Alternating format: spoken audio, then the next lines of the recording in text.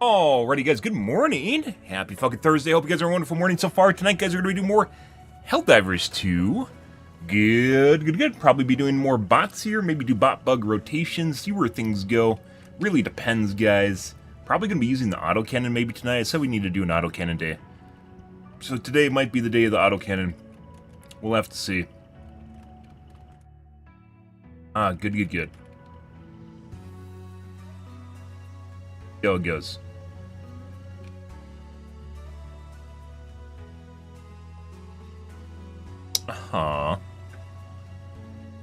Alrighty.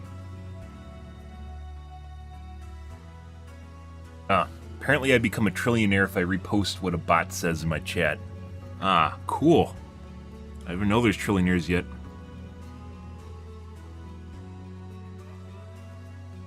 Good. Happy Thursday, guys.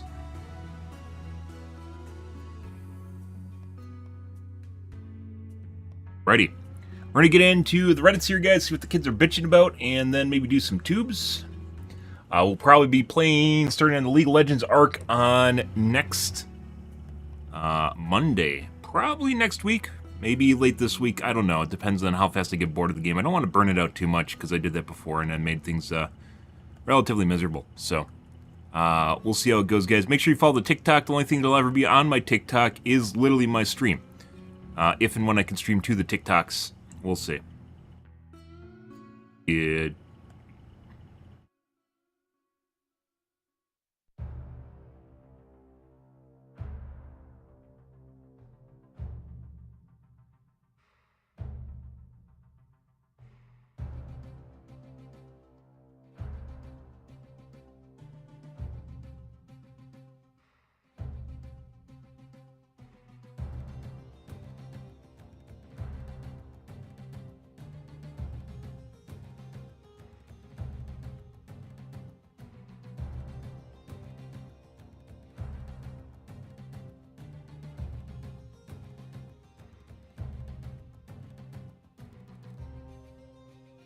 Morning, Sissy.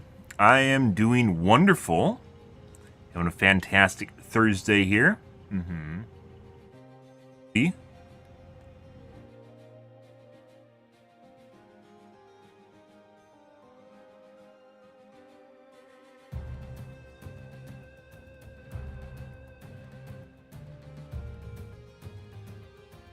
Good.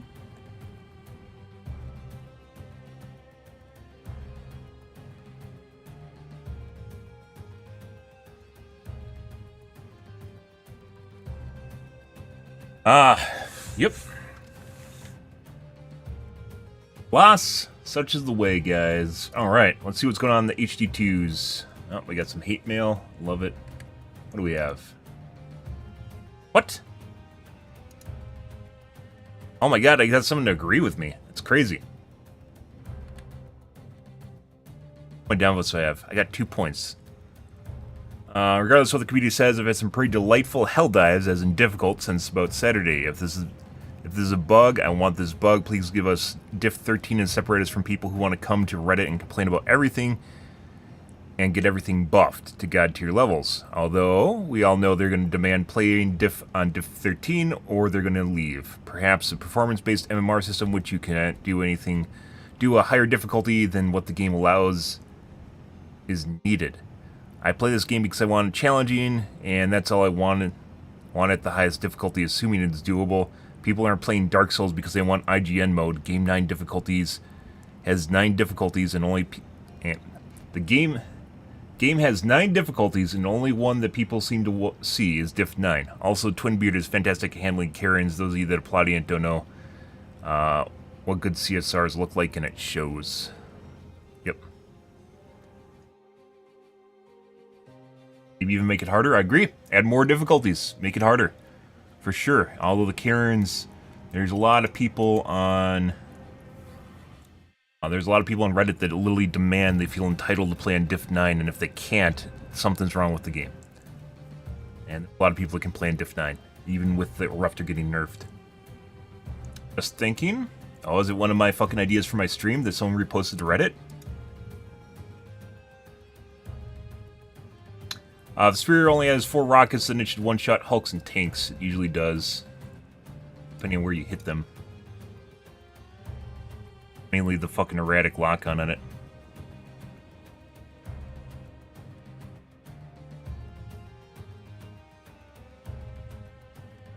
But if it did this, then you're basically using a weapon that can instantly one-shot things, and the rail cannon on a 5-minute cooldown is then kind of worthless, right? Yeah, if it reliably did that. Friend. Apparently friend guy's trending.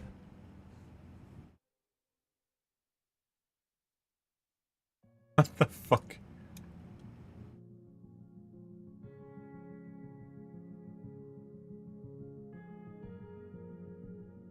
Helldivers Discord is in chaos because no one can solve the cipher, okay? Dead Space player within you keeps thinking your weak points. They're not. Legend, the myth, our friend.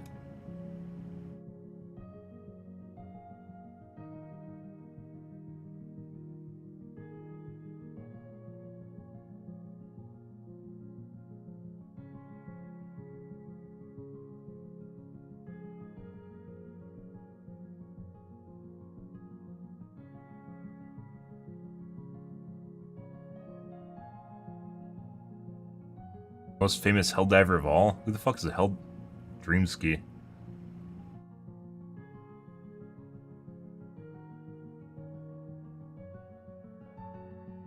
Fuck. I don't even know what's going on. I think this is the guy that made the meme about getting kicked out of the group is now... Is the guy? I don't know. I'm gonna get my coffee, guys. Be right back.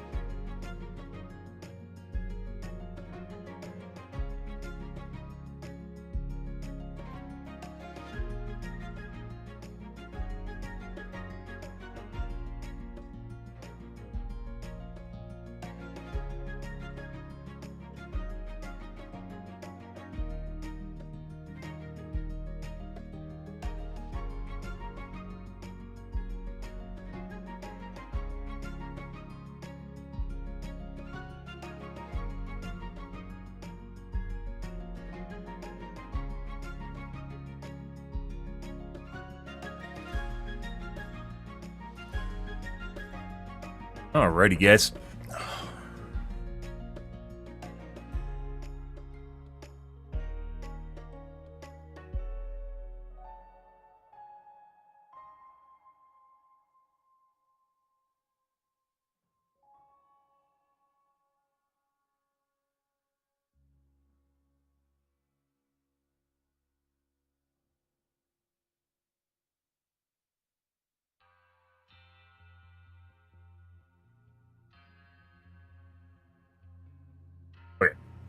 So people are memeing about the guy that got kicked out of the group. Good. Oh, special military operation.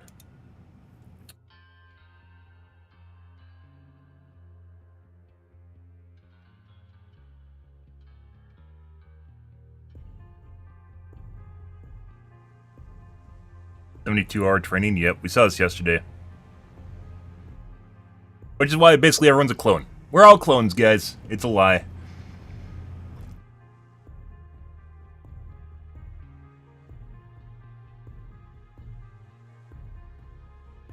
Special military operations. Why is this locked?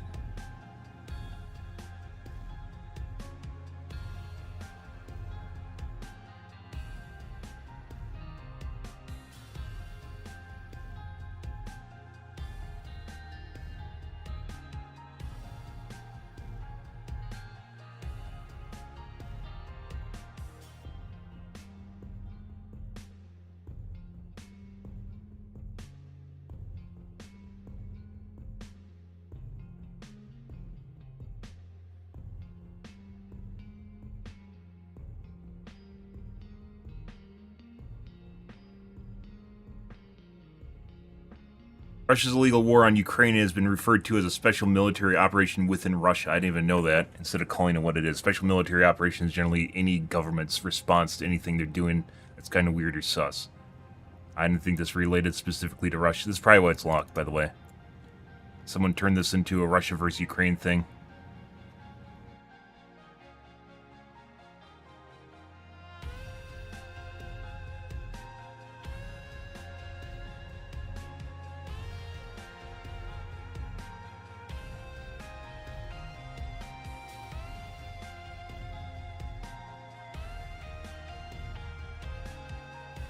In fairness, U.S. also classified Korean and Vietnam wars as police actions, but the term special military operations likely reference to Russia specifically.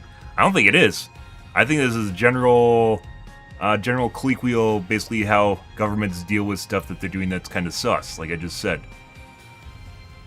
Definitely making fun of Russia and the U.S. I mean, no. Well, I guess we figured out how this was going.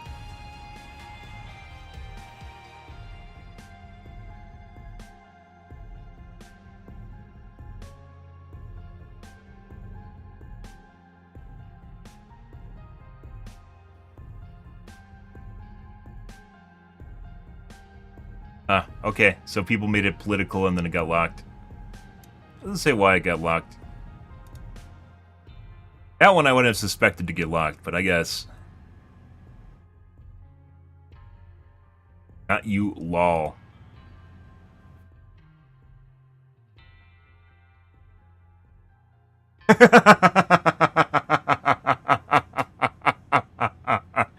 Oh my god. PlayStation totally just fucking got Helldivers too. Wow. Like I'm not really on board on gotcha. Obviously there's people controlling the fucking marketing accounts, right? That is definitely something right there. That is for sure something. Good job. They played the shit out of that meme, guys, if I've ever seen it.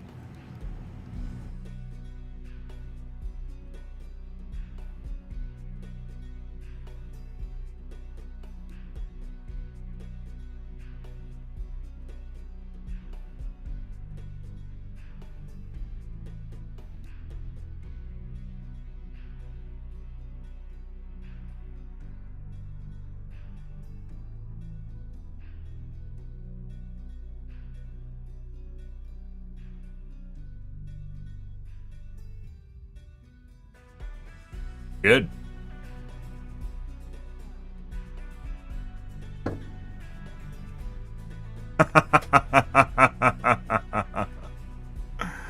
It doesn't really matter. It doesn't really matter what they say after that point. He 100% got that. Whoever did that 100% got that. They're trying. They're trying so hard. This post is trying so hard, but this 100% nailed it.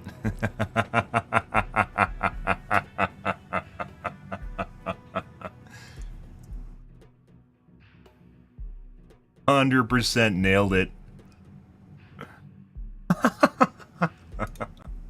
That's pretty good. It doesn't matter what the comebacks that are. It's already PlayStation played that perfectly.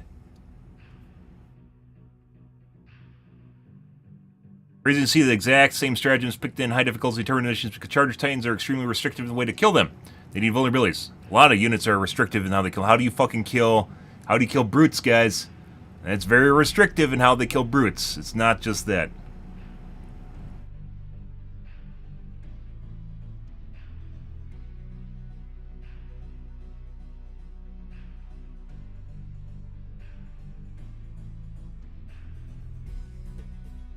Are they called brutes? What are they called? Pretty sure they're brutes. The fatties.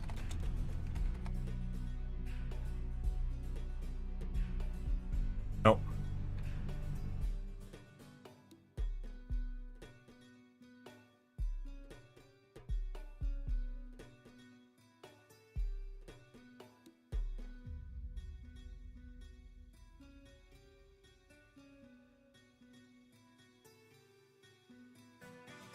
Hulks. They're called Hulks.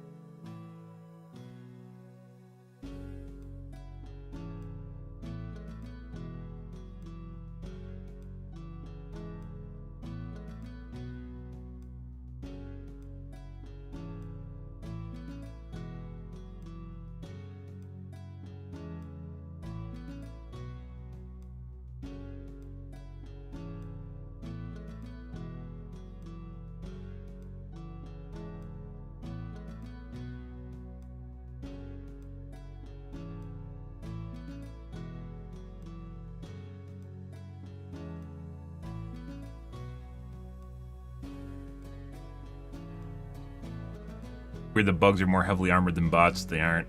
Most weapons do not work against bots unless you poke the hole, poke the slit, flick the slit. It's all the same thing. You have to hit the little visor. There's a lot of weapons that do not work against bots. These guys are full of shit that just bounce off. Where bugs, you can basically almost all bugs you can absorb damage.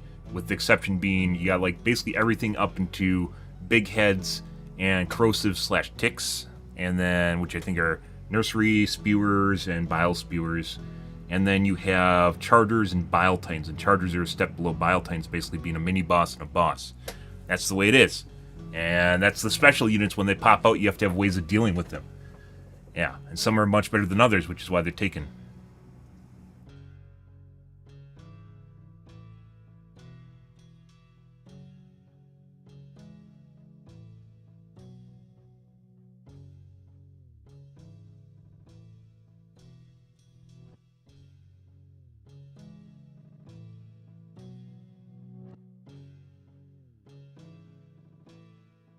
Everything is a solution to all problems, homogenizing, making everything a fucking laser gun. Basically making everything the same.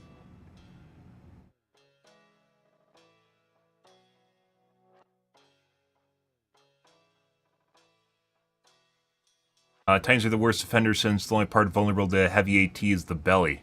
No, it's not. You can shoot the head. Kill it with...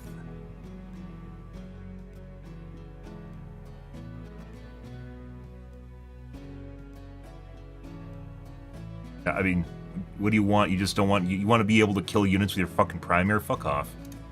This whole post reeks of entitlement. 7,000 upvotes on it. Hey, let's make this game fucking easy as shit! You don't even need to take answers to solutions! Oh, solutions to answers? Answers to problems. You don't need to take answers to problems. Solutions to problems.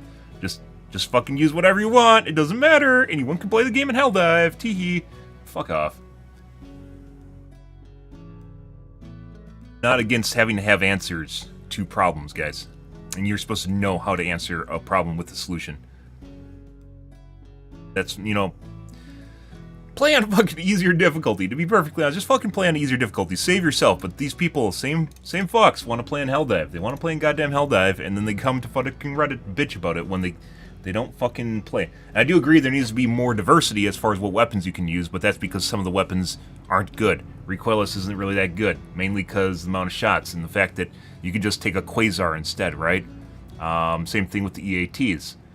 I guess that's just another way to kill him. And you could even lump the cluster rocket into that group too, because it wasn't really balanced very well. We went over how to rebalance and make it better. 3 things, possibly 4, that would easily make it just good. Or decent at the very least. And it's just stuff they haven't done. That being said, I would say that stratagems need to be buffed, and that will definitely help too. And it's not to that point yet. We talked about basically ways to balance every one of the precision, or every one of the stratagems to make them better.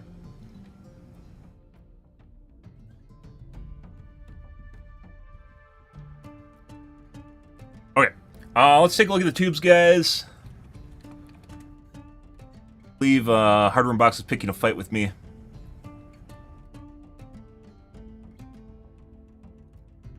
Rings of Power, here we go again. I can't wait. It's gonna be horrible.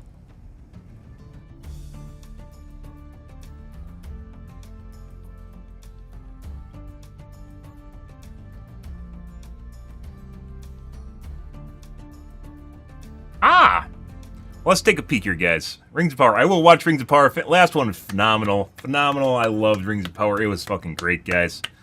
Oh, I enjoyed it so much. Especially at the end there, where for some strange reason, inserting a sword caused a reservoir to collapse, which then caused a volcano to explode, which then caused elves to become immune to high-temperature gases. And, yeah, okay. It was great. It was great. Let's just say it was great, guys. You know, sometimes you just can't really separate yourself that from reality. And then other times, Amazon helps you out.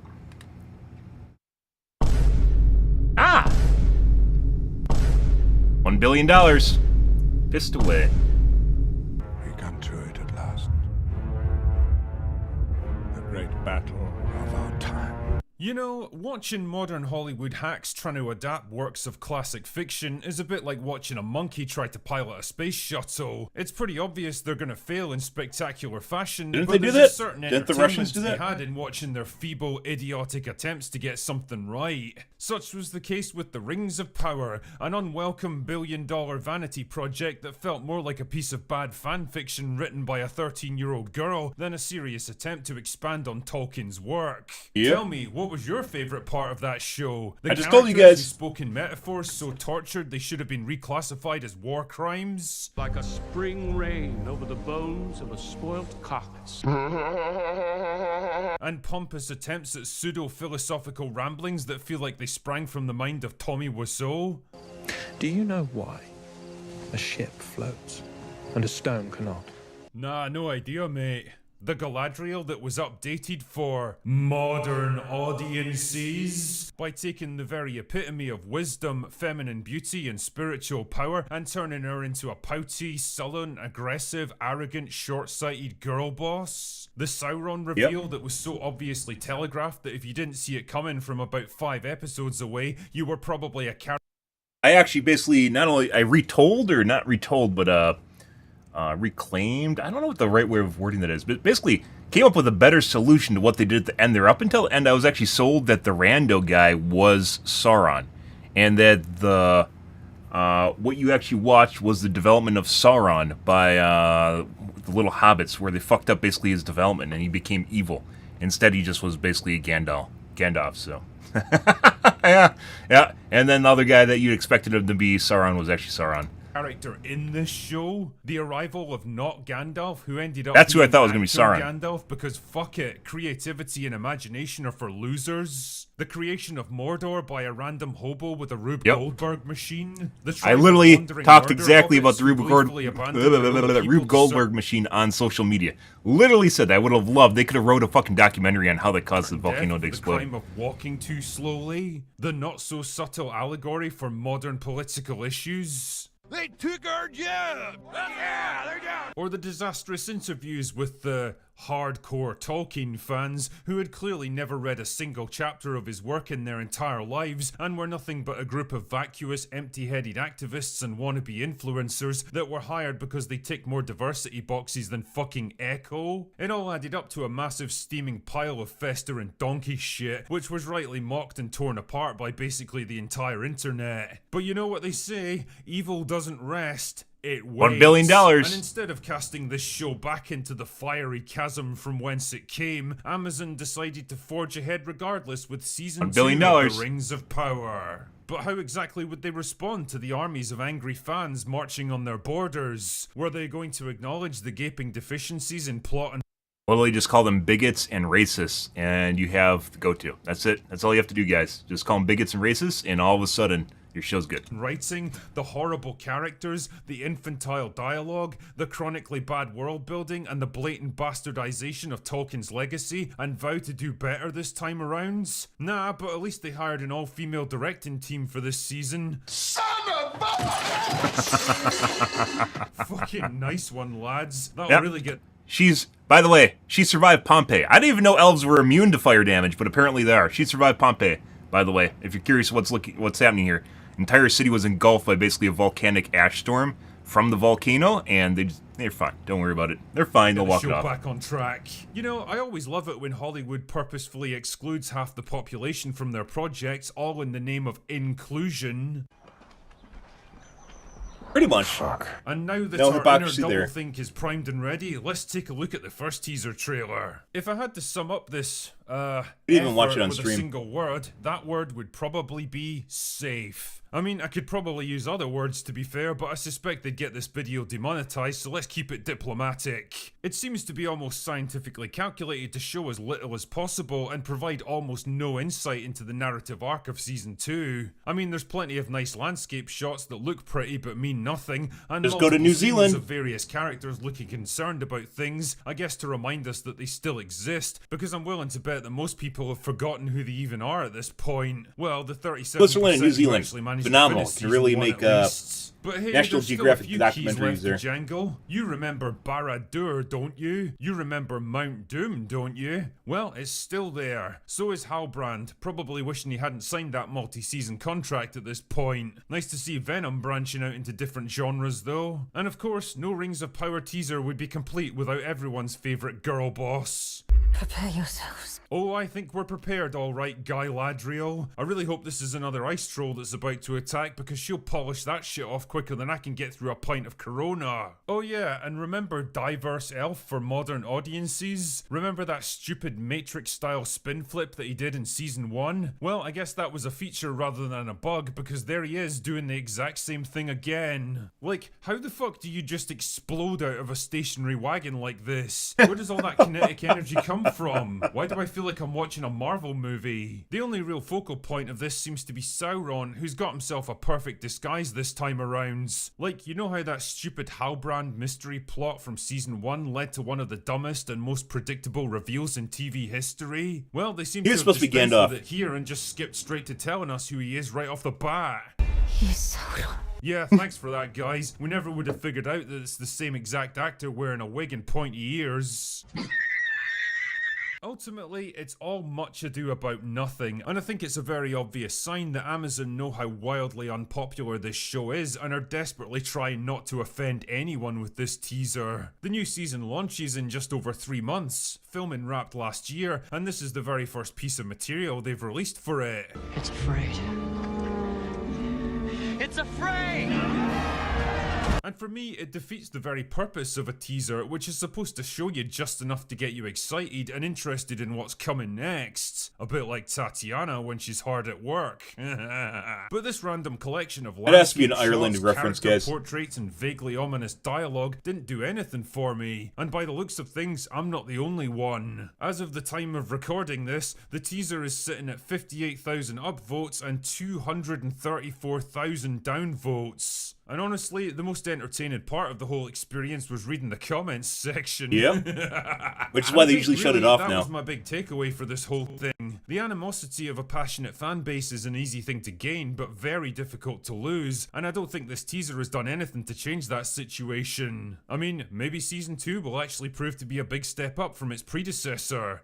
Anything's possible, right? Or maybe it'll just be another expensive disaster that further unites the fan base in their $1 billion. hatred of Amazon. One thing's for sure though, August is going to be a very interesting time for Lord of the Rings fans.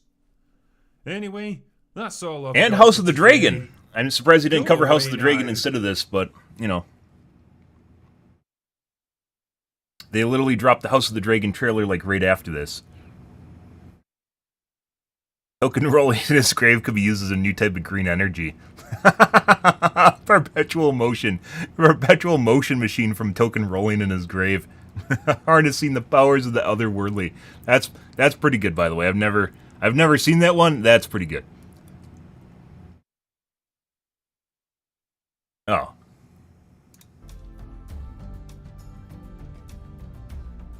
Wish I could give this an award.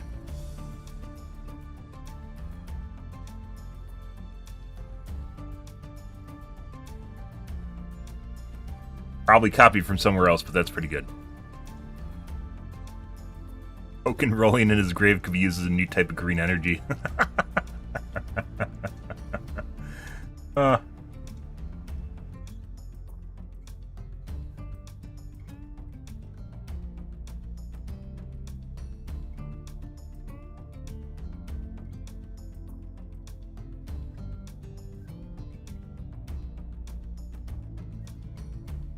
You ever notice how these networks renew shows that nobody liked while canceling shows people do like? It's about doubling down and making it seem like you're not bending a knee to people that are, you consider bigots or horrible individuals, because obviously people that didn't like this didn't like it because of the Black Elf. This is just fucking bad. All the writing was bad. That was just the cherry on top, and people noticed the cherry.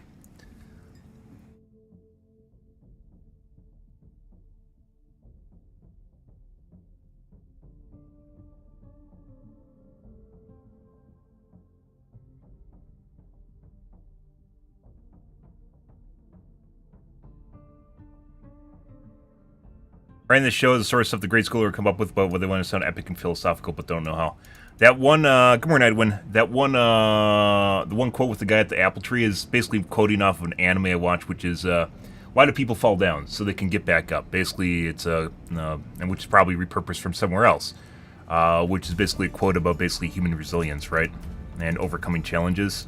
It's basically literally a retelling of that, retake on that. Which a lot of people, it's like you're just watching an influencer fucking write scripts. It's fucking terrible. Okay. Let's take a look at Hardware Unboxed.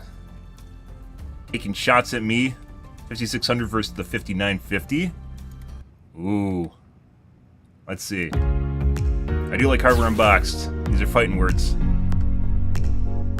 The most Still, by the way, still not sure how he got 220 FPS playing Helldivers on quality. Even without quality. I have a 4090, guys. I legit have a 4090. Not made up. I actually own a 4090. It's true.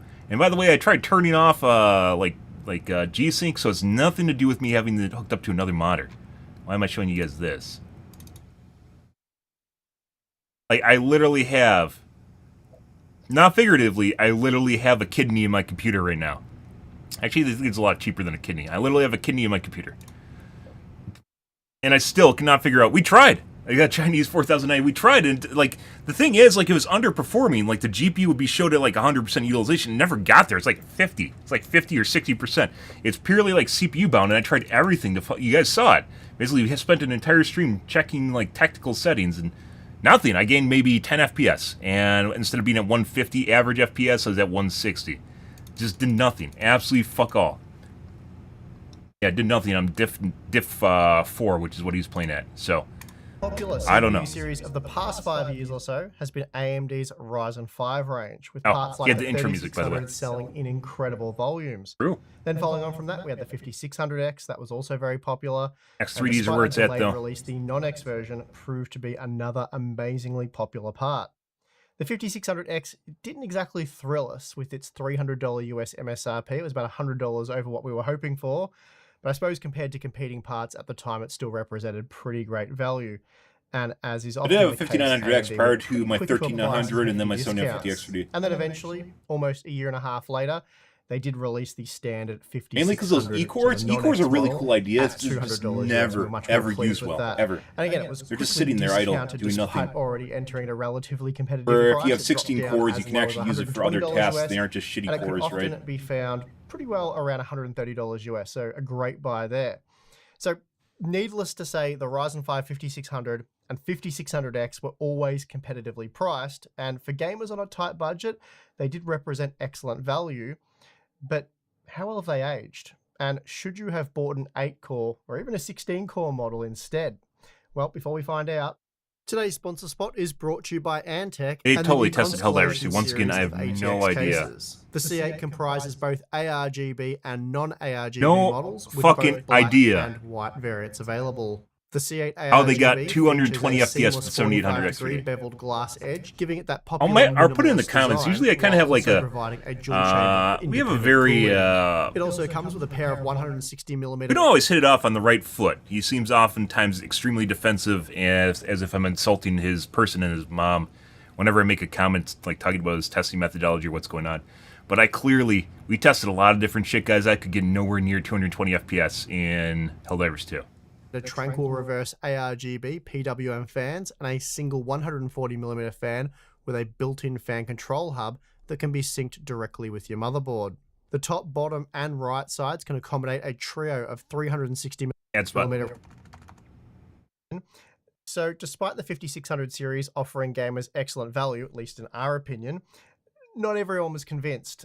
Some claiming that the 5600 series was a poor investment and therefore gamers should look to the Ryzen 7 5800X or the 5700X, which was released alongside the 5800 5600. X3D. Some And maybe as even the far as 5600 saying X3D. the Ryzen 9 That's very, 5950X very or sporadic. Bust, which we thought was borderline crazy, but hey, maybe they were right. It's been Really 3.5 depends. years since the Zen 3 processors were first released. So today I want to see how Like, they compare so, in modern games. The 1000 series, when it first introduced, fantastic multi-threaded value. When it first came out, fantastic multi-threaded value. Single-threaded performance, but you could get like a fucking 8-core for the same price as a 4-core Intel. Spot on. 2X series is an improvement, not really that great. 3X series, once again, big improvement in multi-threading and introduction of the 16 and 12-core models, as well as much better IPC gain. So it was better single-threaded. Not quite on Intel's par, but it was there. I owned a 3900X, right? It's now on my streaming PC. My 3900X from years ago. So it was all right, but it had problems with the 2CCD thing and how it's sharing resources. It wasn't always working out properly. 5000 series, basically on par with Intel for single-threaded performance most of the time, and a multi-threaded performance still phenomenal. And then the X3D chips came out, which are even better, which is where you get the massive cache. And once again, I will not recommend, having used them, I will not recommend, it just feels better. I will not recommend anything, and it doesn't always translate to FPS numbers either, which is kind of unfortunate, but it's true. But I've used the 3900X, and I now have a 7950 X3D. I will not recommend non-X3D CPU to gamers until Intel releases basically a high cache version, which was supposed to be the 14000 series. However, they have not released one yet, so all I can recommend is basically X3D chips, and there are older X3D chips, as in the 5800 X3D and 5600 X3D, which is kind of depends on stock, and you really should just get a 1500 or basically better at 5700 X3D. But I will not recommend anything non-X3D now. So it's just they're just better. They're legitimately just better. And Intel did have plans for a big level 4 cache where X3D is level 3. The HBM memory is level 3. But that didn't come out with the 14000 series, so who knows how they're going to do. Obviously, But the 7000 5600X series, is much going to be better, slower most than of the time much better than 5800X, just Intel, and especially with the therefore the X3D cache. 5950X. But the question is, how much slower? And But then how again, if you can usable properly is it utilize today? those E-cores, that's It's actually also pretty well worth ridiculous looking amount of back at the multi-threading pricing performance. because it's But not nothing like does. the 5950X was ever affordable, though a strong case could certainly be made for the 5700X as a gaming CPU, and we certainly made that case back in the day. Oh my god. Really, as we saw it, the smart options for gamers were the Ryzen 5 5600 Kicks to and Maz, Ryzen guys. 7 5700X. Both offered exceptional value at their release prices, and as I said, continue to Don't drop make me in actually price. use the fucking By early kickbot. There is actually a 2023, program the for it. I 5600 will. was a much better deal than the 5600X, while the 5700X was also a much better deal than the 5800X, both offering a 24% discount for basically the same level of performance. Meanwhile, the 5950X, that cost a little over 160% more than the 5700X and a little bit over 280% more than the 5600. So I guess you could say at $500 US it was quite a bit more expensive. Now, with the 5600 and 5700X being virtually identical in terms of performance, and of course they're both unlocked CPUs, and then the same applies to the 5700X and 5800X, I'm not going to test all of these CPUs and clutter the data. So instead, we're comparing the 5600X, 5800X, Excuse for being lazy, by the way. 5950X, and But also for those true. of you 3D Vcache lovers, the 5800X 3D will also be thrown in. So I hope you're happy with that. Better. All have been tested Better. using 32 gigabytes of DDR4 3600 CL4 Although it's kind of memory unfair. with an X3D is RTX literally in its 4090, world of its own so for the time being. let's get into it. Sometimes it doesn't do anything, and other times it does a First lot. up, we have Assassin's Creed Mirage, and at 1080p, the 5600X is very close to the 5800X, which is what we typically found 3 years ago. The 5800X was just 2.5% faster for the average frame rate and 7% faster for the 1% lows. Then we have the 5950X, which was Not faster remotely again, scaling as boosting far the as average CPU frame rate over performance the goes. 5600X. Kind of weird though, is how the 16-core model increases FPS that much compared. Like the 12-core model should literally be right in between these two, right? Oh, that's not even 12. This is 6, 8, and 16. Okay. By 10%, with a 16% uplift for those 1% lows. So that's a pretty nice gain, but not exactly worth paying Also well over weird. 3 So times still more weird for. how the 8-core processor doesn't provide. Like 6-core, there should be a bigger gap between the 6 and the 8 as opposed to the 8 and the 16. Despite there being 16, most games will utilize more than 6 cores now, whereas as opposed to using 12 or, you know, whatever X number of cores between 8 and 16, there's a lot less. Really, the hero here is, of course, the 5800X 3D, Yeah, we all know. We all which know. was 40% faster than the 5600X.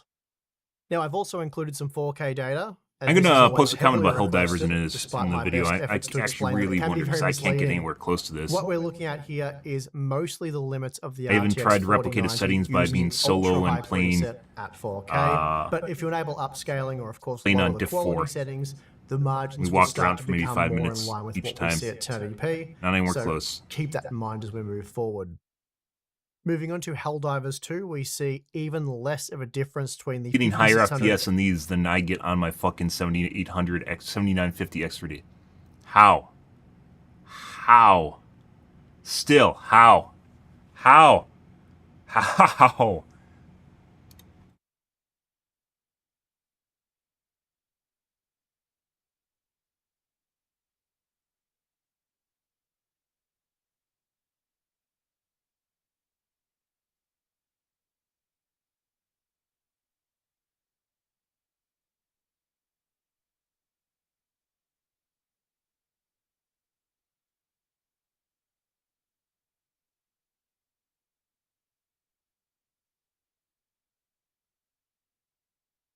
Bad sound. I don't know. Like, I don't fucking know. I changed basically everything. He tried Helldivers 2. Almost no one tests Helldivers 2.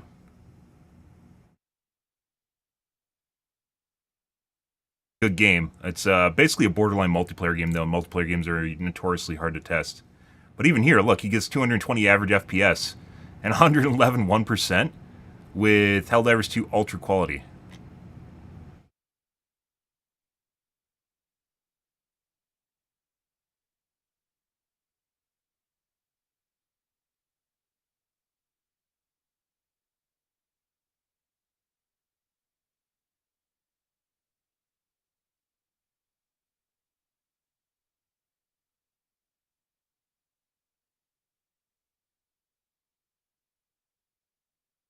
Needs memory?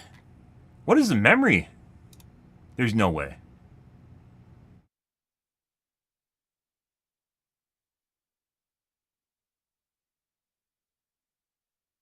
I mean, I have DDR5, so probably should just be better. This is only DDR4. There's some really fast kits. This is only 3600, which isn't that amazing.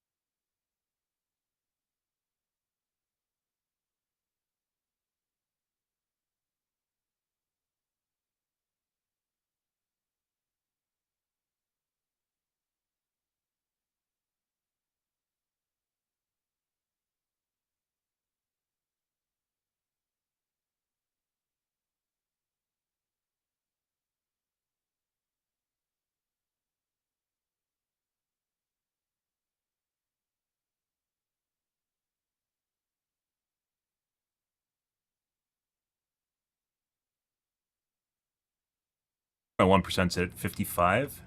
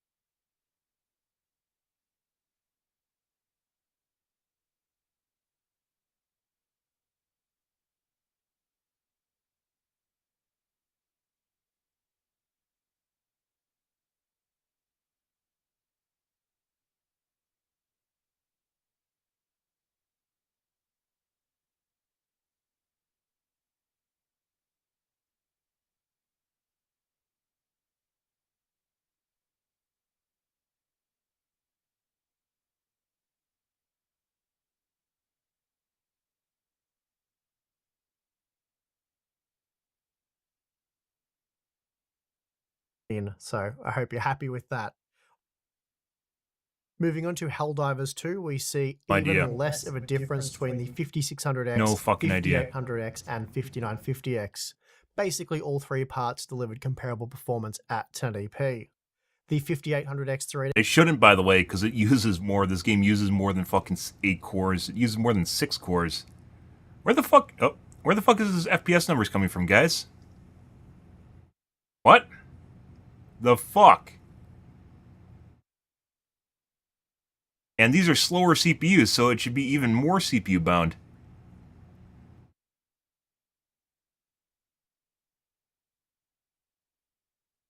You might be on diff 3 now. Yeah, that looks like a 3 or a 2. About 2 minutes in.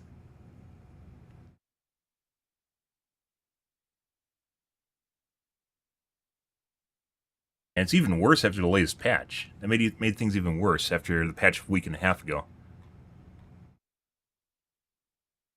Was much faster, boosting the average frame rate by at least 27%.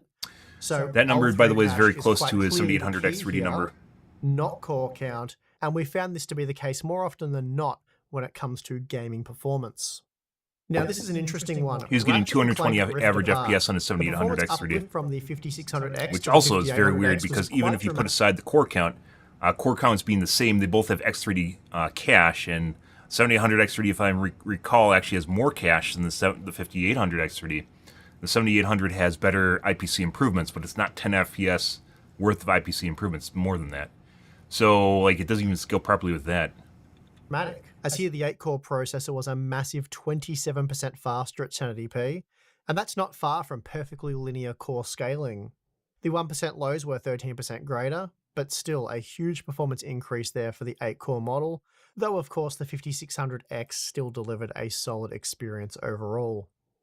Then at 4K, the 5600X was the only CPU that couldn't max out the RTX 4090, but for what was an almost $200 US part upon release, I think 110 FPS on average is okay here. And having played through the game for 20 minutes with the 5600X to get a bit of a feel for it, I can report back that frame time performance was excellent. Spider-Man Remastered also sees performance scale up with core count, though as we often see, L3 cache is far more important for boosting frame rates. In this example, the 5800X was 11% faster than the 5600X, while the 5950X was 25% faster. That said, the 5800X 3D, that thing was 15% faster than the 5950X and a whopping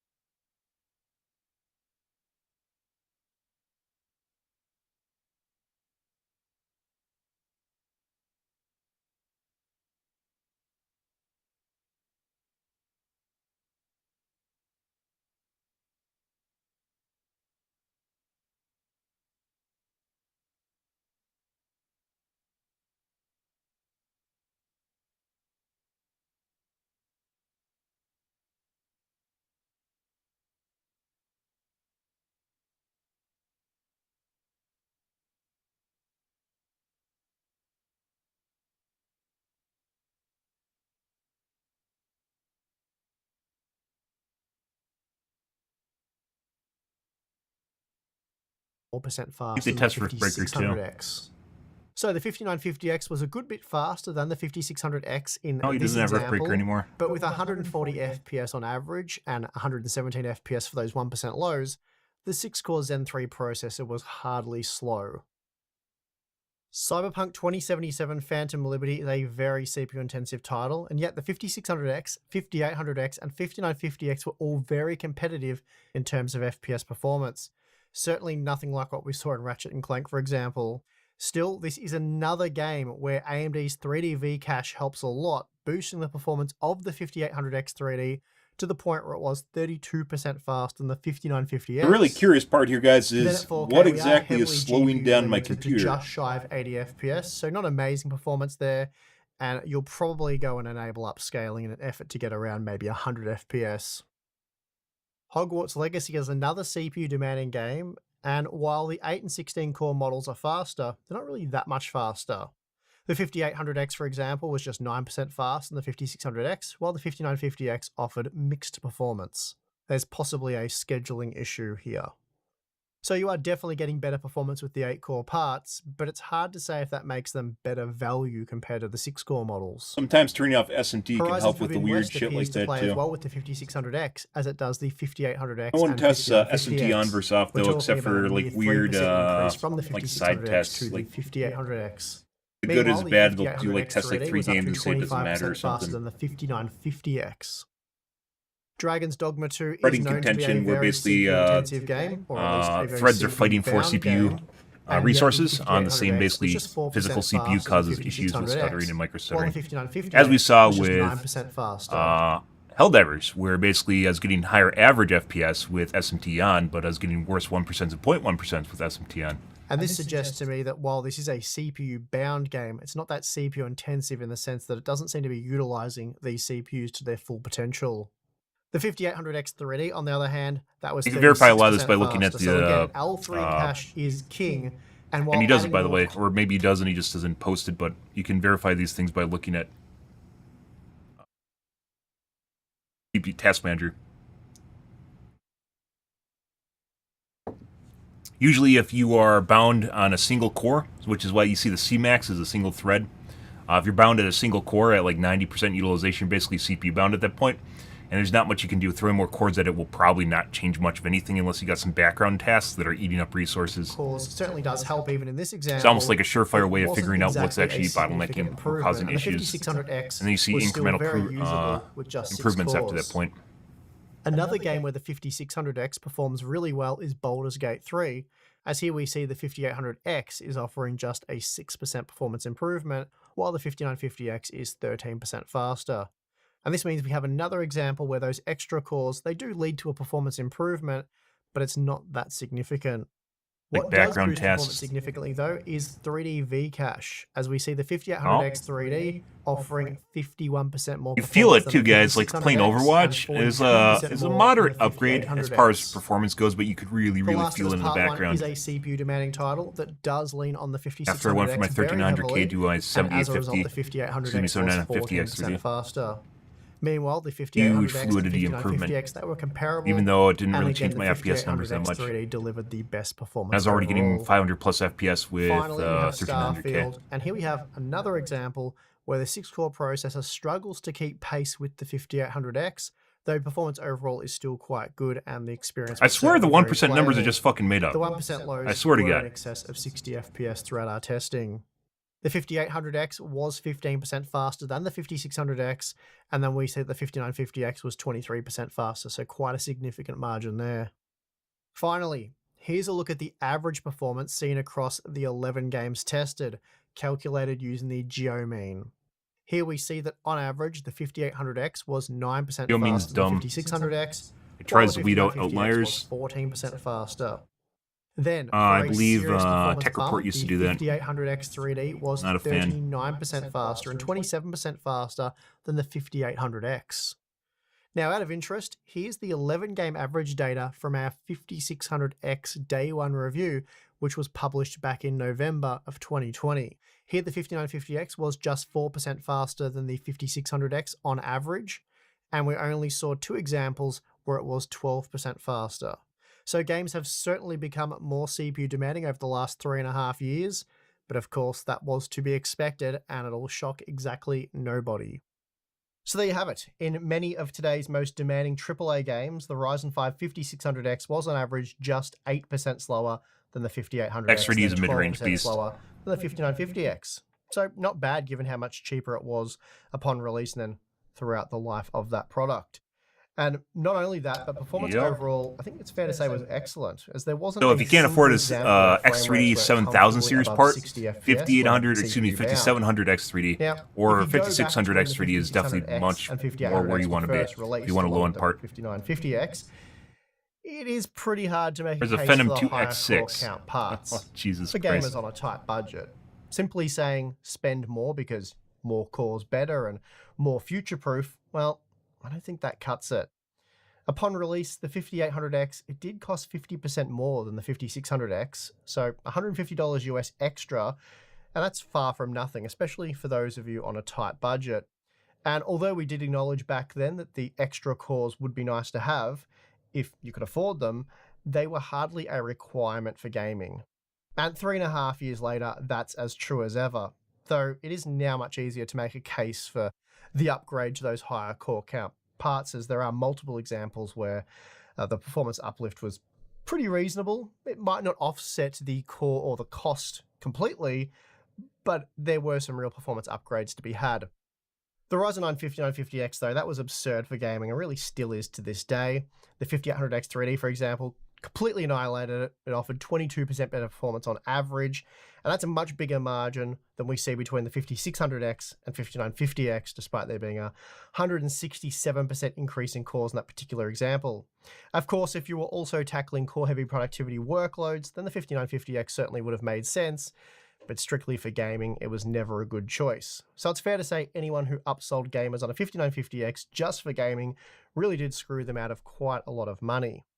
To be clear though, I don't think all gamers should have necessarily bought a Ryzen 5 5600 series processor either. Where they shine, Just as I heavy don't core think count all is gamers mainly should for buy a multiplayer Ryzen games, 5 but or Core i5 he's not even getting the processor same today. numbers in Helldivers too, What I guys. We thought tried. We 3.5 legit, I years spent an ago entire is stream fucking what doing I that. still think today. These products are viable options. Because I They're want priced fucking 220 appropriately, FPS and on they average in present Helldivers excellent too. solutions That'd for be gamers insane. on a more limited budget. Sadly, though, it's now Intel who generally offers much better value than AMD at the entry level end of the market. Used parts offer This the is best something value. You get a AMD will need to 3080 address what for with $400? AM5 if they wish Yeah, to capture I the retail market mean, end to end as they've done in maybe. the past. And that's a All said and done, 3080. it's You can really get like a interesting to 30, find a few examples where the 5600X was starting to fall behind the higher 3800? core count parts by a meaningful margin. 3080. No, Games such as 3080. Ratchet and Clank, Spider-Man, Starfield, and The Last of Us Part Fucking 1. naming schemes That said, between I AMD and included 50 games NVIDIA, or so, like AMD CPUs so and modern NVIDIA. games and many popular titles that were released over the last few years, the overall margins would be reduced, as most games won't be demanding enough to put a lot of stress on the 5600X. Now, circling back to some recently published content, it's important to note that you shouldn't buy a CPU for gaming or anything really based on core count.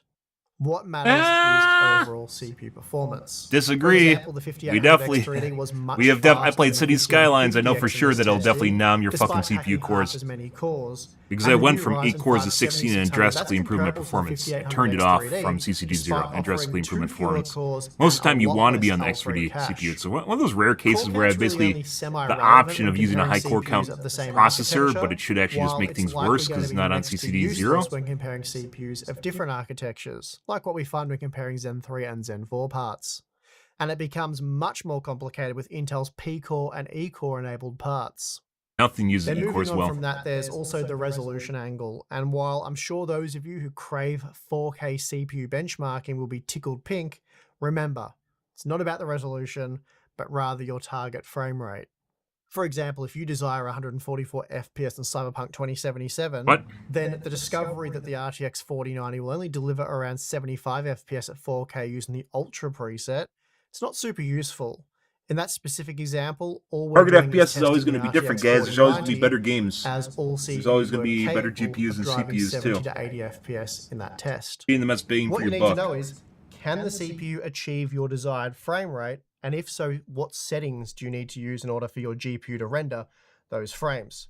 Yes. So in short, GPU limited 4K testing using ultra or high quality settings with an RTX 4090 tells you almost nothing useful about CPU performance and probably the performance of your own system. Also why it's And important to never test certainly nothing that you can't GPU-bound learn from games when you're looking at testing the CPUs, because it data. doesn't matter. You just turn down. And Imagine a scenario where the that's gonna be 5090 it. comes That out is and it's everything. faster than the So, 4090. hopefully you guys enjoyed this And all of a sudden you recap aren't of the GPU Ryzen bound 5000 anymore. series, Zen Amazing, 3. right? I Which found is it once quite again why interesting to see how Nantech, those CPUs which we've all talked about before, compare in tests modern 480p games. or So if you like the 360p, video, even though you no have one's to going to ever play at subscribe that for more resolution, it content. doesn't matter. And It's if you'd about like making to sure you're become never a float CPU playing bound or Patreon GPU bound, member, excuse me, one not of those CPU two, you can get access to our testing exclusive scenario. Discord server for members only.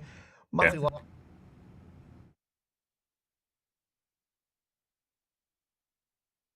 Yeah, like when I'm playing Helldivers 2, guys, on Helldive, you can look at my CPU utilization top right, and across 16 cores, we're sitting at about 70 to 80% utilization across 16 cores. No SMT, across 16 cores, which is obviously a lot more than 50%, which would be half my core count, which is why I have it uncapped, is because it'll actually utilize more resources.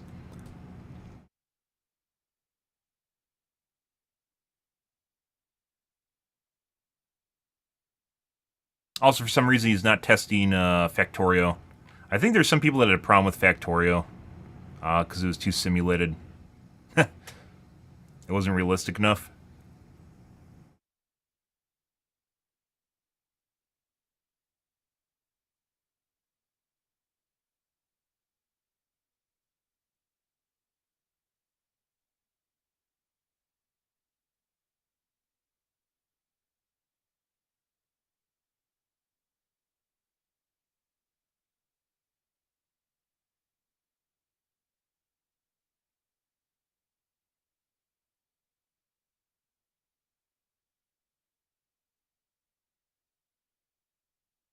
Crazy.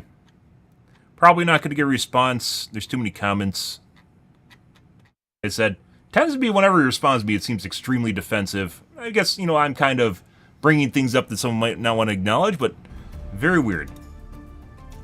Like, that's not even close. Like, it's not even an error margin. He's getting 220 FPS in Helldivers, and I got 160 on Diff 4. What? Like, that's not even close. We aren't even talking about 1% numbers either. Just nowhere close to his numbers. Like, I don't get it. I don't know where they're coming from, guys. Okay. We're going to move on, guys, to some Helldivers 2 tonight. And as I mentioned, we're probably going to play through the weekend. Then I'll probably be bored, and we're going to start on our League of Legends arc. By the way, while there's some games that will use more than 16 or more than 8 cores, there, League of Legends is definitely not one of them. Assumedly, isn't one of them.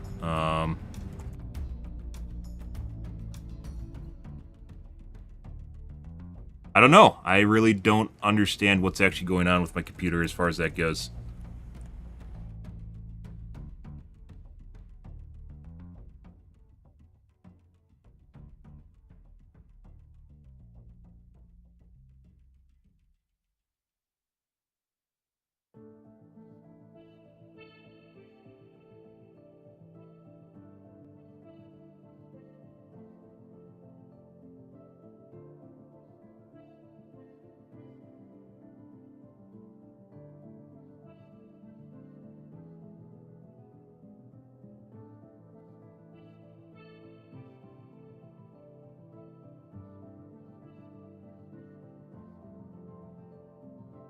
Alright, guys. I'm going to have to use the bathroom, too. It's just one of those mornings.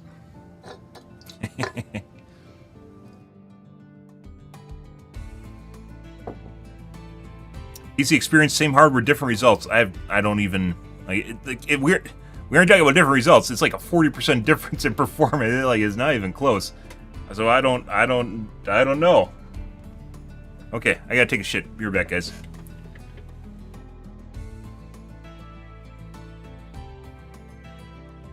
I'm Shiza.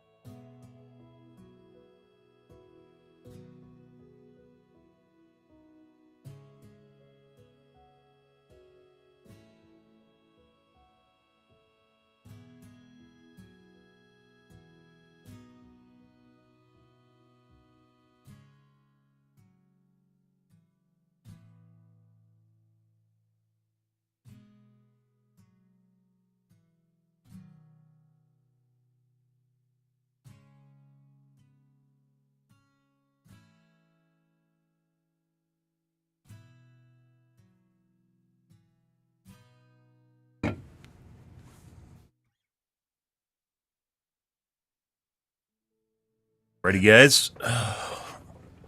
Enough of the nuffs. Let's do some Helldivers 2 here. Nothing as relaxing as sitting on the throne, contemplating your life. World, the galaxy, and the Roman Empire. As everyone does. Now, most people are probably watching TikTok videos of cats. But you know.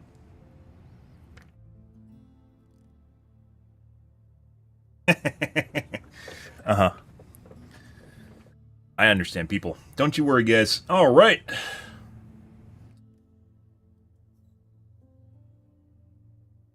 Let's do some Helldivers 2.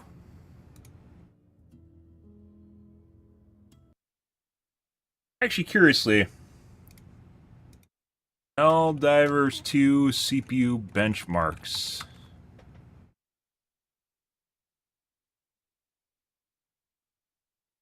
Hello and welcome back to another video where today's focus will be on... I wanted to keep things as close to one another as possible because in this game when you're playing with a group of people it's hard to really... That would be heavier in a mech planet that... And I played this by myself. We're going to begin with 4K native.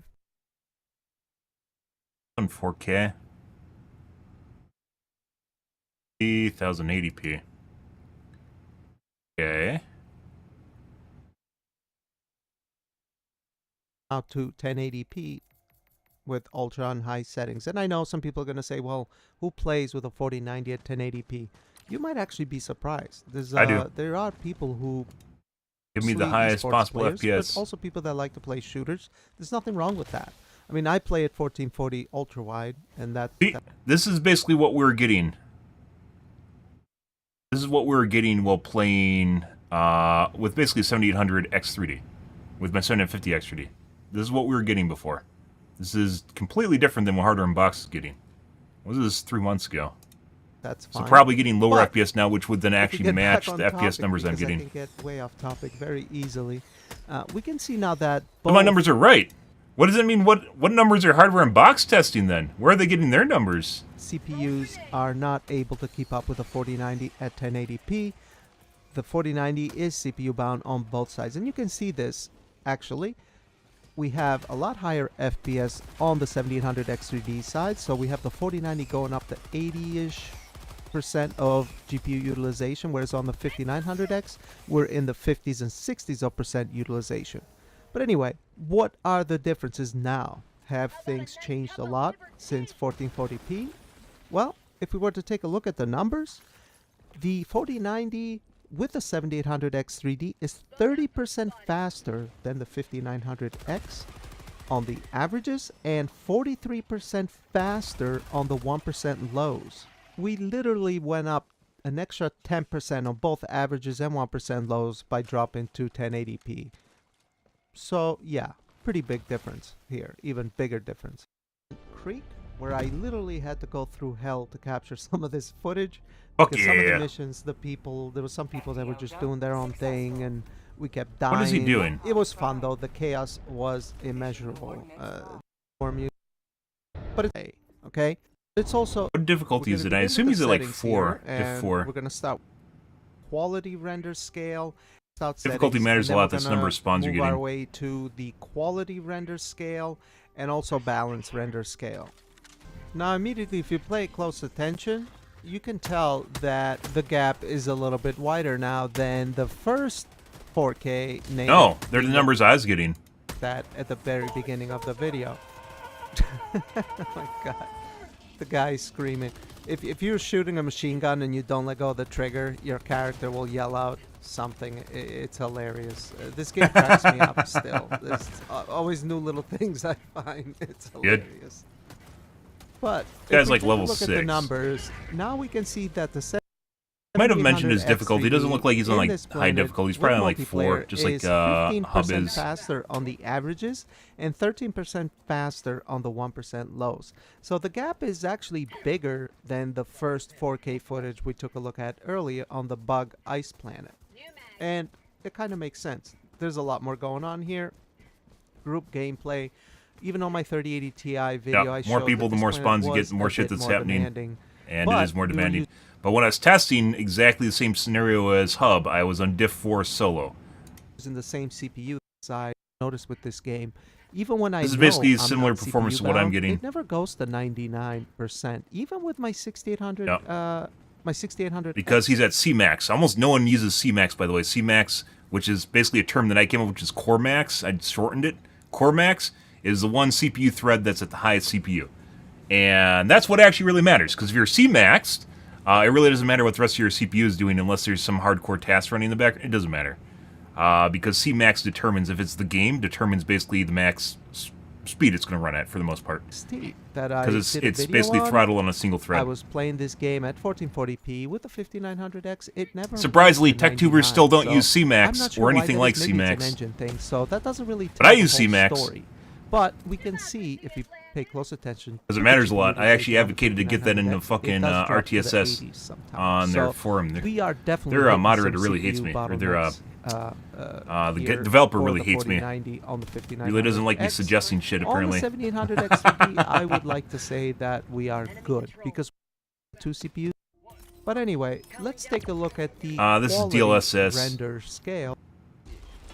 Take a peek real quick. These comparisons are mostly done out of curiosity. It's not like maybe it's a bit academic, I guess, just to see the performance. But it's not like a, If you're not GPU bound, it really shouldn't make that much of a difference. 100% accurate, I would say. I wouldn't consider it 100% accurate unless I could match the footage and it's exactly the same area, fighting the same enemies. That's something you can do in single-player games, not really on multiplayer games, unfortunately. But yeah. But it's also important to test multiplayer games because arguably more people play multiplayer games than single-player games because the amount of hours you can dump into a multiplayer game, guys, is insane. Absolutely fucking insane. As opposed to a single playthrough in a single-player game. Do the single-player playthroughs matter? Sure. Is that what everyone's going to get? No, not at all. No.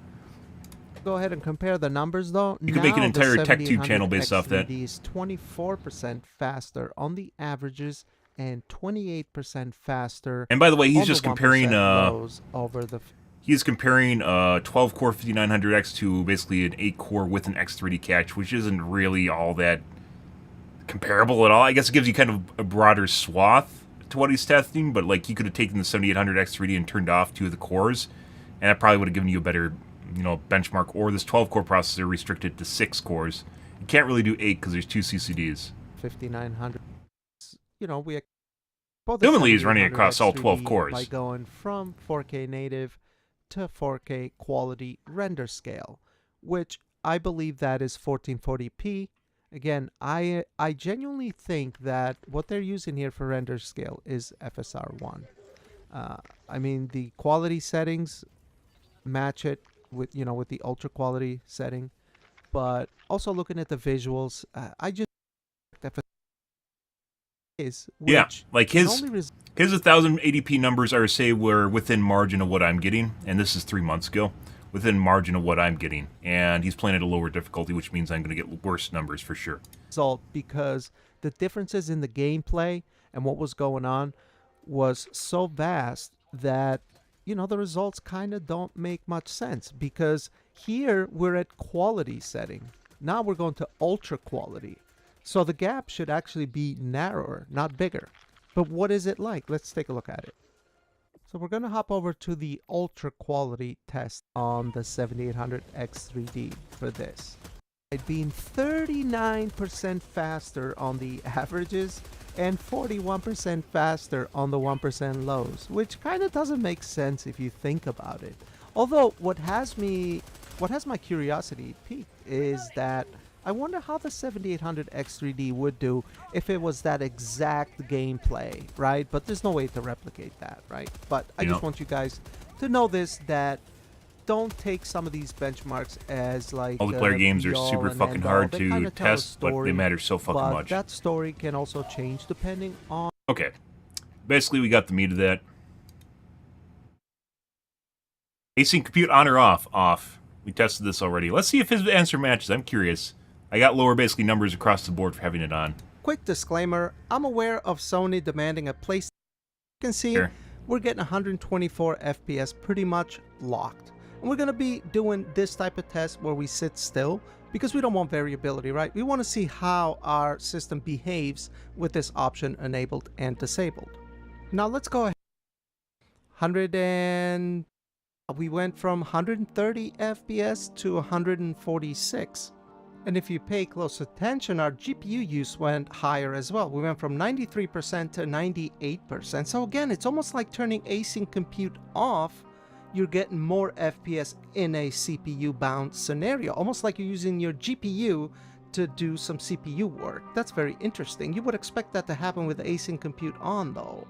But anyway, let's try ultra super or something else is limited in the background. I want to present a GPU-bound scenario like we did with the 7900 XTX, and we didn't see any performance gain in that case. And in this case, too, we're at 64 FPS. I think we were in the mid-40s with the 7900 XTX on the same settings. So here, too, even though we're not at 99%, we are GPU-bound at 64 FPS, with is kind of pointless, if you ask me, because I don't... It could also mean that their implementation of async is not on spawn. It's kind of buggy, so it might change in the future. I don't really see a reason why you would have it turned on, unless it's not working properly. I don't know. But every day, guys. As you've seen, literally I 50 people in some one. Pretty high-end GPUs with a very high-end CPU, sort of mid-range CPU, and a very slow CPU. But by the way, this just goes to show how the fuck is Hardware Unboxed getting 220 FPS with a 7800X 3D and 4090 on Diff 4. Because I fucking don't get anywhere close to that. I have a 4090 and basically a 7800X 3D. So what the fuck is going on? I hope they didn't just make up numbers, because that would be... the whole reason we're here is because I wanted to see whether or not my numbers were in par with other people. And they are. Let's see... My RTX 4090 melted after 18 months. Mine hasn't yet. And I've every time I've plugged it in to make sure to make it nice and snug plugged in there. I don't want to fucking pull that connector and see it's melted. Just make sure it's nice and snugly seated every time. And I've owned a 4090 for about a month or a year now, so... Ooh.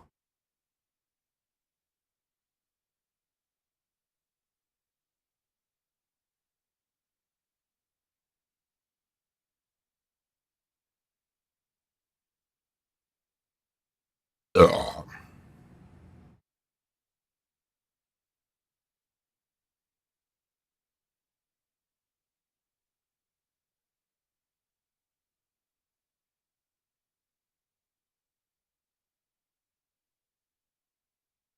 I wanted to go back to Helldivers 2 and retest the 5900. The type of mission that I ended up going with was Search and Destroy. It's about 11 minutes worth of gameplay, and during the extraction... From our testing, guys, off-the-cuff testing basically every time I'm in a mission, Search and Destroy is much easier. Blitz is much easier on your CPU than playing the game normally.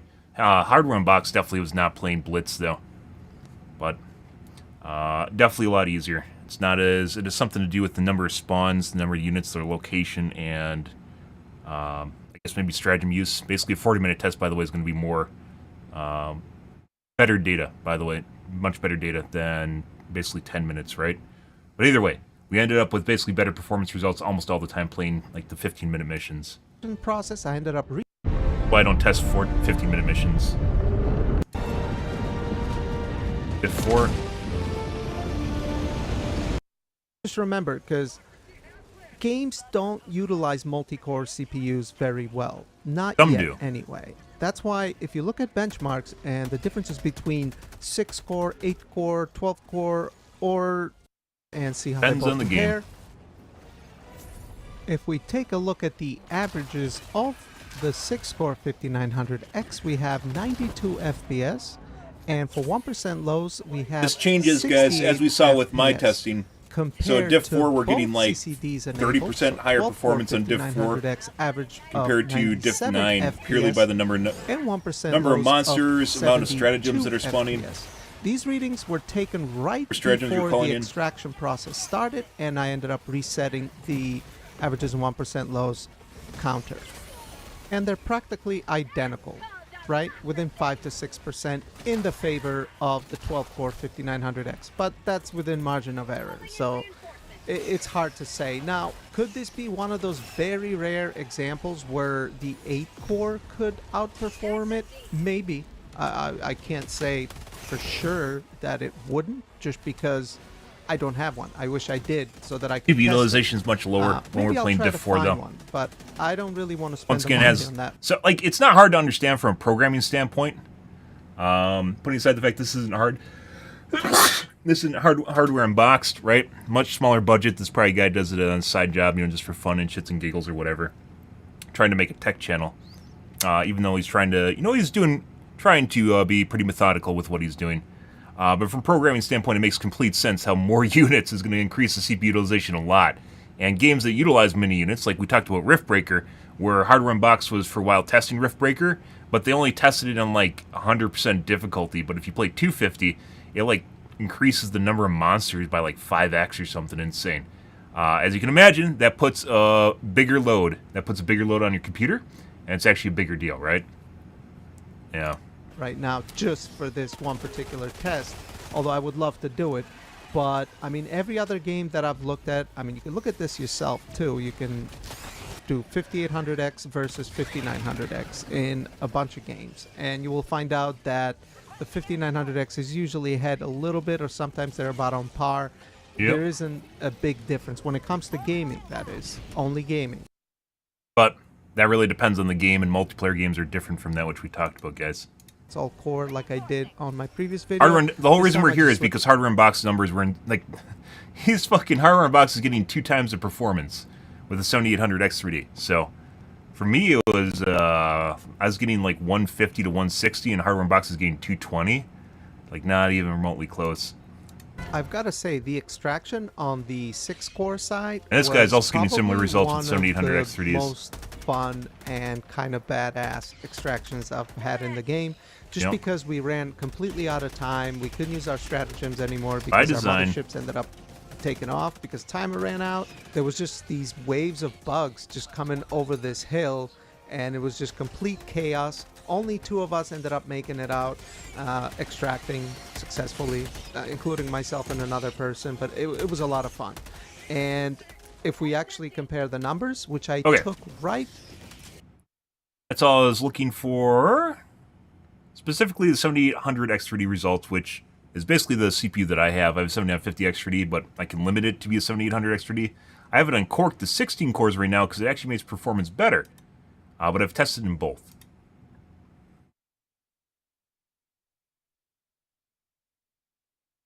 Okay.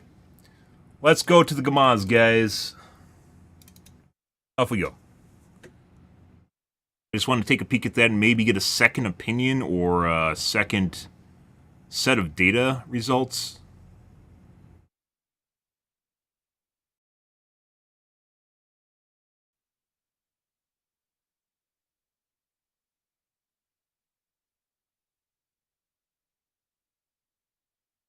Good.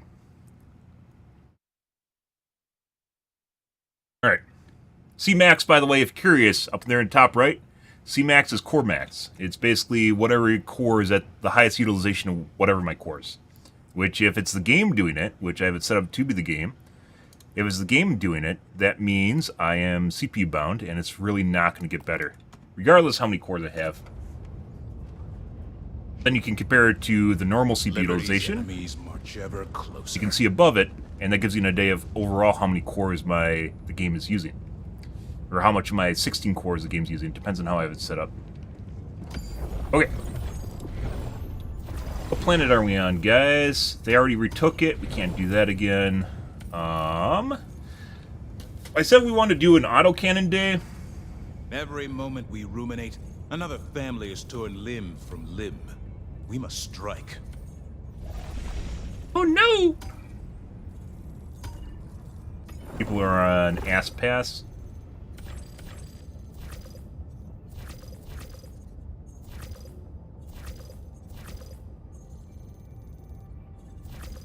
All night missions. We are not doing the 15-minute extract. I think we have to do the 15-minute extract. 50-minute extract even after all these months, guys, is still impossible. Yeah. No raise the flag either.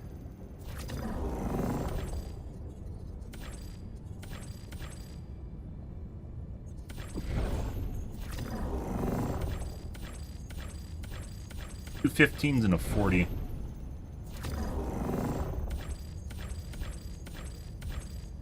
Rather not.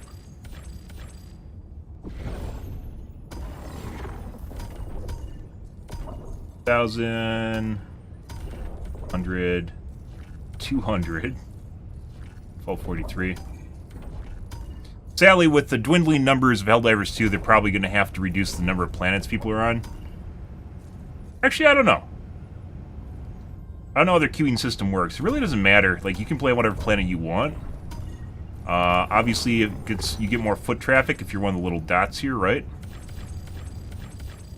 But if people just, like, quick play, like, it'll just pick people from a planet. I wonder if you just quick play at the start screen and just picks any planet.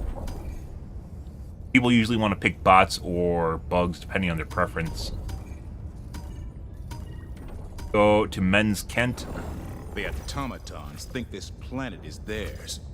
Show them otherwise. Yep.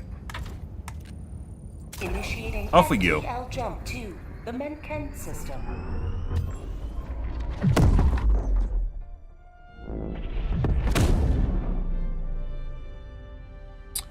Good. FTL jump successful. Happy Thursday, guys. Hellpods primed. Mission coordinates locked. Now we wait.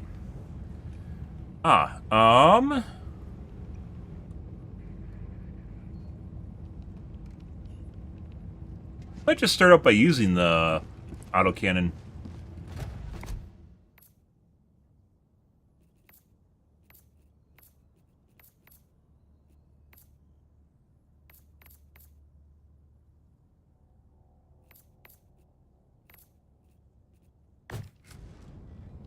Yeah. Allied destroyer has joined squadron. Engaging orbital thrusters.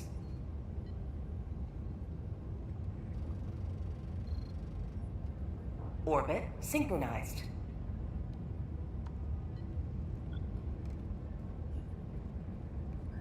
Helldivers to Hellpods. Repeat.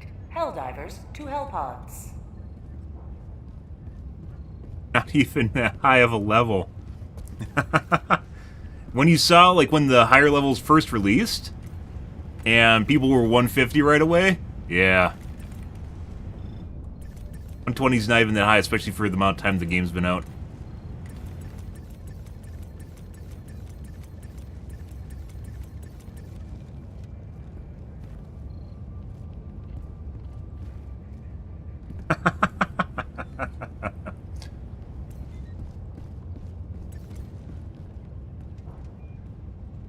America to launch with 2. We need 3 or 4.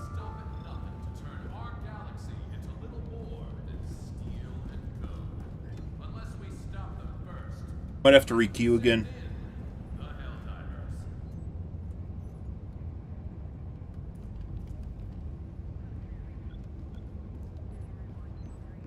Sitting on the ship, by the way, is not an indicator of performance. You think he tested it while sitting on the ship? There's no fucking way. Even on the ship, I don't get 220 FPS.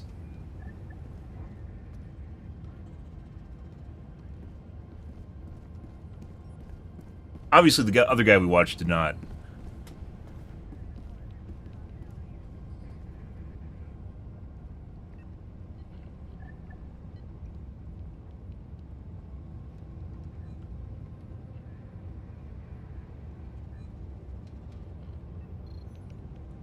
Yeah, we might have to restart. Normally you get... So, I thought they fixed this, but apparently they have not. We're going to dump our group. When you first start the mission, you get an initial spurt of people. And if you don't get people in that spurt, which we only got 1 instead of 2 to 3, that means basically you're not going to get people for a while. And that means people will start cycling out. So that guy will get bored, he'll leave, And then when other people join, cycle repeats.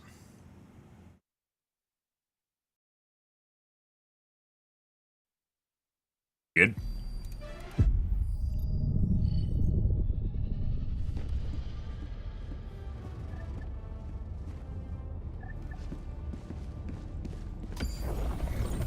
Mission coordinates locked.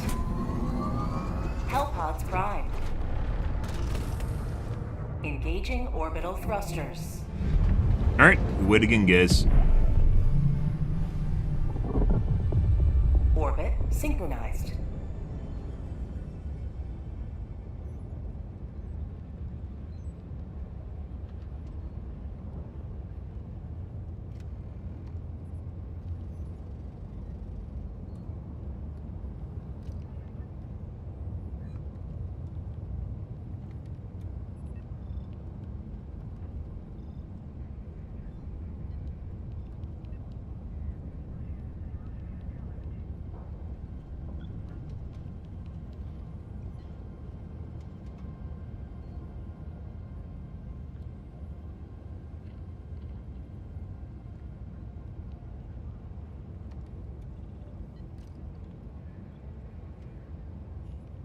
Helldivers to Hellpods. Repeat. Helldivers to Hellpods. I'm your host, Coretta Kelly. Citizens of all ages and classifications are signing up to serve in what is now being called the Second Galactic War. According to reports, nearly 100% of able-bodied citizens have already Barely able-bodied. Destroyer has joined squadron. Barely able-bodied is rising too. Able to fight are enthusiastically doing their part. Ah! Bullets, armor, Orbit toxic gas, synchronized. and everything else needed for the arsenal of managed democracy. Coming up next, an interview with the artist behind the smash hit, Can't Ration My Love. Stay tuned. Allied destroyer has joined squadron. Straw man Engaging orbital news. Thrusters.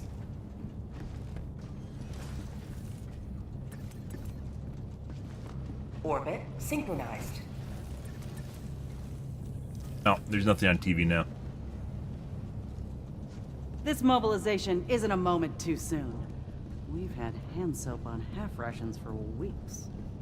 There's so many of her voice lines that I haven't actually read or listened to because I don't actually ask her to talk. I don't talk to her. Please talk to me. Give me your voice lines. You know.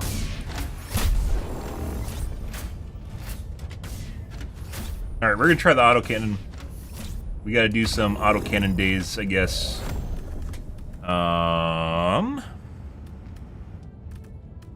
Do Eagles. Autos, and then that's 500 kg. Bert. No one fucking took running. Oh my god. I haven't tried the rail cannon.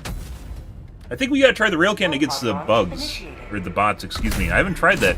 Purely the only reason to use the rail cannon is to kill the visor fucks. So maybe it actually works pretty good. I don't know. I have to give that a shot too. We haven't tried that again.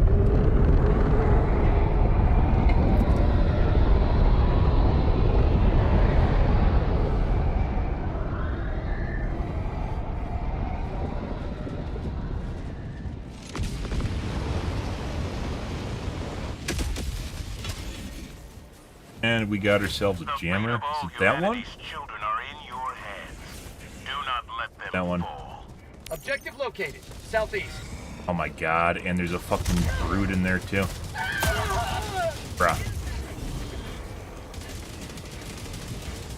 Bro, you gotta be fucking kidding me. And we're already a stam because no one took the stam upgrade.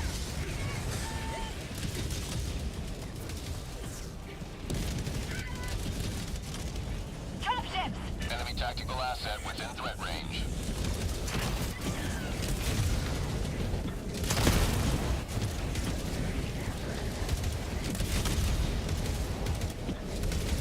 Holy fucking shit. Yep, that didn't take long.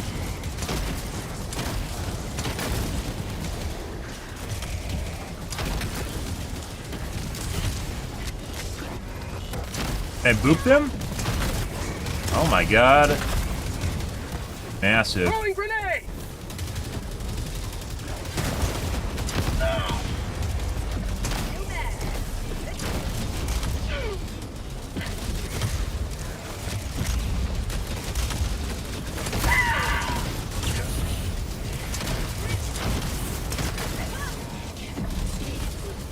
They have a bunker on the other side? Bag's empty. God.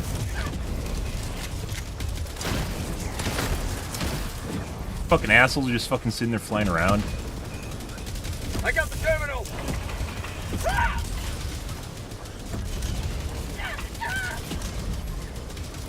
Engaging terminal.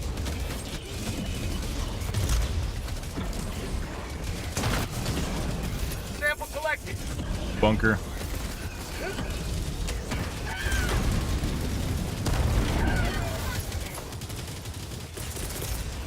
Reinforcing. Sending out an SOS. Requesting advanced weaponry. Bro. Fucking Christ. You are a liability to me.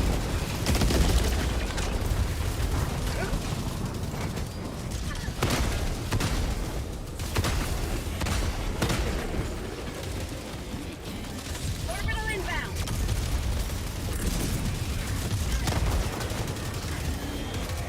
Requesting air support.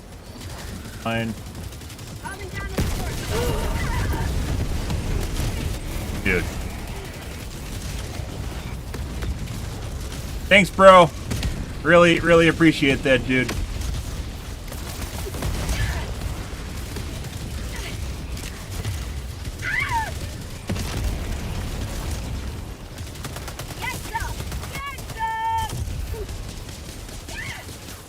Allied destroyer joining squadron, deploying Helldiver.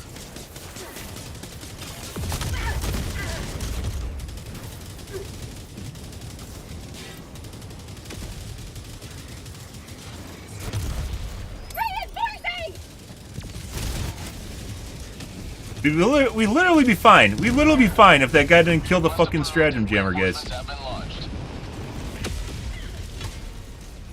Fucking take my autocannon?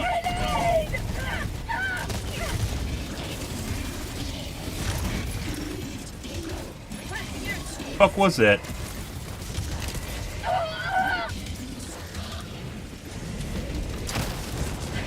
Fucking give me my autocannon back, bitch.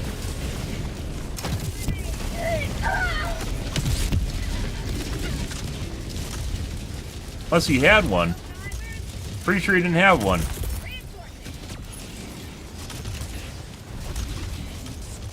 Unless the other guy took it, I don't think so. I'm not gonna fucking sit on a 10-minute queue waiting for my autocannon to come back. If he kicks, or if he shoots me again, we're kicking him.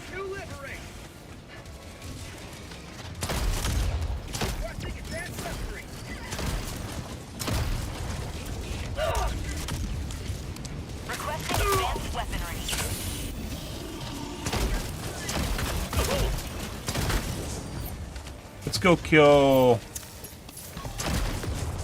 Objective critical stratagem available.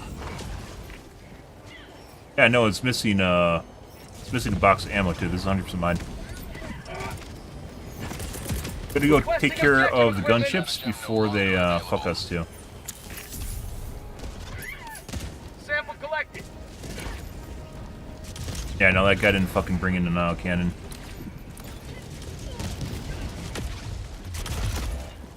Good. I got the terminal. Calling in reinforcements.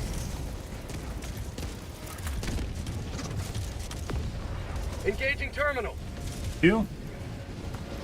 Okay. Dropship. Bitch. Democracy has landed. Running away from that. Yeah. Sending in an eagle. Delivering payload. Dead. Requesting tac.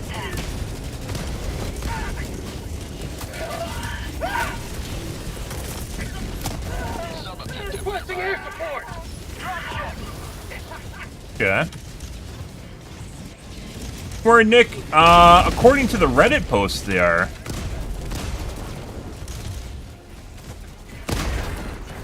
Enemy down, baby. Here. Maybe I should have taken concussion grenades. Hey, bud. No. No, you. No. No! Oh, we're dead. As far as the number of bugs we're getting, Saturday and Sunday, we haven't played bugs in a day, but Saturday and Sunday was fantastic. I just getting sheer number of bugs really crazy. There is a shitload of bot drops though, so. Joining the fray.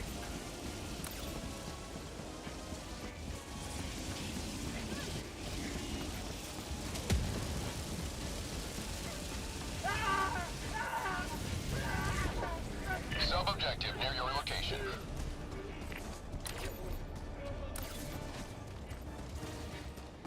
Pretty good. But according to the Reddit post, there were Discord or Arrowhead at this point is basically just agreeing with it. And I think it's more of managing the fallout from the Sony ordeal more than anything. Just gonna agree with the community. They want to change the current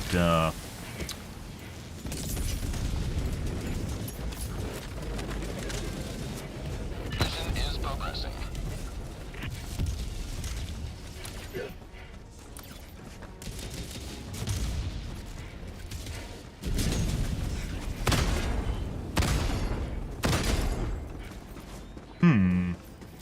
Don't normally use autocannon, guys. Decided to try it because a lot of people are using it now. Orbital inbound. I'd rather be a Swiss Army knife, Requesting orbital. but Calling down objective. I'll give it a go. Orbital inbound. Got a sample. Really wish someone took stamina. And light armor too.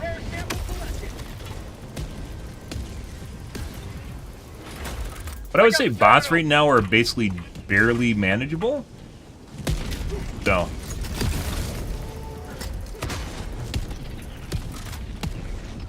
Engaging terminal. B4, B4. Drop ship.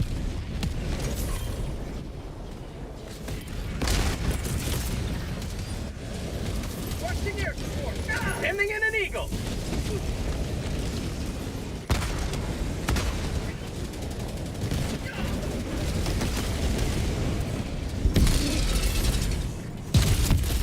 Reinforcing.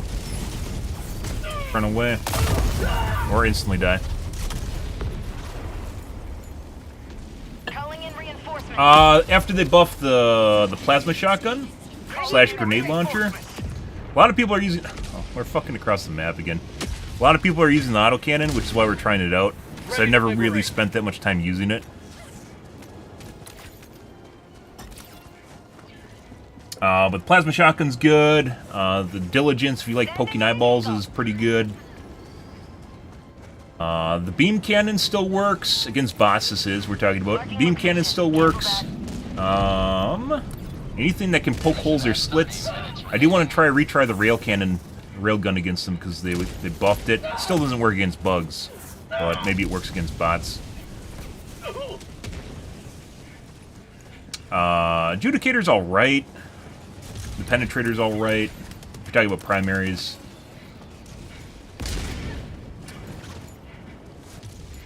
Can use gas. We used to use gas way back in the day, but Eagles are just better, so.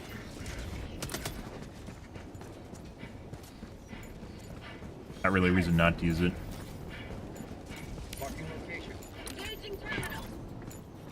Actually out of juice. This guy is probably one of my new favorite weapons, the plasma grenade launcher. Pretty good. Scorcher obviously just being good at everything. Scorcher's is really good. North.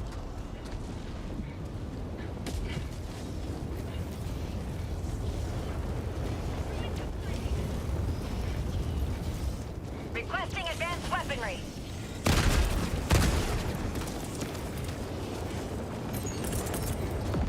Giving them Burt. Requesting air support. Fuck off, Joel. Holy fucking shit. Killed absolutely nothing. Give it another Burt. I would not recommend the Burt, but, you know, flavor is sometimes better than actually having usable weapons. Here comes the cavalry.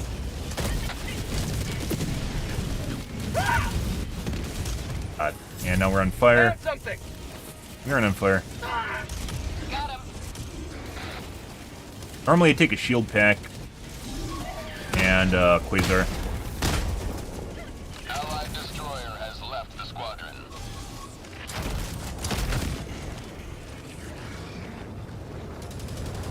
Just doing this for shits and giggles, though.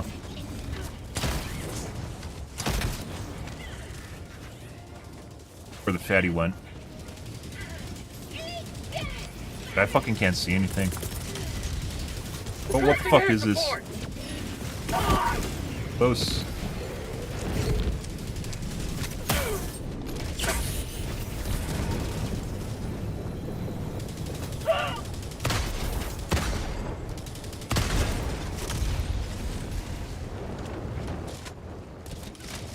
Everything is white, guys. Eagles, 500 kgs, Eagle Airstrike. I wouldn't suggest using fire, even though fire kind of works. Allied destroyer joining squadron. Deploying Helldiver. Corrosive kind of works. Depends on whether or not you want something that's, you know, decently good or something that's just,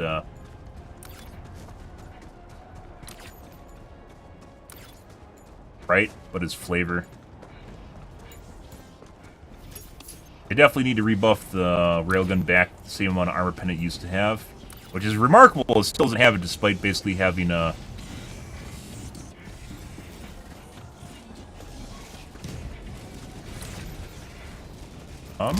well, I guess they aggroed this already, so...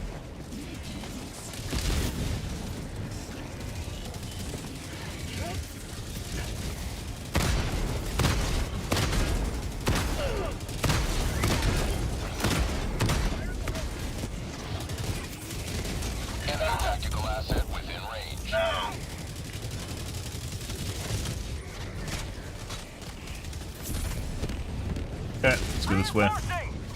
Half reinforcement bot asset destroyed.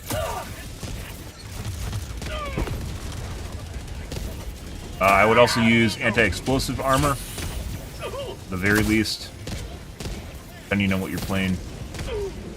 Not really,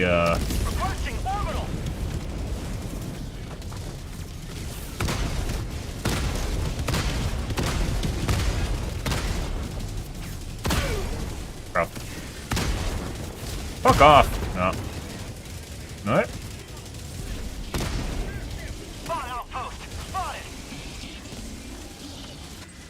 Good? Good to good. I love the APW with the supply backpack. Supply backpacks are a pretty rare breed at this point. There's almost no point, because they increase the amount of ground ammo drastically, probably maybe a month after release. So it's kind of, you know, I guess if you want to, you can. Ending in an eagle. There's a lot of stuff you can take for flavor, and I classify the supply pack as flavor. It's not really necessary anymore. Obviously, I need ammo, but I haven't been looking. We could probably find some at the outpost if I looked.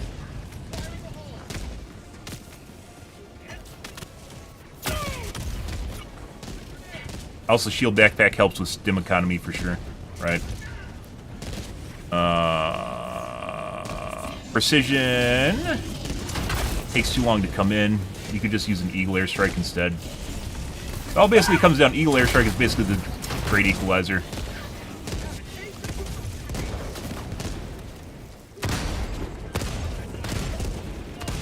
Bro. There we go. Okay. Also, we need ammo. I haven't spent an extensive time... I have not spent an extensive time with autocannon, but there's a lot of people that basically live by it, so that's why we're trying it out. See if we can find some ammo. Usually there's some boxes.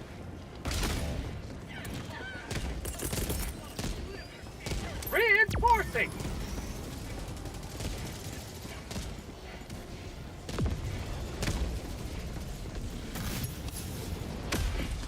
Sometimes you get unlucky too.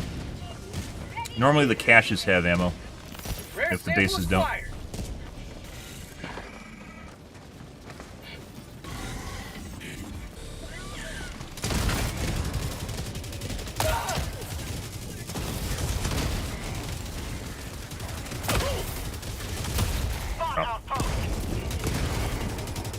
Ah!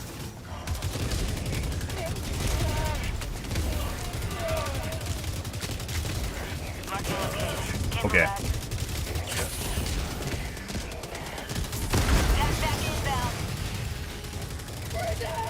All right.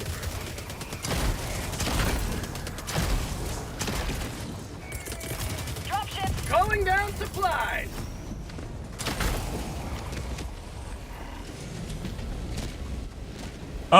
Really depends. Eagles are basically just pretty straightforward. Even Eagle airstrikes, I'd say, are better than just like a 500 kg against bots.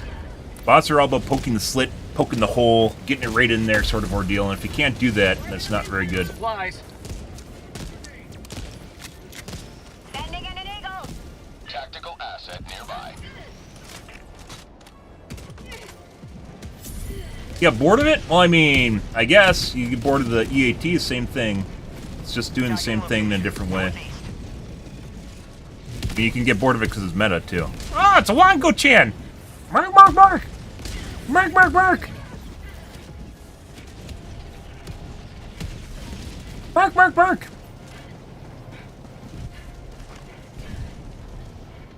I don't have a good angle.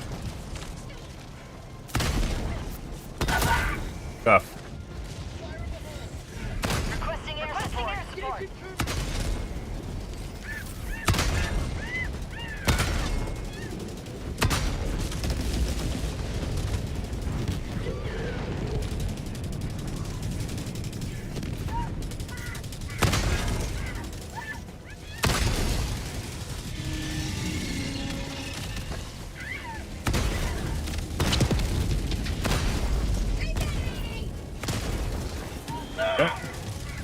Hey, bud. Marking location. Never mind.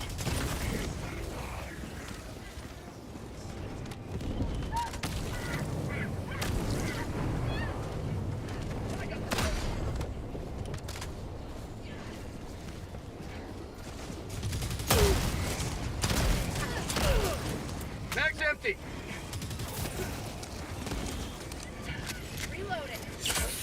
New favorite weapon, though, the ticklers. I mean, if you're talking about the bugs, there's a lot more that's viable against the bugs than there is against bots. The tickler, for instance, did they do it already? Why didn't they finish it? What? Was it bugged? What? I got the terminal. What the fuck was that? Alright, I guess you had to authorize me to use the panel. What the fuck is going on there? I know sometimes it can get bugged where people are stuck at the council when you're not there. If something like that happens where, like, warps you back to the council, make sure you finish it so it doesn't get bugged for other people. Mission at 20 minutes remaining. Yeah. Oh. Yeah?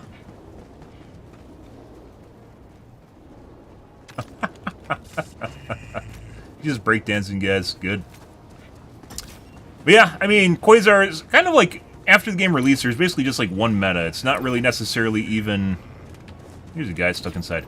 It's not even necessarily, like, just being a meta slave as much as there's only certain things that were viable. It's been that way for a while. Bots, there's much less as viable against bots than there is against the bugs, for instance. Bugs, there's a lot more varied gameplay, especially now. After the big balance patch, there's many more viable weapons. I was using for a long time, I used the Dominator prior to it getting buffed. We're talking prior to getting buffed because it's a good alternative to Slugger, which I was using for a long time. And then I stopped using the Dominator after it got buffed because it didn't need a buff. Then started using the Adjudicator prior to it getting buffed, which was alright against bugs but sucks against bots. Bounces too much to poke the hole. Sending in an eagle.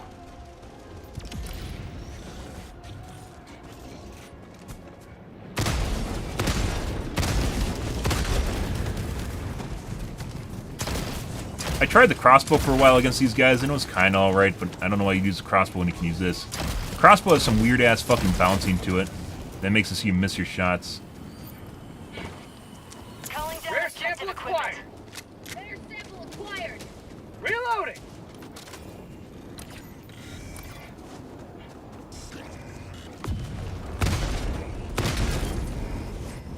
Beam cannon still works against bots if you want to use that. I haven't in a while. It's all about poking the hole. There's a post on Reddit ridiculing basically chargers and bile titans for having like a special kind of armor that only certain things work against. But that being said, they're also different. Engaging terminal. They're different than, let's say, playing against bots, right? In that regard. And bots are more heavily armored. Like you can only shoot them in certain spots, or you ricochet. Alright. Allied destroyer has left the squadron. Bye! Reinforcements.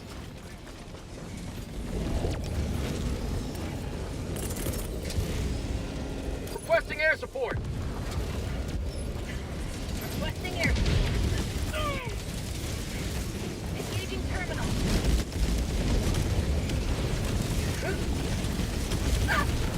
There's so much fucking shit and I can't see anywhere. That's what I call liberty. Bait shoot. We don't want to be here anymore. Definitely don't want to be here. We're dead. We're dead. We're not dead yet.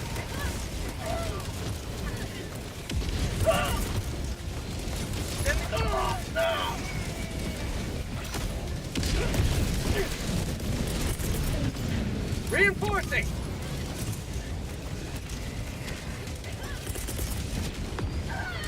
Requesting.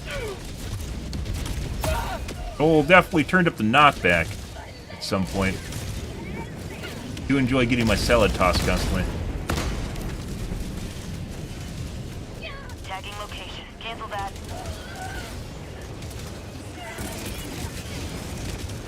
Sending in an eagle.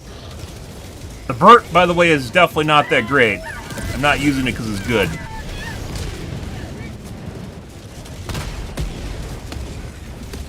$110? I can't even see what I'm shooting at, guys.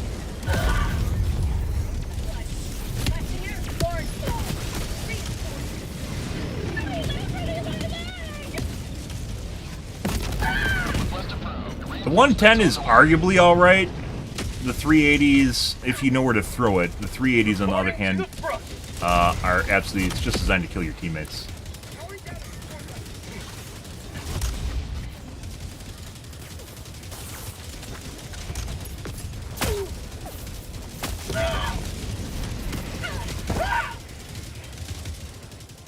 One of the nice things about having shield backpack is not getting your salad tossed constantly.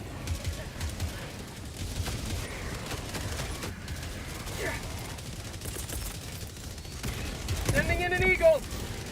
Administering freedom. Hey, bud. You look like you want to kill me. Please don't kill me.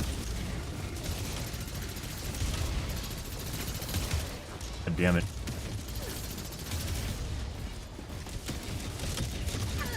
I think he's chasing me around the side right now.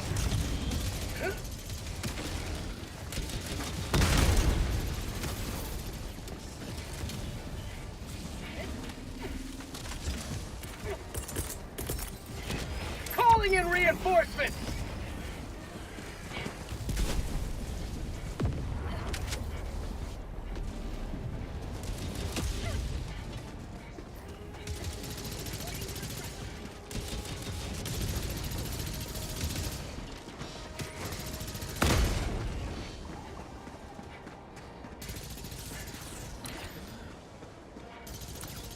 Really wish we had stamina.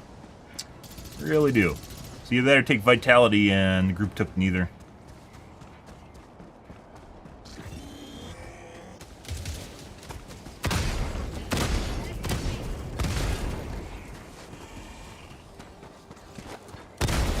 Oh my god. What?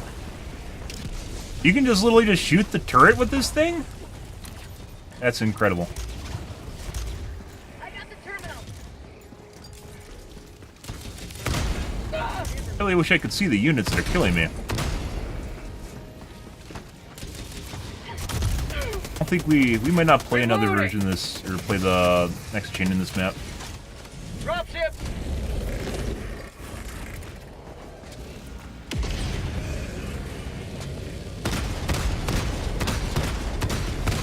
Alright, run away.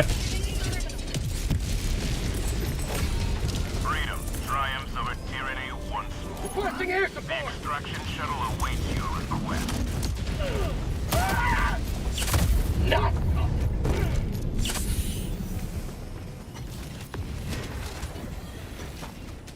Requesting air support. Okay. Helldivers never die.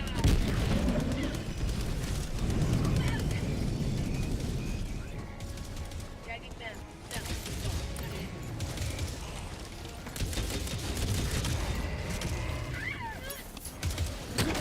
Sending in an eagle.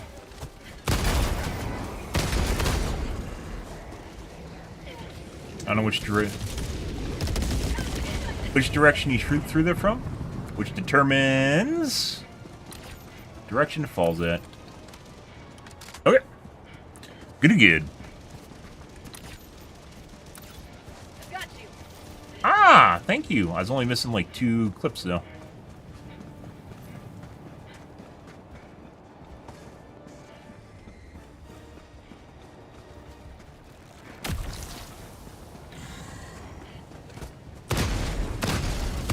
Found something. Reloading. I actually prefer the rail cannon.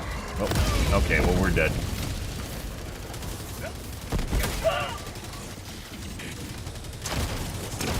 Oh, don't drive away. I need you. I need you, Tank Chan. Just hit the barrel. You gotta be fucking kidding me! Oh, I guess I'll roll around on the ground and get squished by the tread. It's literally like fucking watching The Walking Dead. The only time people ever die in that game, or in that show, is literally they just slip on something, fall, and then slowly it just crawls over the top of them. Yeah. I really need that. I really need that, bro. There we go. Oh no, guys, I slipped and fell! Oh, it's a tread! Oh no, I'm dead! The fuck is that? Oh my god. I literally need to get a fucking bot for a kick. And get rid of... Fuck off, dude. Is it the same? No, he keeps changing the fucking name. Stop that.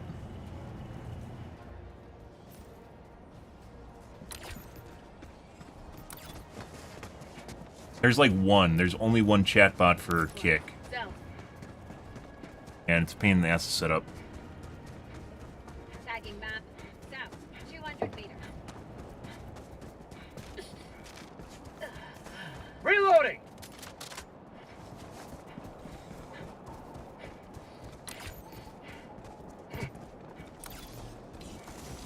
Mission at 10 minutes remaining. Sending in an eagle.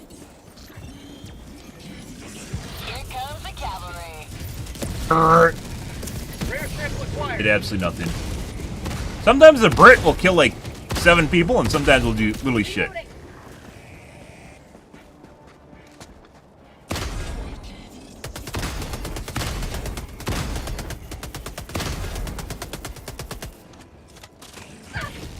Yeah, no fucking shit.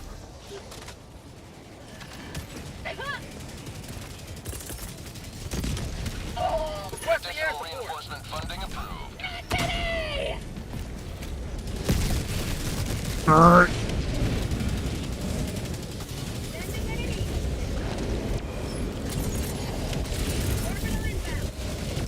Sending in an eagle.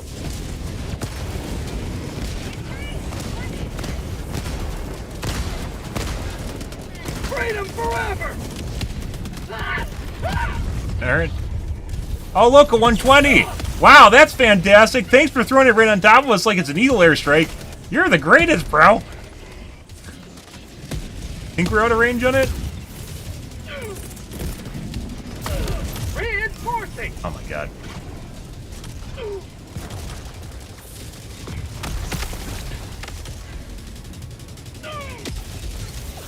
Why did he go back? I don't know.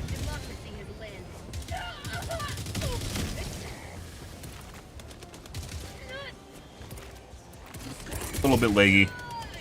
Requesting air support. Requesting air support. Here comes the What? cavalry. What? Stop. Stop.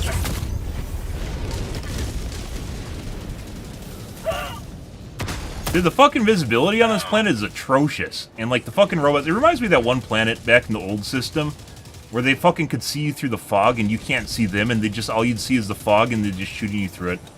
Like, obnoxious to deal with.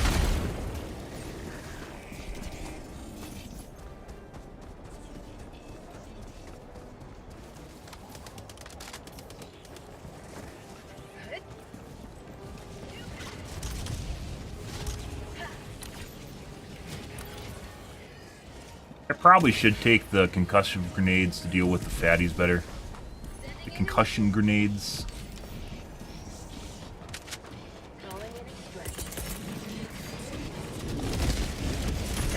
Request confirmed. Shuttle inbound. That's for you guys. Dad.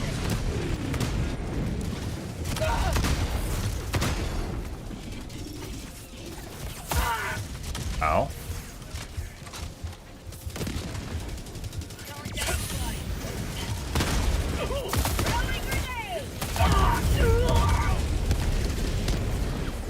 Aim punch till dead. ETA T-minus 2 minutes 30 seconds. How did he not die? That was a Scorcher. Additional reinforcement funding approved. He definitely should have been dead. He was way too close to that guy. It should evaporate him instantly, unless they changed it.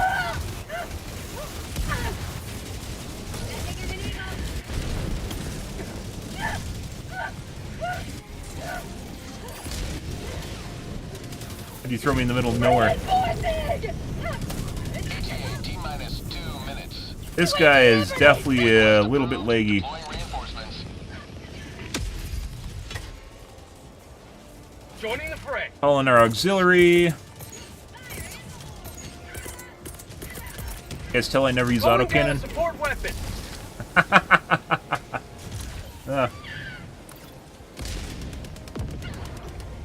Sometimes you can recover from the aim punch, other times they just keep you aim punch locked, where you literally can't do anything until you T-minus 1 break minute, line of 30 sight. seconds.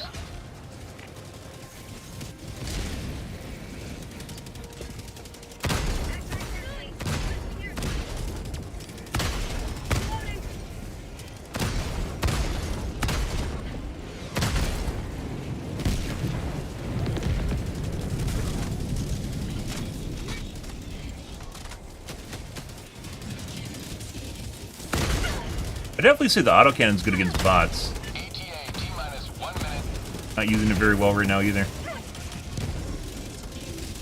Fills in that gap where you have nothing else that you can use. Requesting air support.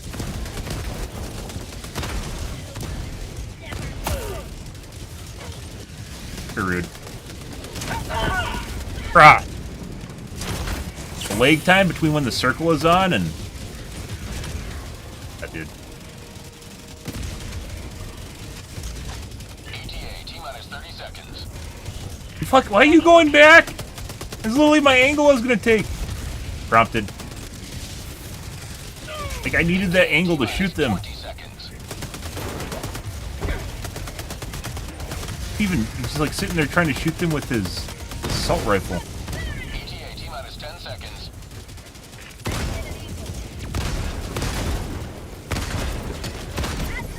Additional reinforcement funding approved. Pelican 1 arriving at coordinates. They killed me? Reloading. Good. Oh my god. Like, this guy doesn't even, like, he doesn't really get the radius on the fucking 120 at all.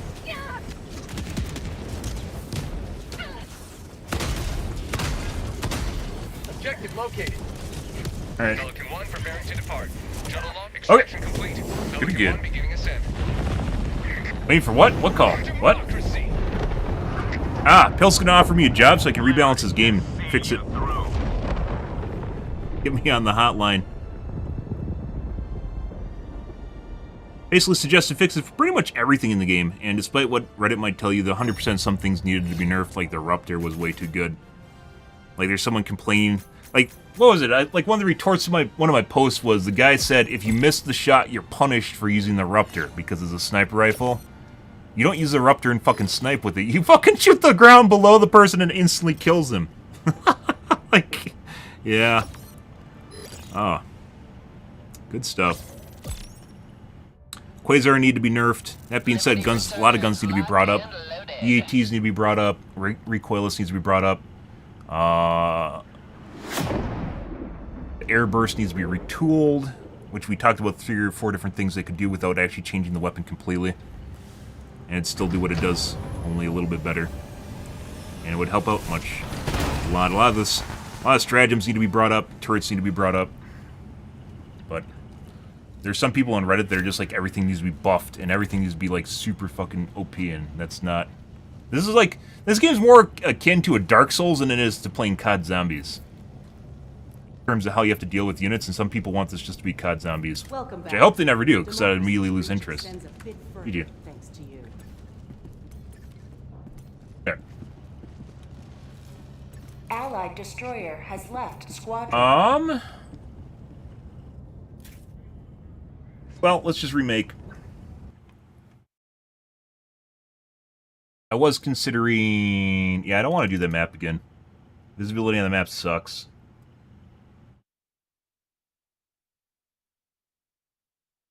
Obviously. Yeah. Yeah, I'd agree. A lot of the burnout, I would say, initially I was a big proponent for them rebalancing a lot of the guns, because you start out playing this game, you had 3 guns to play with. Like, it doesn't matter if you're like, oh, don't be a meta slave, like we were talking about earlier. It's not about being a meta slave. There are legitimately, like, you can have variation in power levels, right? But the differences between stuff that works in this game and stuff that doesn't is, like, insane. Like, you got this small little window of certain things just do not work, and it doesn't matter if it's like, flavor or not. Like, I was using the fucking, the strafing run. Yeah, strafing run's not that great, and then we talked about ways that they could 100% fix it. But, you know, that's just because it's different, and I'm just using it because it's different. But yeah, if you're using the same guns all over again, there's people that are like, you have to have new armor stuff, and I don't like... Armor's like tier, it's like second, you know. The stuff that's really fun is the guns, and the stratagems. To a different planet. I don't want to do this one because they're all doing the fucking, it's the 15-minute evac is basically, we just gotta skip it.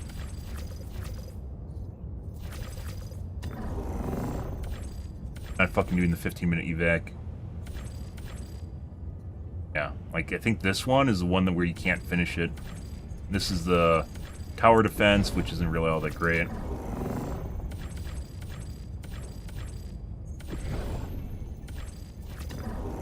One last step. Got 2 40s.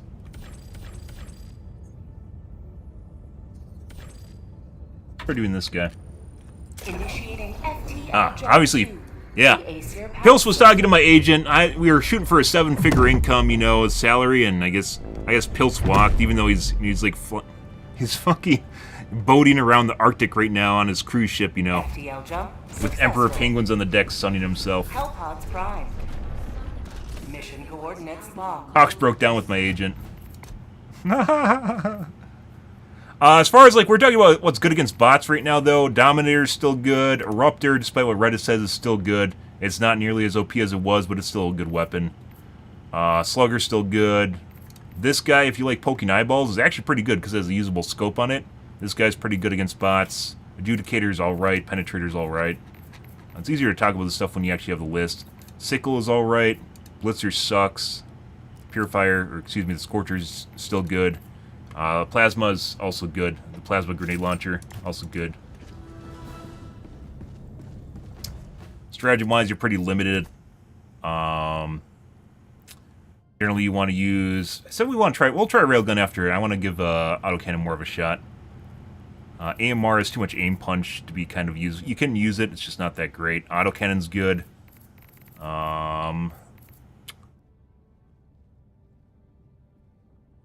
Beam Cannon is good. Okay, is good. Quasar's alright, / good. You want to use basically eagles. Most games come down to just using eagles.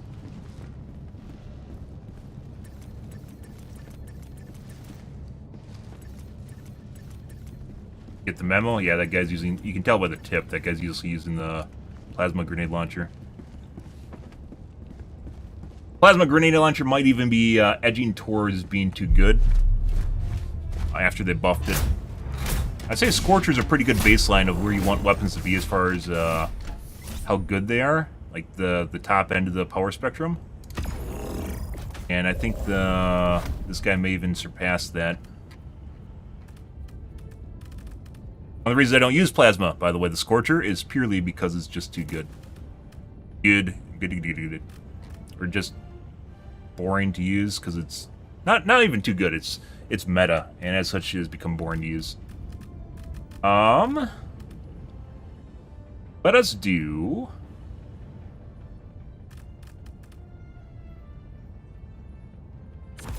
Eagles, the autocannon.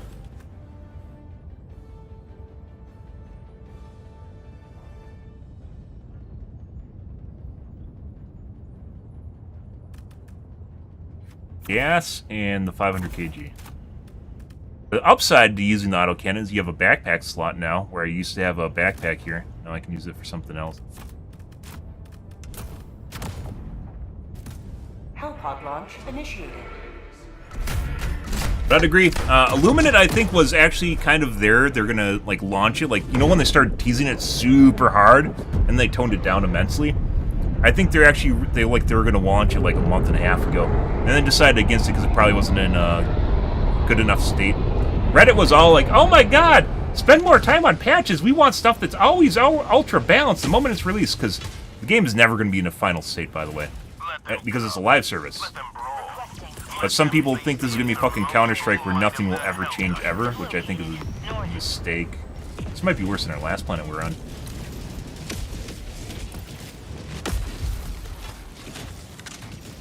But that just means people are going to get bored and leave because there's no new content. Illuminate, my guess is they had to rebalance them or change them. So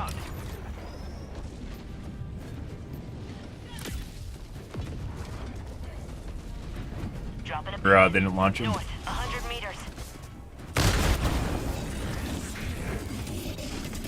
They were actually... There you go. Kill me, rocks.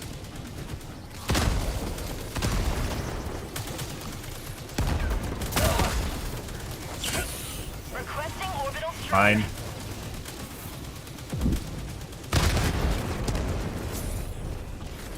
What? Bot asset destroyed. We're learning, guys. Oh, you didn't. What the fuck? There's like literally nothing here. Alright, bro. Thanks for throwing that Eagle airstrike on top of that one bunker. Appreciate it. Very good. Good to good.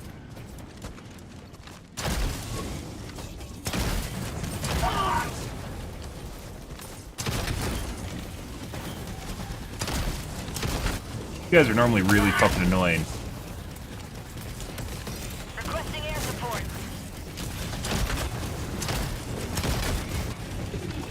Christ.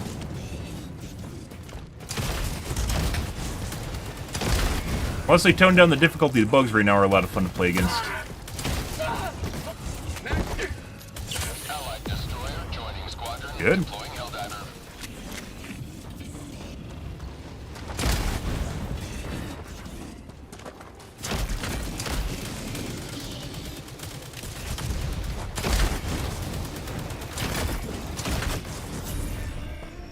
Yeah, like I said, this might be edging on just being too good. Doesn't really have any downsides. Like, if you're comparing this to Scorcher, it's just better than the Scorcher is. Alright, we're gonna leave. Rare sample acquired. Tagging map. North, 100 meters. Scorcher at least is limited by ammo, for instance, and it can easily kill you if you're too Enemy close. tactical asset within range.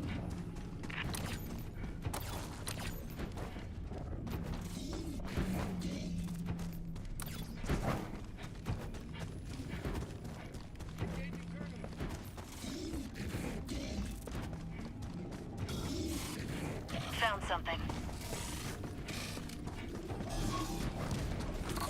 Throwing grenade!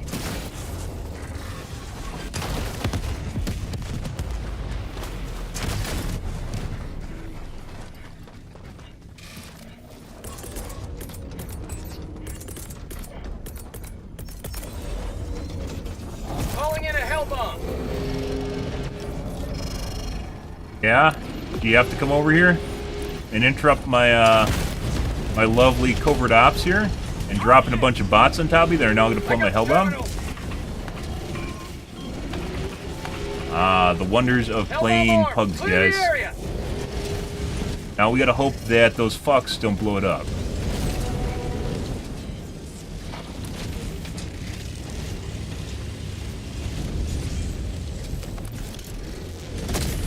Tactical asset near your position. Go this way. Bot asset destroyed. Suitcase guy should really be taking that to the actual point. He's not. You're a suitcase runner, guys. Don't drop a suitcase in the middle of nowhere or take it somewhere on a journey.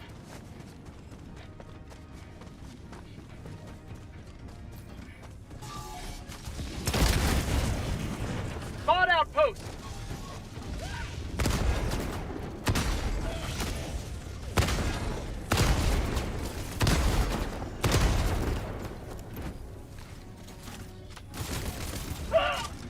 Calling in orbital. Gotta try and get the angle right here. Sending in an eagle.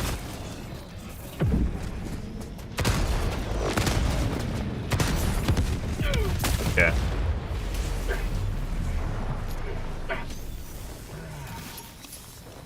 Rare sample acquired.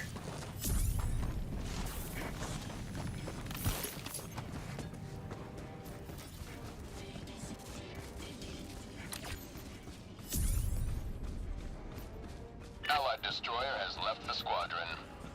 Go over to the other suitcase or the briefcase. Sending out an SOS.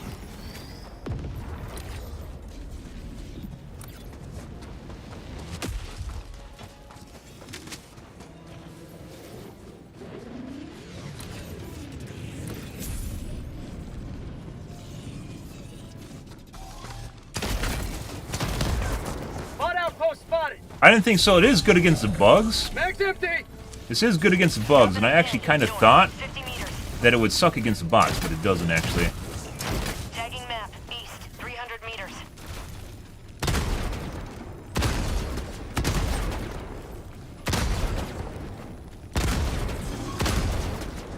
Bitch. Sub-objective near your location. Don't look at me that way.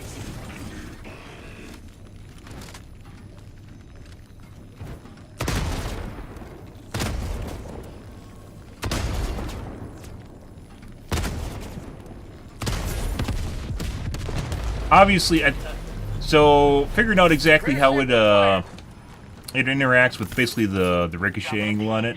East. 50 meters. It might be just more of something where you just have to be straight on with it, just making sure it reflects downward. Reloading. Good. Tagging map. Southeast. 100 meters.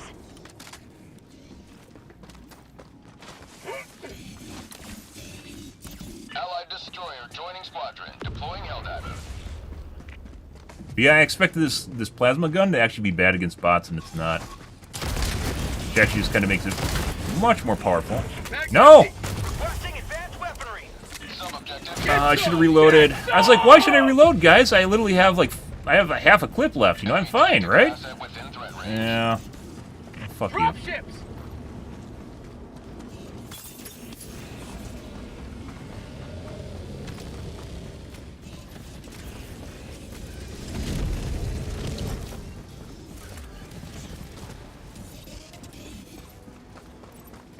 Engaging terminal.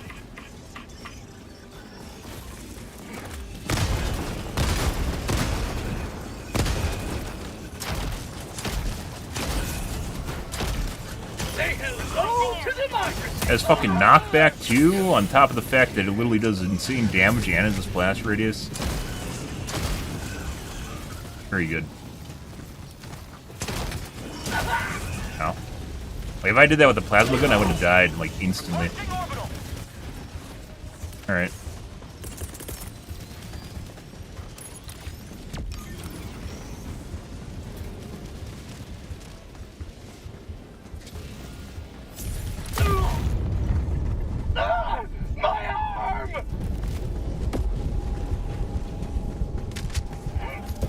Bro, fuck off, Joel. Every time you die, because you get on top of the supply case, guys, Joel giggles. He literally fucking giggles. Mag's empty!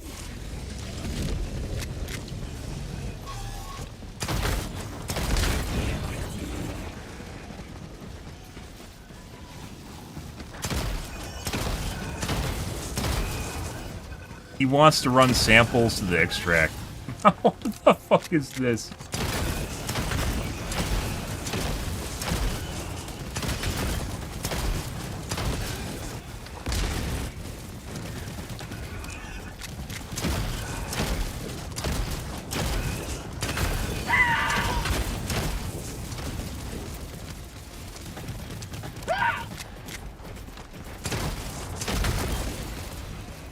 Prosperity! Yeah? I think there's a tank over here too. Dropping a pin. Oh, there's a mini nuke there. Alright. Rare sample acquired!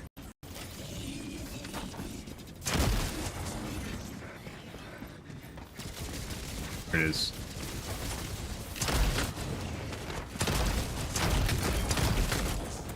New mag!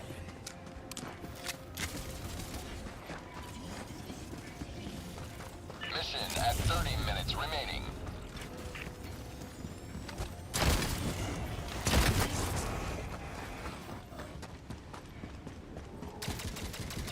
Bud, let me shoot you in the pooper. To operate, you have a severe case of undemocratic behavior. Kind of funny that the tanks are easier to deal with than, like, let's say the fucking shield devastators or the fatties or the rocket devastators. It's the tanks. I got the terminal!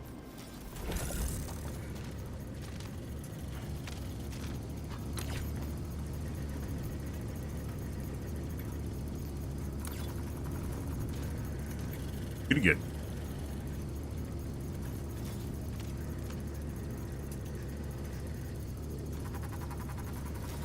Engaging terminal!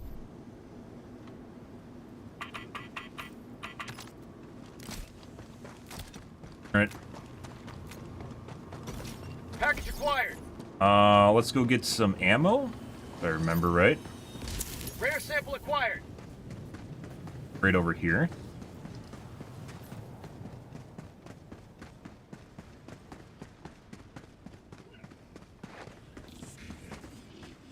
Dropping package!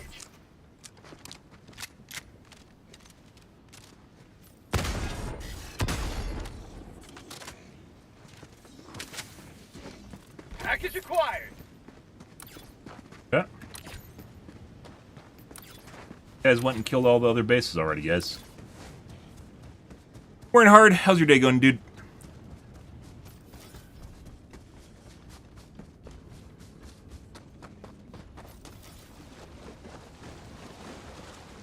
Dropships! The mission difficulty-wise, this is actually relatively chill for bots.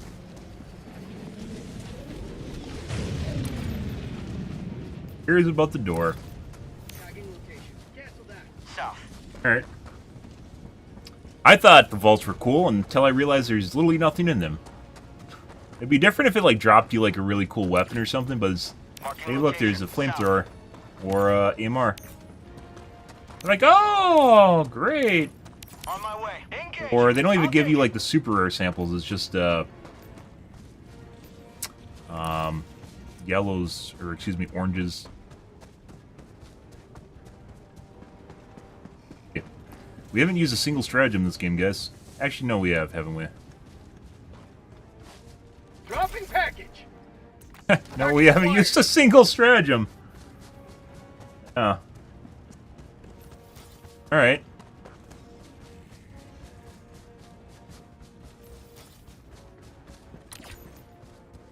Very, very chill mission, as the kids say. That's not it. Requesting air support. Requesting orbital strike. Package acquired!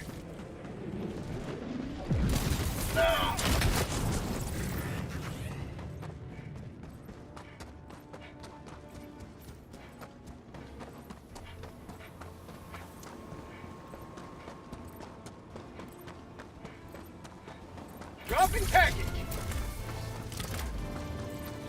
I got the terminal. Calling down supplies. Oh.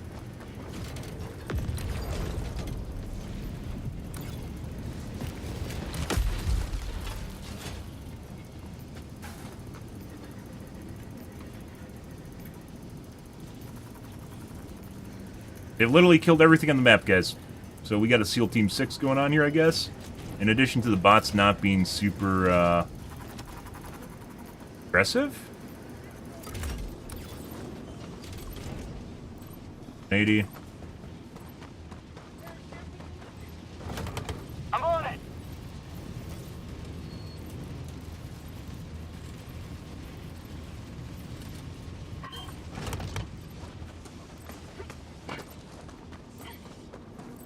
Engaging terminal.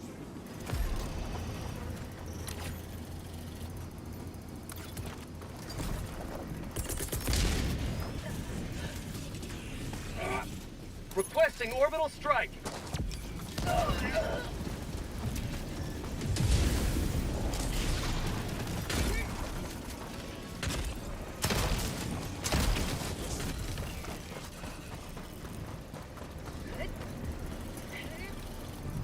New mag.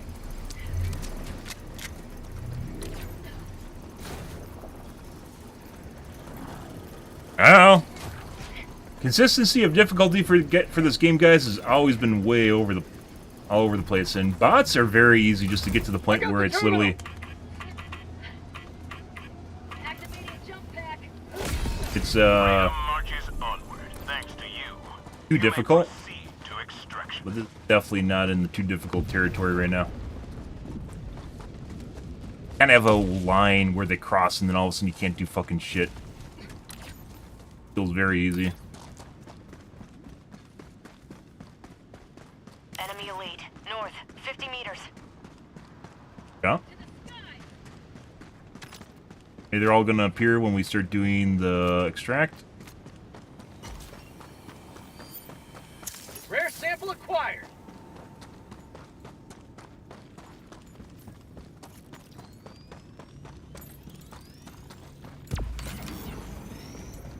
Calling in extraction. Calling down Extraction shuttle inbound. Calling down a support weapon. Tagging map. Northeast. 50 meters.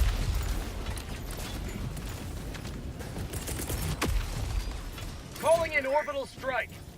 Firing gas strike. Sending in a lethal. Where are the big units? There's just a bunch of walkers.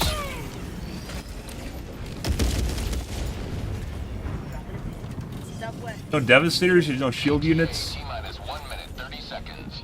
Brutes. Tagging map. East. 100 meters. I think we're playing on like Diff 5 or something. What the fuck is this? Joel, did you turn down the difficulty? Dropping a pin. Northwest. 200 meters. ETA T-minus 1 minute. I've had plenty of bot Helldives I've not been able to extract from, and this is yeah. Dropping a pin. West. 200 meters. I think we're gonna dump the group after this. Tagging map. Southeast. Normally I 100 complete the meters. chain, but I think we're gonna dump the group part of the next mission. Heavy. Northeast. 50 meters. ETA Another group of just T-minus walkers 30 and small seconds. units.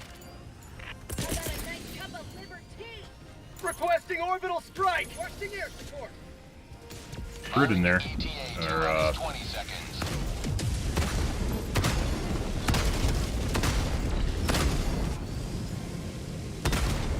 ETA T-minus 10 seconds. Fatty in there? Loading zone.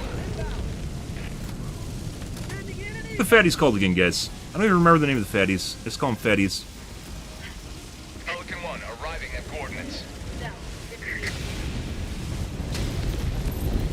Pelican 1 landing sequence initiated. Watch where you're standing.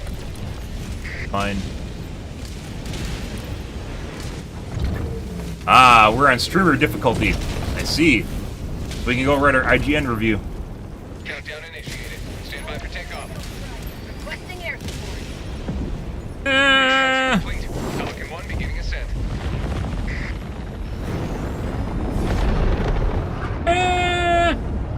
Democracy prevails once more.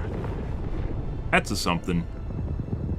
And almost an entire mission, all we saw was literally just like the walkers and like the small guys. And occasionally we'd see a brute. Playing on the wrong difficulty? No, we're on 9. Very weird. I mean, last mission was on a different planet. It could be this one? Legitimately, so like difficulty not only determines the number of spawns, but also the consistency of the units in the spawn. And this feels honestly like we're playing on Diff 5, maybe. Even Diff 6. Diff 5, Diff 6, somewhere around there.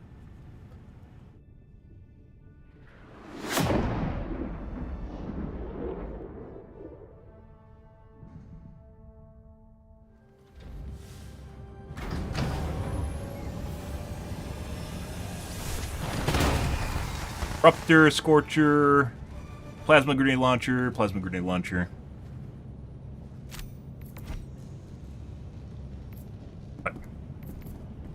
What the fuck is this? Done.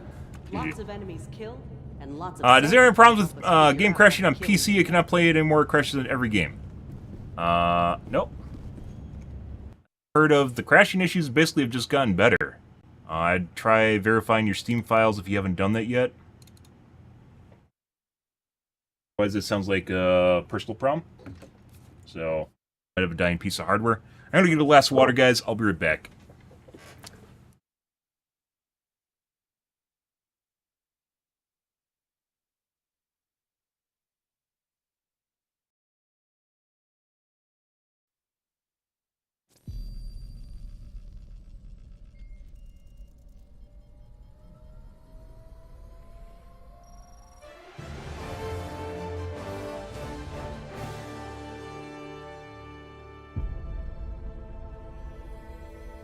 Super Earth, our home. Prosperity. Liberty. Hi there. Democracy. Our way of life. Oh, hello. But freedom doesn't come free. No! Sweet liberty! No! Look familiar? Scenes like these are happening all over the galaxy right now. You could be next.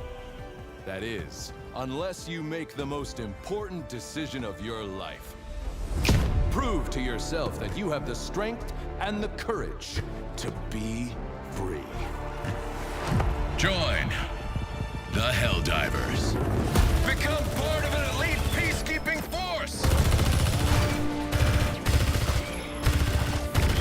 See exotic new life forms.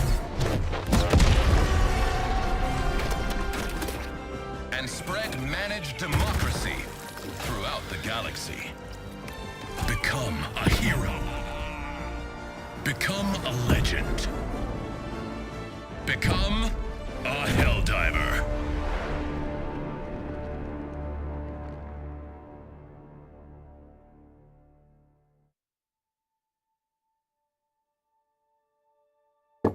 Crashing issues, though, have only gotten better, aka less crashing.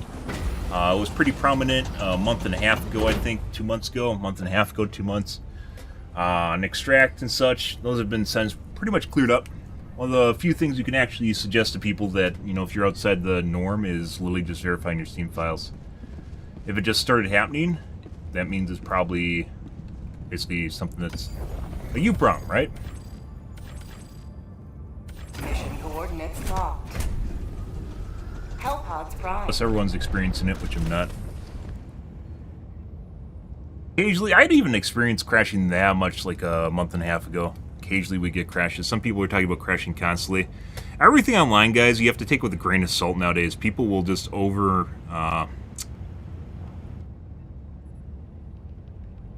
over-exaggerate whatever problem they're having. So if someone's crashing every other game, then they're just going to freak out and say they crash, literally can't even play the game anymore. This game's unplayable. Crash every 2 games, or crash. I was getting like maybe at the worst point I was crashing maybe once or twice per night, and that's in a 5 to 6 hour gameplay period. So it's never an issue for me. I definitely don't have a normal person's PC though. So no.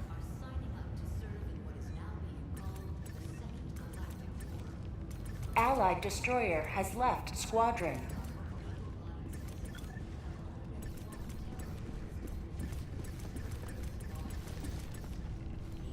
Just everyone using the fucking plasma grenade launcher now? Did that get suggested the moment that I came back? Holy fuck. Dude, there is definitely a problem in this community with the fucking streamer copying shit that I say. This was not meta. This was definitely not meta when I came back on Thursday for the War Bond. But the balance patch, which changed this gun, has been out for like 2 weeks, so... Holy fucking shit. Allied destroyer has joined squadron. Wow. Tie. 1, 2, 3. Tie. I'm honestly legitimately going to go back and look at the guy's video that I'm thinking of and see if he actually was using it over a week and a half ago. Or, yeah, a week ago. Thursday's last week was the War Bond, right? Because there was a good week and a half solid for the balancing patch. Is that guy also? No, that's a Scorcher. There's a good week and a half prior to me coming back in which basically all the balance was out, right? The War Bond didn't really change that much as far as balancing goes.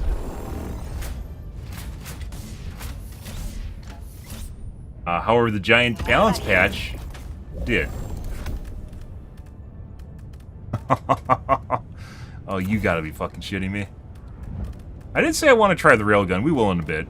Again, against bots. It sucks against the Zerg, though.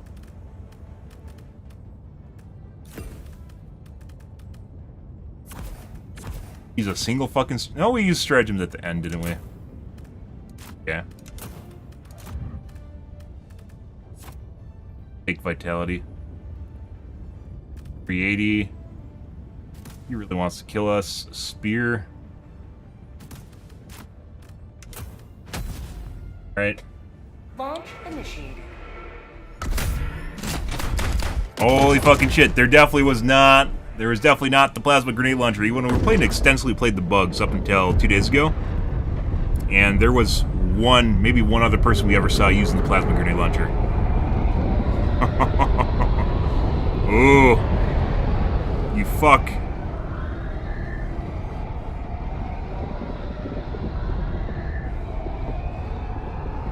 By the way, it's not that I have a shitload of people watching me. I just have a couple people watching me that disseminate information.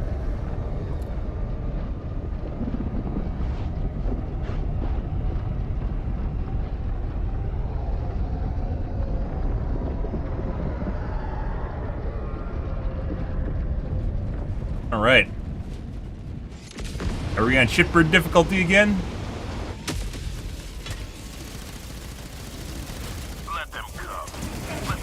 No, do not do that.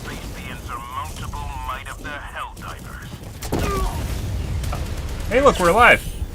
I love being alive.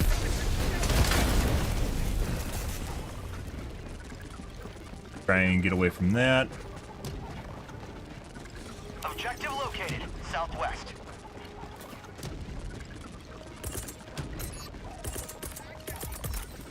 Calling down a support weapon. Ah, the never-ending jammer sound. I love the never-ending jammer sound.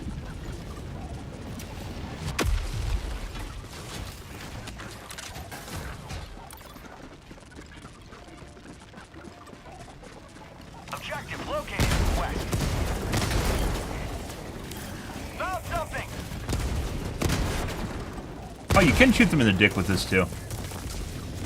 Nice.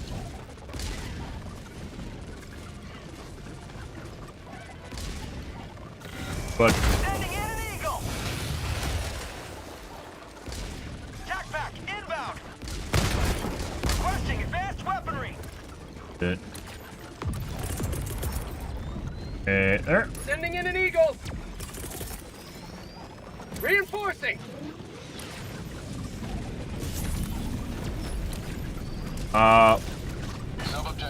We're gonna go and try and take care of the jammers, since things are probably gonna calm down because everyone died, so. Okay. Oh my fucking god, dude. No one cares about your vendetta. Stop making fucking bots. No one cares. Also, I don't have TTS on my channel. Calling down a sentry. Calling down a support weapon.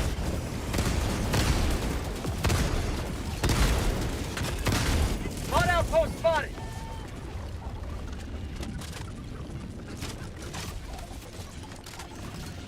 I literally Requesting objective equipment. have to use the fucking kick chat bot. I have to make a... have to set it up purely to stop that guy's shitbirdness.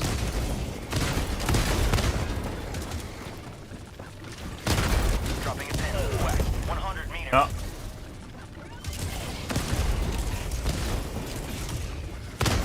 There you go. Getting better, guys. Reloading. Package acquired. Ow. Rare sample acquired. Yeah, I'd actually say that this, the plasma grenade launcher is probably needs to be nerfed back down a bit. Dropping package. Just good. I thought it was going to be terrible against bots. It's not. It's probably actually the best gun you can use against the bots right now is the plasma grenade launcher. And against the bugs.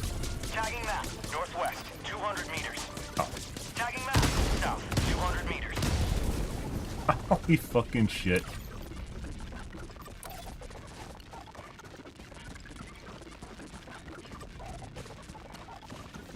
Tactical asset near your location. Ah, the Seif. I love a Seif. Seifs are so fun. What do we get? What's our RNG, guys? A mini nuke. Dropping package. I love mini nukes. My favorite thing. Package acquired. Dropping package. What else we got?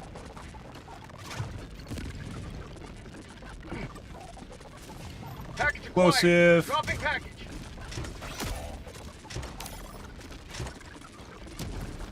Now with the juggling. Why can't I juggle faster? Tagging location. Never mind. Actually jammed, dude. Calling in reinforcements. Package acquired. Dropping package. Marking location.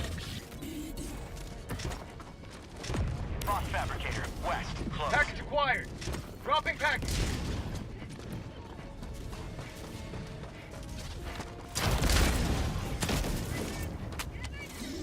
Not good. Requesting orbital.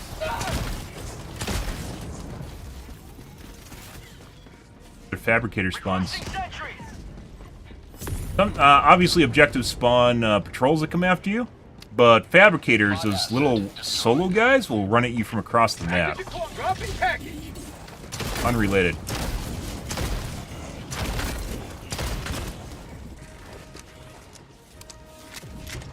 On a smoke, but Dropping package. yeah.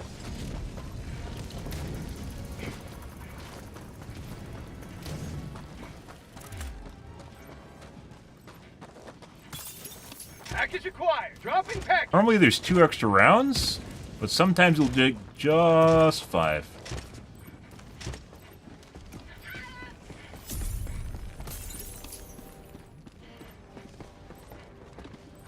Hey, 4, 5. I have an extra round or 2.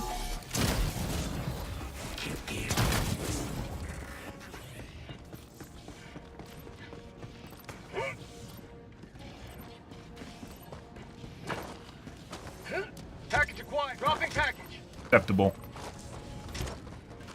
Also, by the way, one of the reasons you don't turn on the artillery right away is because it spawns escorts, or it used to spawn escorts, but it seems like sometimes they'll just show up regardless if you turn it on or not. Fuck off.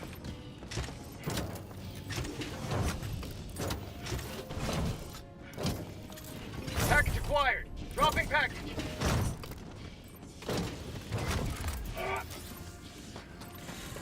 Engaging Hey, guys. terminal.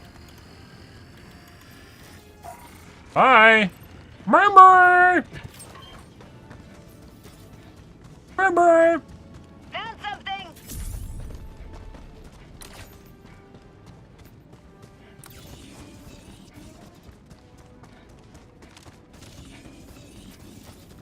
Dropping a pin, south, 200 meters.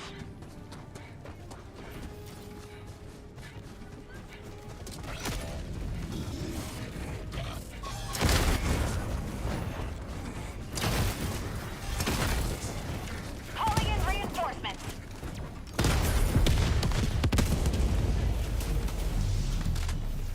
Brood up there. Rare sample acquired. Got a sample. Calling down objective equipment. Come say hi to me. Requesting sentry.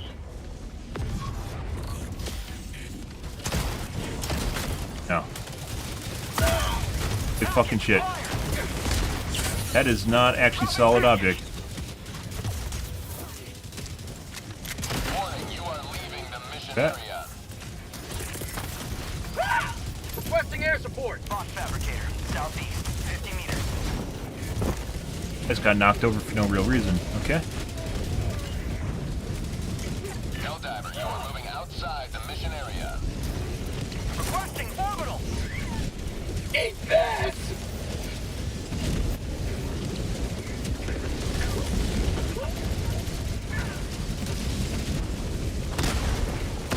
Requesting air support. I just fell over for no real reason. I love falling over for no reason.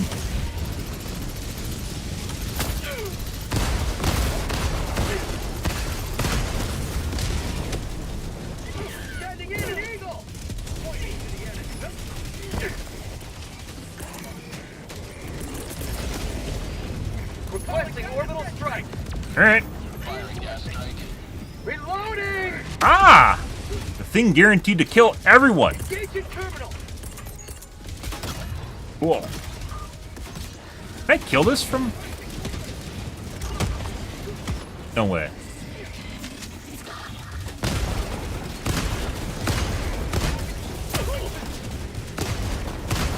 Alright.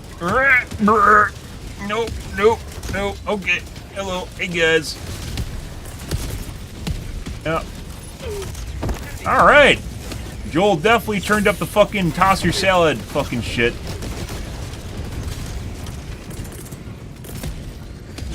Calling in Oh. reinforcements.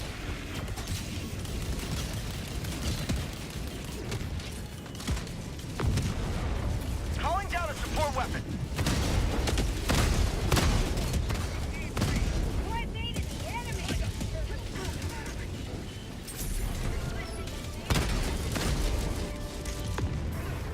Mission is progressing.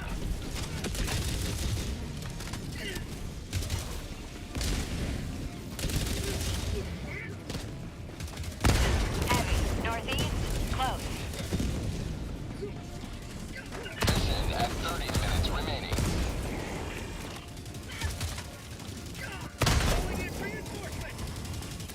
Yeah. I'd actually say, like, fucking... Compared to playing without the autocannon's kind of easy mode against bots. West, 200 meters. I don't think it's, like, broken, but it's definitely very good. You have to give up your shield pack for it, too. Although, that being said, it seems like I die more when I have a shield pack compared to when I don't have a shield pack. 200 meters.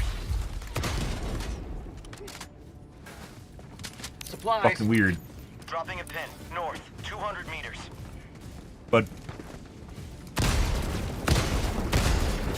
Heavy. Southwest. there you go. Close. Getting there.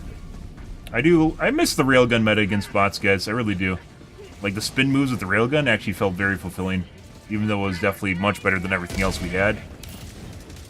I'll have to give that a shot again. I haven't used the rebuffed railgun against bots at all.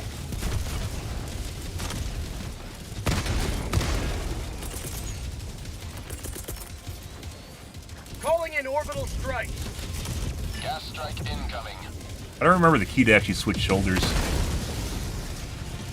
Reloading.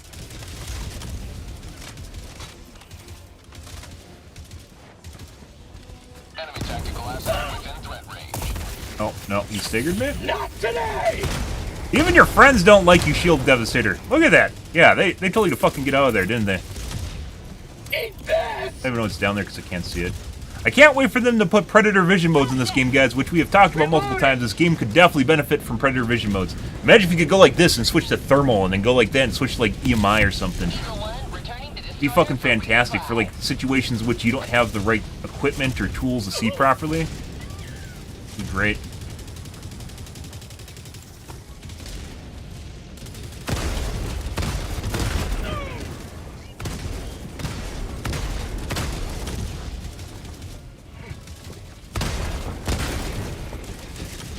Alright. It's kind of sad. Community is very, very intolerant of things getting nerfed, guys, and I'm pretty sure the Plasma Grenade Launcher 100% needs to get nerfed. It's just, like I said, Scorcher, I think, is a comfortable top end for everything, and there's really no downsides using the Plasma Grenade Launcher right now. It's just better.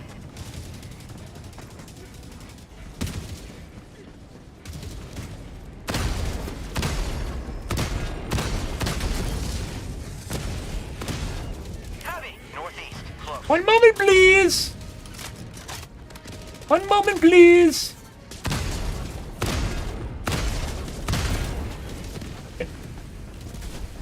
Rock fabricator, south, 50 meters.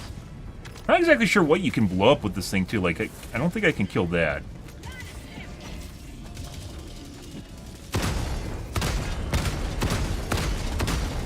Reloading! Pretty sure. Then again, the Bile Titan takes like fucking 10 hits to the abdomen to kill it, so. The pooper. Alright, let's see what's going on here, guys.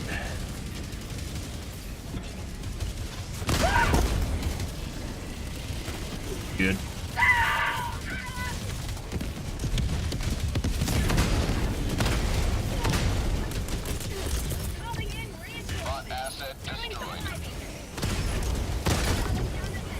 Personal opinion, by the way, I do think you should be able to use the Seif not only... Well, it's not even a personal opinion, it ended up on Reddit. You should be able to use the Seif. It literally showed up 12 hours later after I talked about it on stream. Actually, no, it was 2 hours after I talked about it on stream. I really think you should be able to use the Seif during Extract when you're out of time.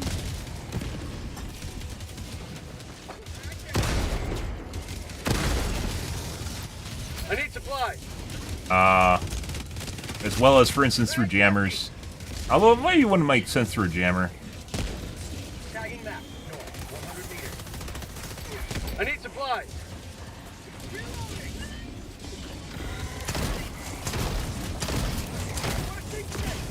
Like, this is like a fucking plasma grenade launcher, or the Scorcher, with stagger, with a bigger radius, and with more damage. And just, what?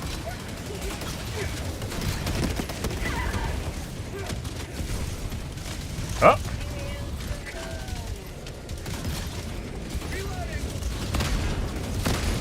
Marco-chan! Merc, merc, merc! Merc, merc, merc! He wants pets, guys! Merc, merc, merc! Get some! Merc, merc, merc! I was gonna say we gotta get rid of the stuff on this side and clear it out. So that we can actually take care of the big units. That? Oh, it's dead already. Injury? What injury? Merc, merc, merc! Let's go actually take care of the southern outpost here. We're just gonna get away from this stuff over here. Dropping a pin, north, far.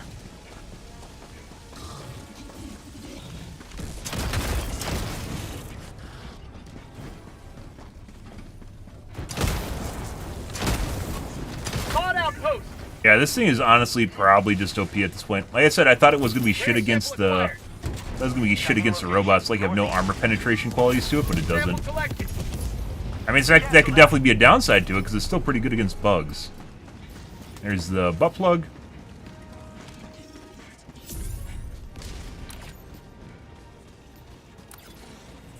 Found something! Rare sample acquired.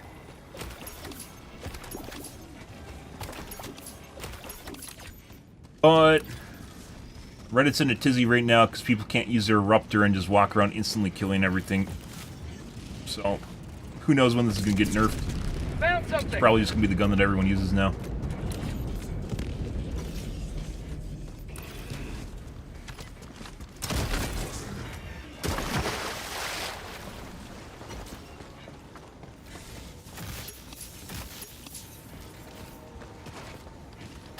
Always remember, guys, there are people that don't have all their shit maxed out. They need those samples. Sample acquired. Greater good. West, 50 meters.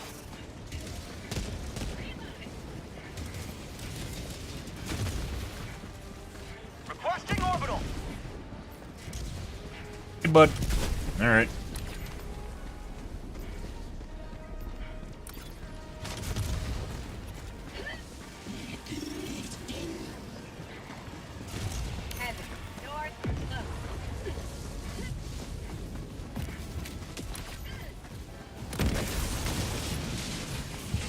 Found something. Heavy. West. On my position. Reloading. Oh, no. Changed my mind. Can even reload the thing laying down, guys? Insane.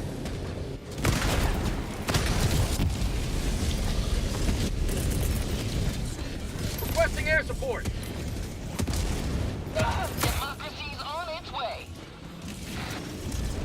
Grab the samples.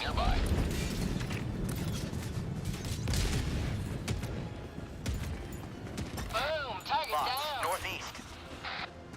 Alright, let's go over to evac. This is, by the way, is a lot better than the last mission. Last mission we had, like, no reinforcements or enemy reinforcements at all. But you've seen worse. Maybe it's because I'm using... Maybe I'm just better. Maybe I'm just better now, guys. Because I'm using the autocannon. Marking location.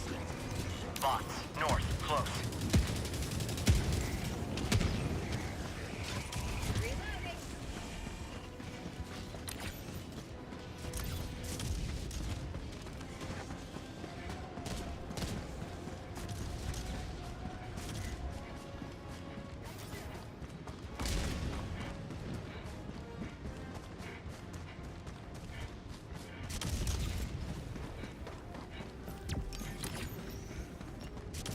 Sending in an eagle.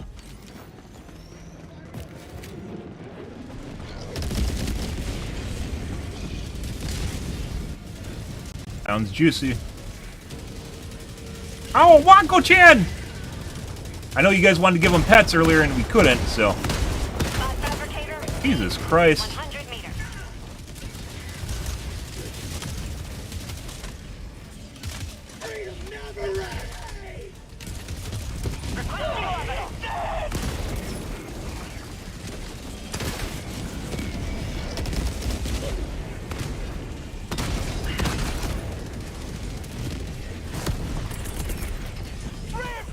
Requesting orbital. Money in there? Yeah.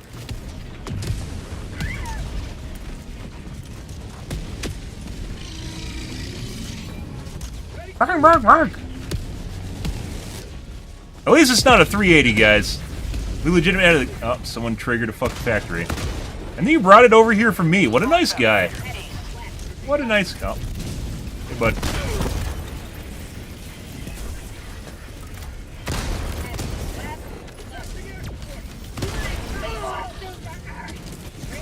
They got him. This actually just honestly makes this really, really fucking easy. We have to try the rail cannon and see if we can do the dance the jig with it again. After the buff.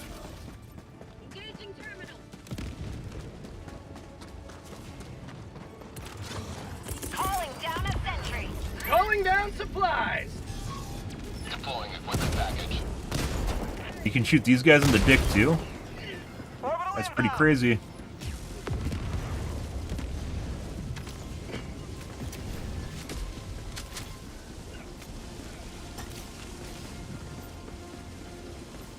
I heard a sample that needs to be rescued.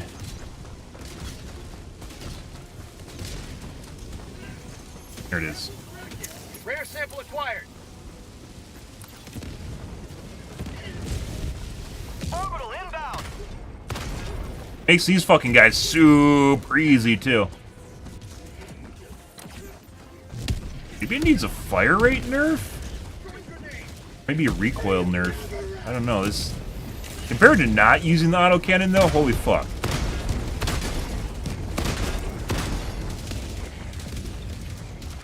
Sub-objective nearby. Ammo.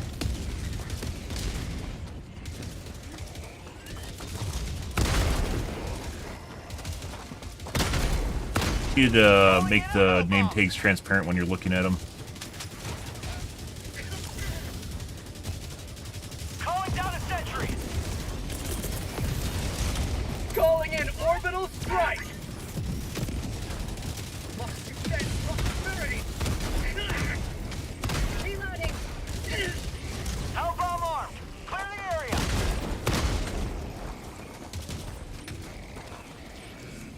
Flight time on it's insane too, super fast. Also, very cool weapon, by the way. Extremely cool weapon. Sending in an eagle. Sending in an eagle. You going to hit anything? That might not even hit anything. Nope. Helldive requesting air support. Got him. Requesting air support. Here comes the cavalry. Eagle 1 leaving combat zone to resupply.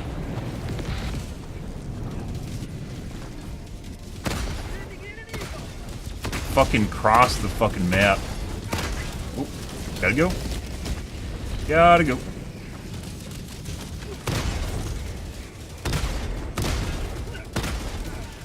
He's waving, guys. He's saying hi.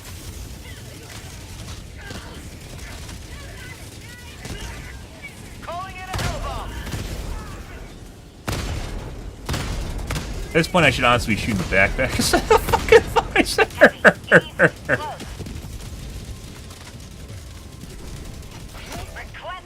sentry. Reinforcing. Okay.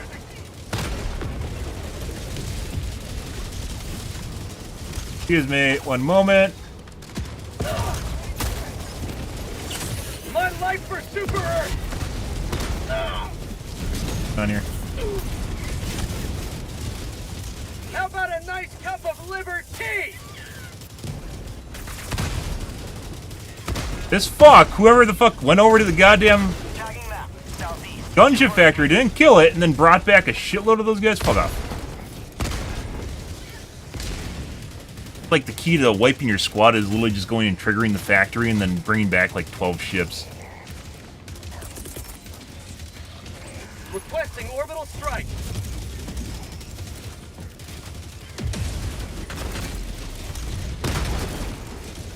Requesting orbital. There you go. Reloading.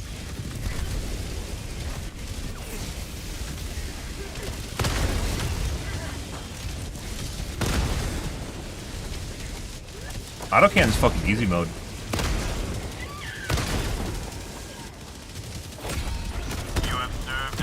Like I said, I've played with the shield pack against bots extensively, guys, and it legitimately feels like I take less damage without the shield pack, which is insane.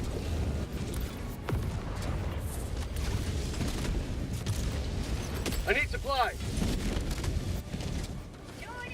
Someone fucking gobbled the last one. Where the fuck's... I know the new one's up because someone has it on cooldown. Supplies need to show up on the minimap, as well as guns when they're inside of their drop pods. And they do not, so you can't figure out where the resupplies are, in or outside of them. Sending in an eagle. Here comes the cavalry.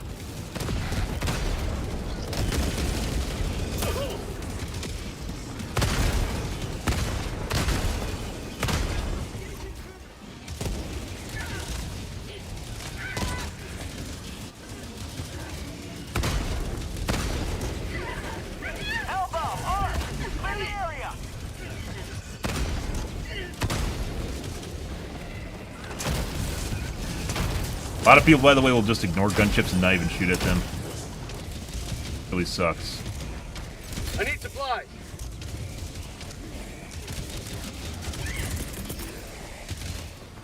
Requesting air support.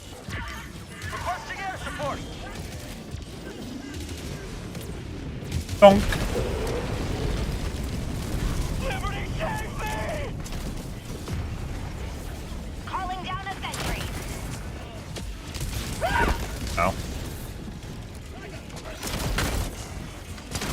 Calling in reinforcements. Hellbomb armed.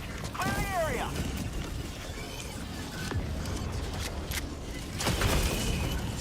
What the fuck?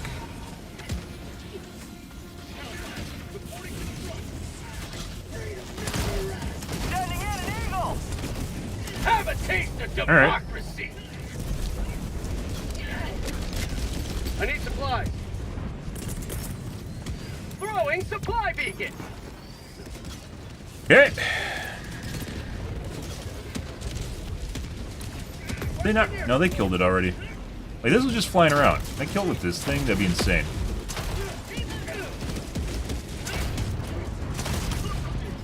New man.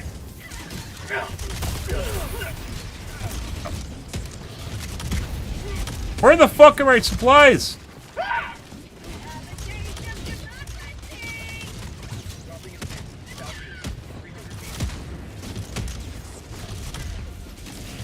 Calling down a support weapon.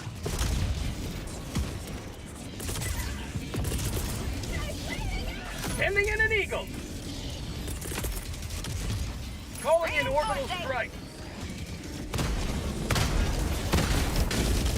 I need to figure out what the key is to swap weapon sides. I haven't looked at it since like the launch of the game. I know it exists, but I've never needed to use it. Requesting air support. Oh, hey, bud.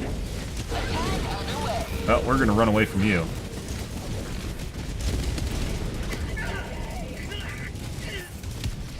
Every my leg. No. Mag's empty. One moment, please. Oh my god, he's stepping on you guys. Oh, well, that's not good. That's also not good. Alright. That makes complete sense.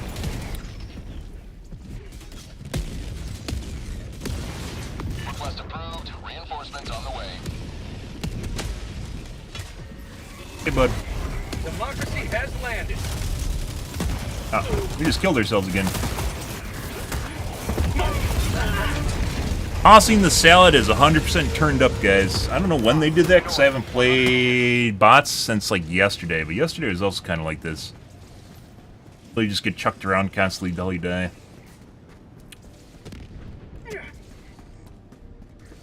Sending in an eagle. Calling in reinforcements.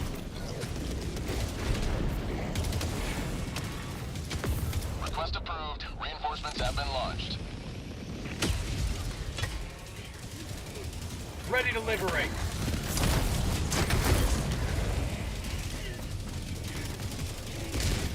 Requesting air support. Mission at 10 minutes remaining.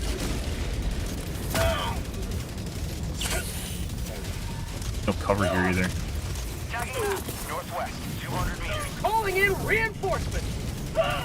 Requesting sentry. Requesting orbital. I'm hit. That's a problem. That's also a problem. Joining the fray.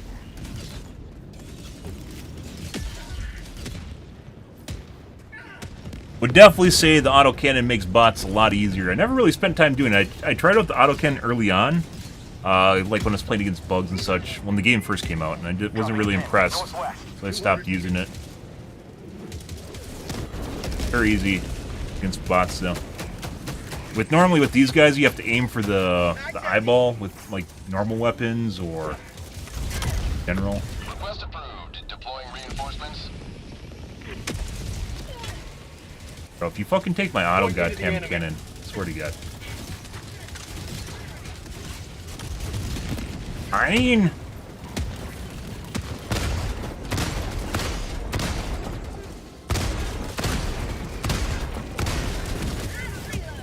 Huh?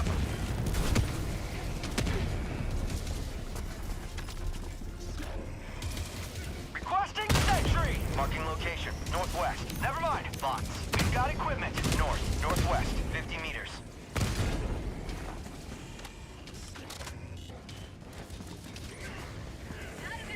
I don't need that. Auxiliary autocannon has been brought in. Bots, north, 50 meters.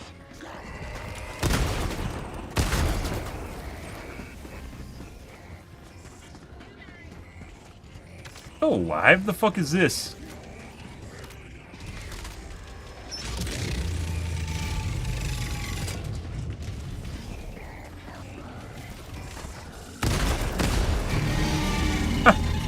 Killing this thing with the autocannon is an absolute joke. Good. Supplies.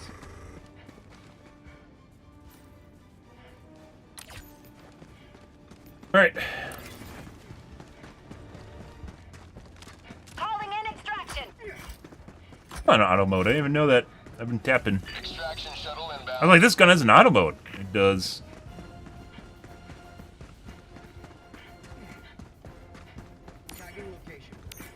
ETA, T-minus 1 minute and 30 seconds. Calling down a support weapon. It's death. Yeah, I honestly want to say, guys, even when I'm using the shield pack, I die more with the shield pack than I do without the shield pack. I don't know exactly what that means. Yesterday we were playing the bots with the shield pack. Today I've basically just been using autocannon. And for sure die more. I get chucked around a lot more and survive without the shield pack. I don't know if that means maybe the shield pack's bugging out the armor? Like maybe I'm not getting the 50% damage resistance on it.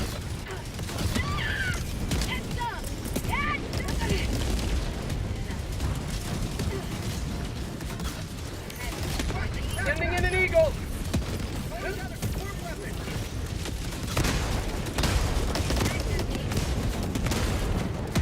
Reloading.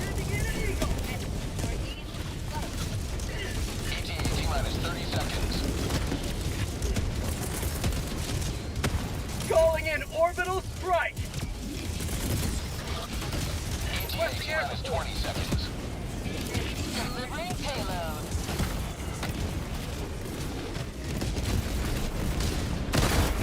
ETA, T-minus 10 seconds. Clear landing zone. Rare sample acquired. Heavy on my position. Requesting air support. Pelican 1 arriving at coordinates. Pelican 1 landing sequence initiated. Watch where you're standing. Sending in an eagle. Keep liberty.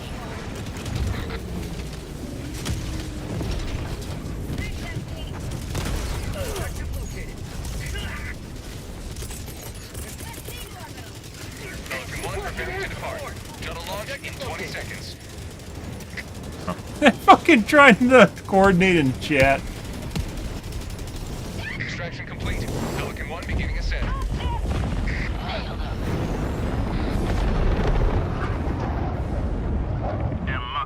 Good. Well, good for them, guys. They're making things more interesting. Happy Thursday, by the way, guys. Good. Allied destroyer leaving squadron.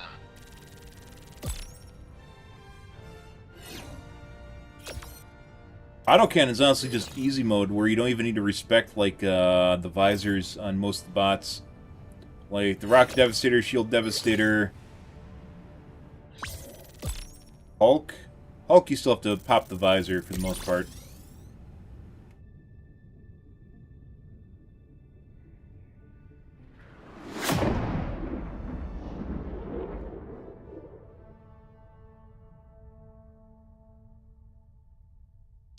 Good.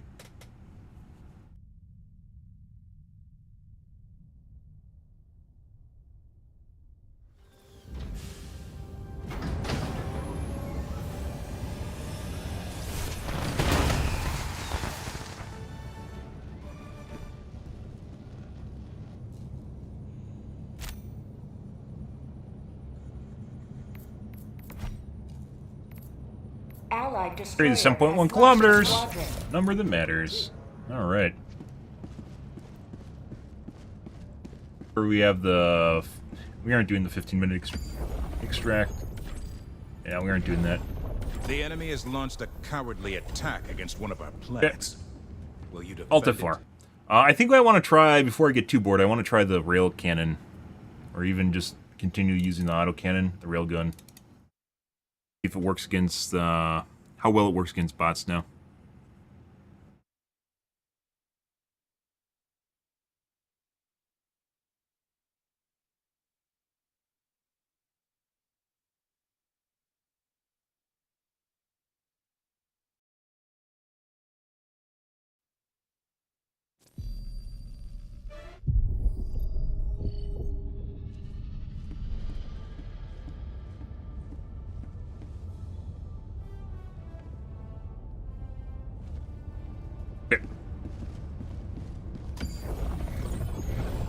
The struggle for managed democracy continues. We have no time to waste. The What do we efforts of got? Helldivers across the galaxy are all that keeps the enemy from liberty's doorstep.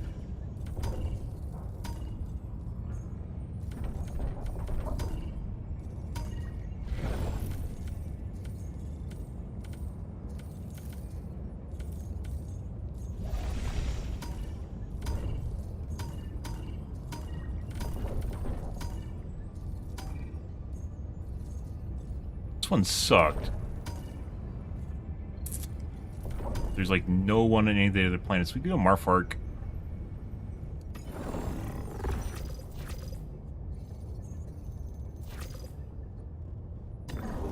But a single triumph more, and the operation is complete. Initiating FTL jump to the Marfark system.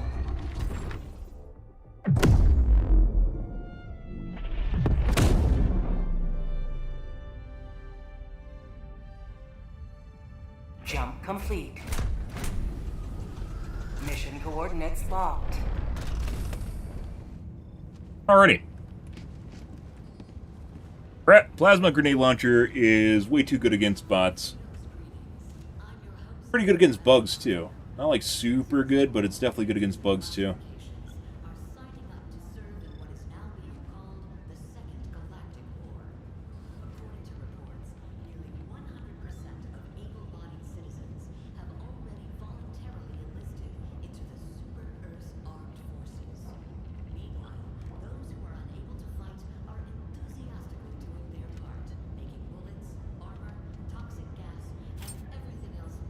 Allied destroyer has joined squadron.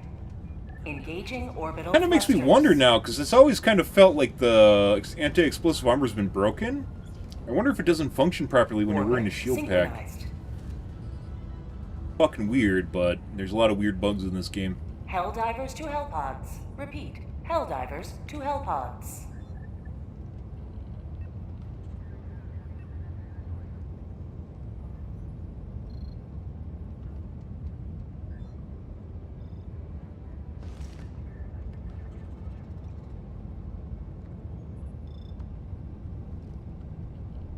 Well, good.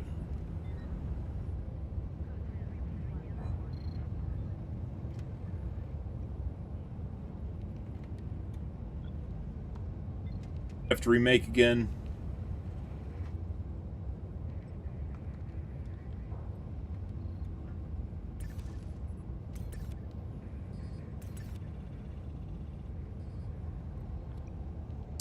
We'll give it a minute.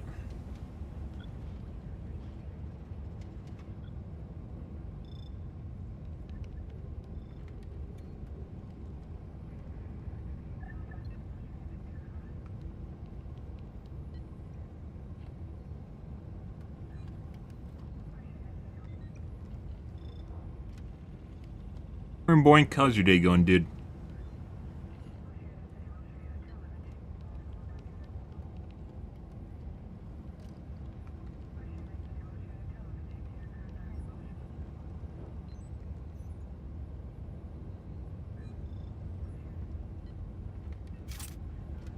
Allied destroyer has joined squadron.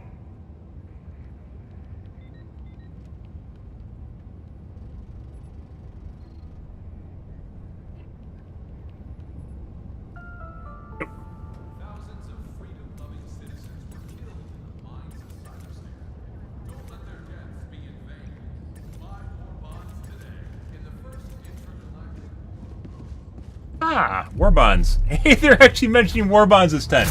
Ah. Hey, more war bonds. True story.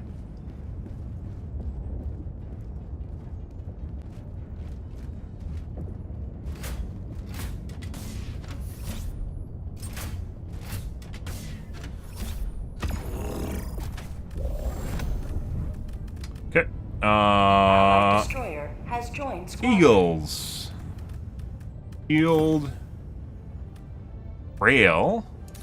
Which I haven't used in forever. Could you?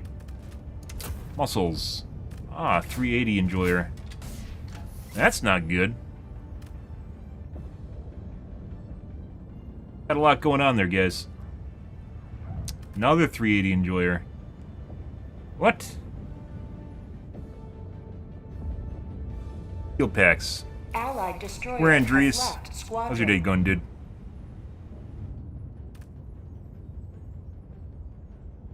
Any other person? Nope. I am fine with the puggers, guys. All the puggers.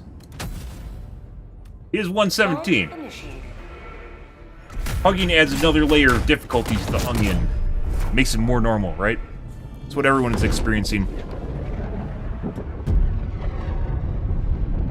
I know you're way too good for me, Boinker, so, you know, just gonna have to, pump the brakes on that one.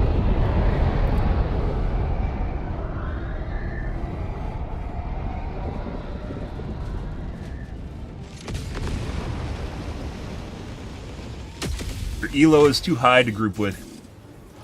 Let them come. Let them brawl. Let them be the No. insurmountable might of their hell. Probably another fuck behind that wall. Oh my god. Found something. Requesting tac pack. Well, we get to figure out live how good this Rolling is, down so, a support you know. weapon.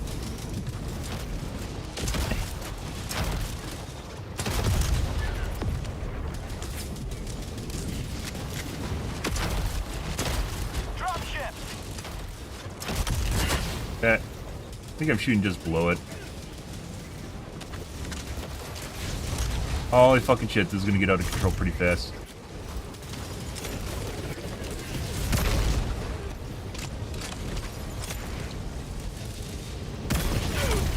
Alright, hit it on that one. Ah. It's just me and the gunship.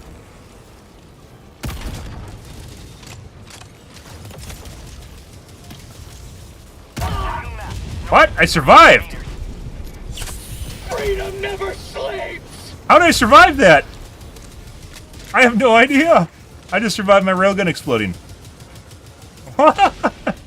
What? Well, now we don't have a railgun.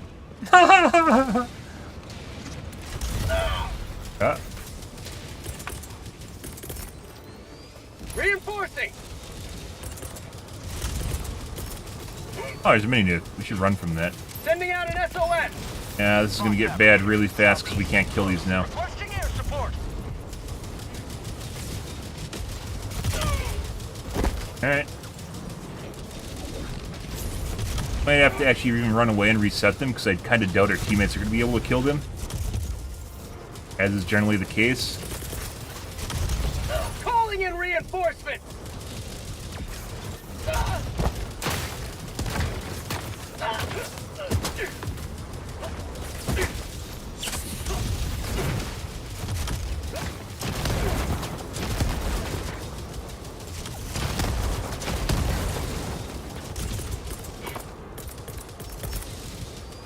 Calling in a hell bomb. That's going to land on top. That's not good. Well, how do you guys feel about me trying to 500 kg the gunships? Requesting air support. Please go through the building. God. Engaging terminal. Hellbomb armed. Clear the area. Really need these guys to not actually attack that.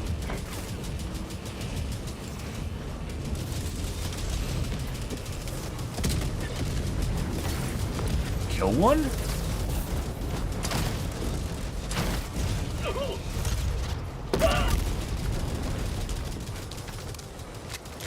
Oh, Joel's was shooting me with the fucking turret over there. Alright. Did he even kill that? What the fuck is going on here? He did. We're gonna have to leave, guys. I'm just gonna kill myself. And try to get these guys a despawn. Too many units. We lost our railgun already, so that's the only way to actually shoot them down. And unfortunately, our fucking teammates there. Request approved. Reinforcements have been launched. Literally no way that we can kill those things. Democracy has Did landed. despawn? There we go. Making progress. Reinforcing.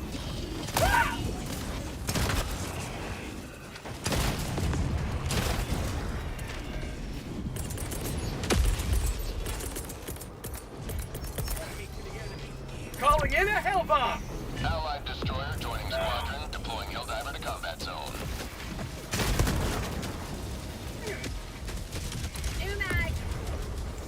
Like, I can't kill these things because I don't have a weapon anymore.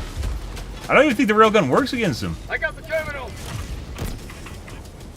Hellbomb armed! Clear the area!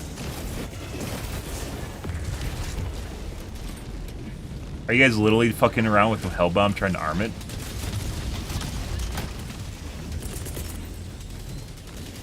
Sending in an eagle! Okay.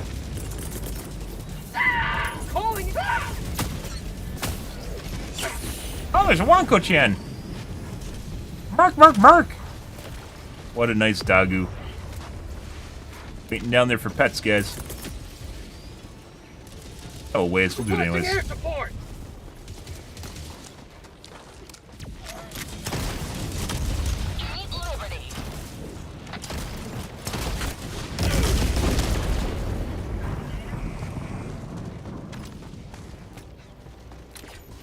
Alright, let's see. Let's go do... I have no idea how I survived the railgun exploding. That's ridiculous.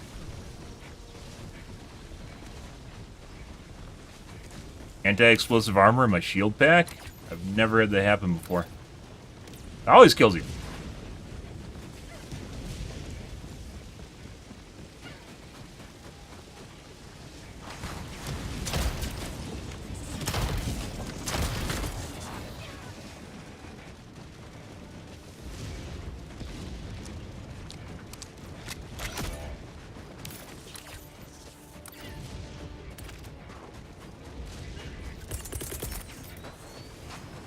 Reinforcing!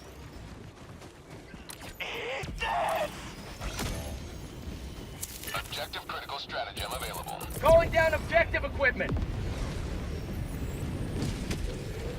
Good, good, good.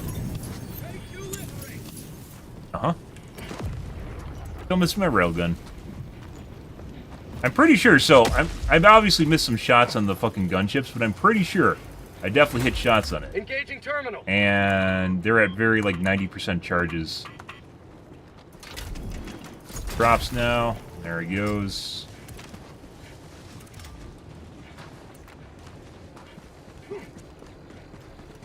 Hey, dude.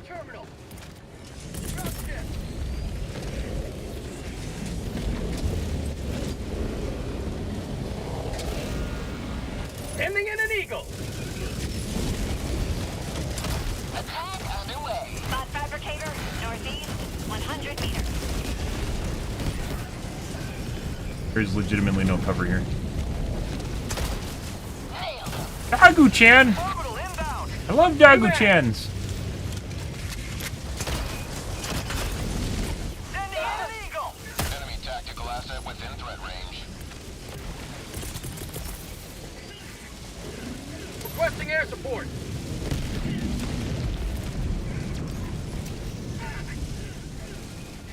Uh-huh.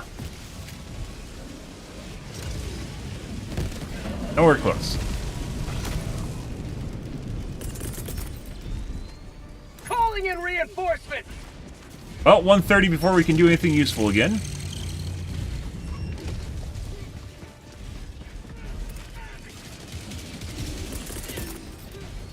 Reinforcing. Hey, bud. Alright. Make it in, guys. We're Mister. Oh, yeah? Ah, cool. Well, that's wonderful.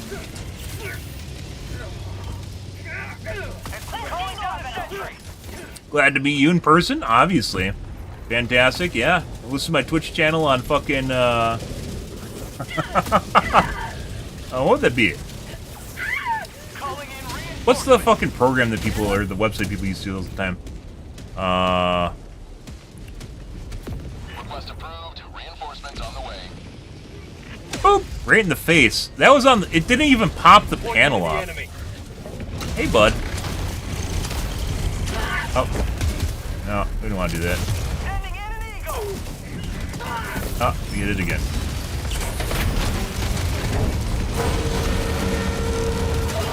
Oh, we hit it again. Okay.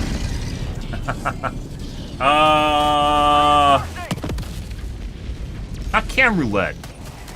What's the fucking name of the popular website where you go? Basically, it's always just used for people jerking off. I haven't fucking heard the website in forever. Reporting to the front. I got the terminal.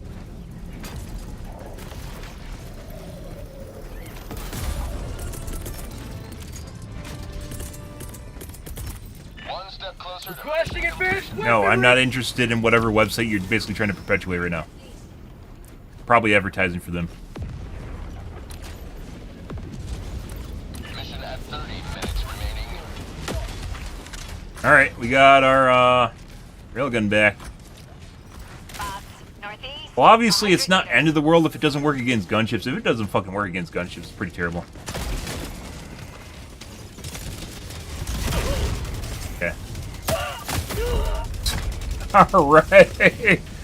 Like I said, I swear to God, I die more often with a shield pack than I do without a shield pack, which doesn't even fucking make sense.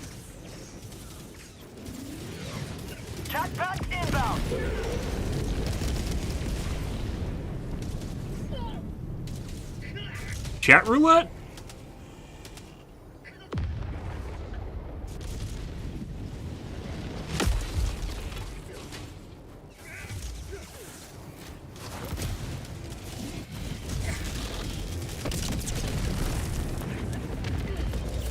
Helldivers never die.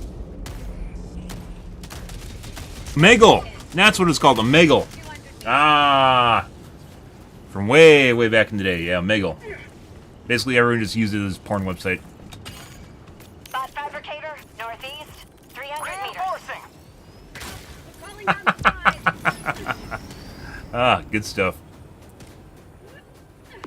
Request approved. Deploying reinforcements. Democracy has landed. They're jerking off on my fucking corpse right now. They are. Joel spawned a patrol on top of my corpse. Being a douche. You heard me talking shit about the autocannon.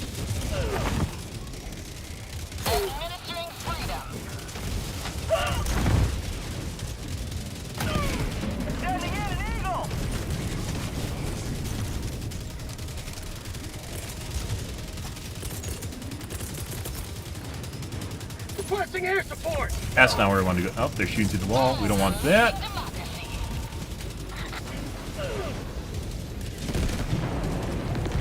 New mag. Bot fabricator, northeast, 200 meters. Orbital inbound.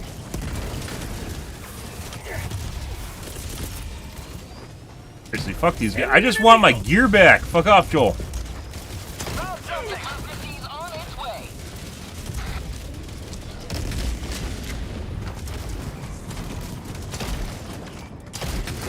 Yeah, I'd say this gun is way too powerful, at least against the bots. Against bugs, it's alright. There's a lot of alternative guns to use against the bugs, but against bots, it's very, very good.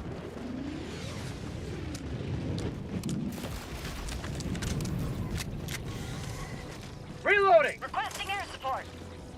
Throwing grenade. Fucking knockback, too. It's insane. Yeah. Boy. He stripped my shield and took half my HP.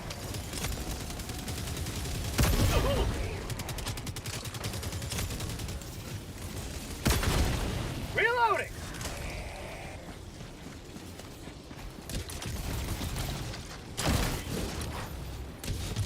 Fucking God.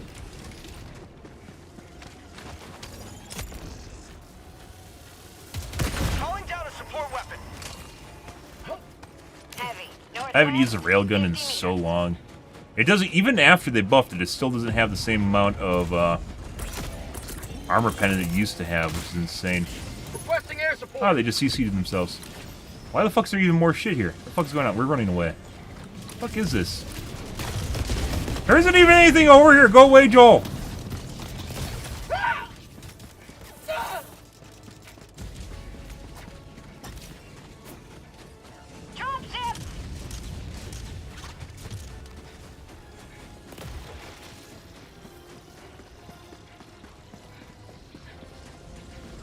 Pretty good.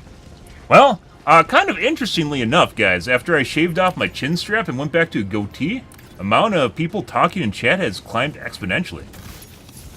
Obviously means that's a good thing, right? Which is weird, because I think, honestly, the chin strap gives a more defined appearance, but... Wow. Why did you ping randomly on top of that? L2. Over here. Main objective nearby. When no one's responding to him. Good. Yeah, I know. I actually think it looks better. It could be because, like, chin strap is generally, like, you know how the Hitler mustache is associated with Hitler, right? The toothbrush mustache, as it's called. People just call it the Hitler mustache, and the one right here, which no one can wear anymore. The chin strap is generally associated with Mennonites or Amish people. At least in the U.S. Okay, because I actually really like it.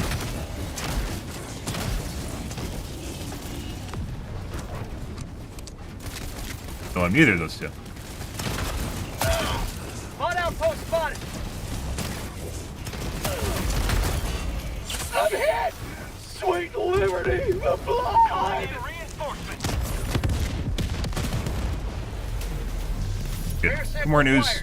How's your day going, dude? Like, we've had more fuckboys talking in chat, too. Like, literally the first day. Literally the first day. Immediately had a fuckboy in chat. On Kick. But you'll get that, too, with just more people talking, so. I don't know, is it a good thing or a bad thing?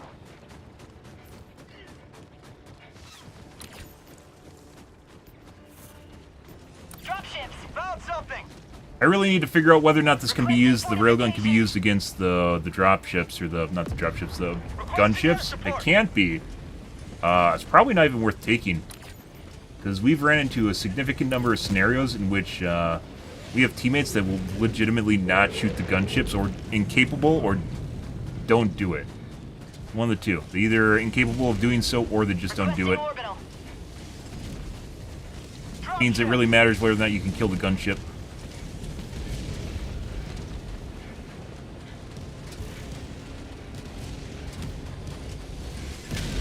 Mark, mark, mark! Sending in an eagle. 380, which means we can't even go over there anymore. Sending in an eagle. Fucking 380s are the most worthless thing in the fucking world, guys. Reinforcing. On your tits! Democracy.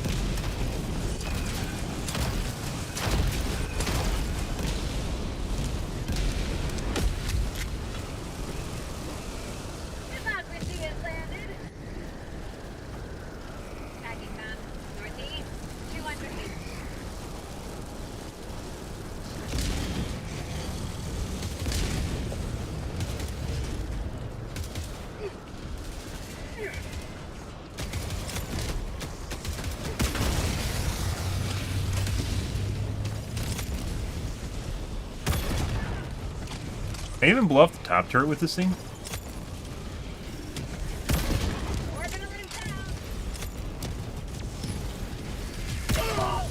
I just blew up my fucking gun again.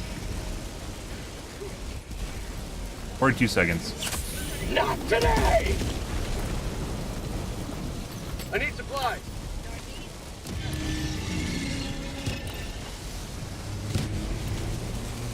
Huh. So I guess if you have a full shield now, the railgun explosion doesn't kill you. They must have changed it with the recent railgun buff. No, because I definitely died. I didn't have a shield pack, though. I definitely died on... when we first tested it on Friday, I think. Interesting.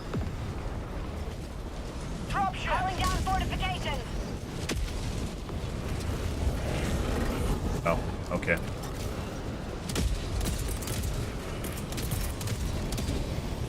Calling down a support weapon. Liberty emerges victorious yet again. Extract when ready.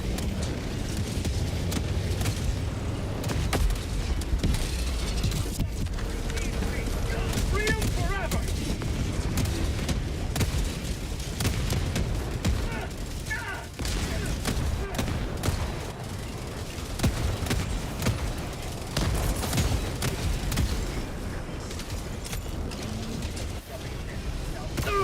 Fucking did it again. I was trying to min-max it.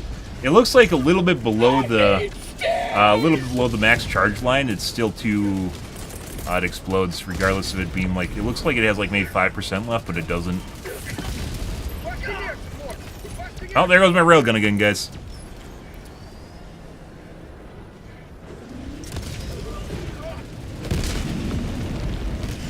Freedom never rests. Reloading. Injury? What injury? Supplies.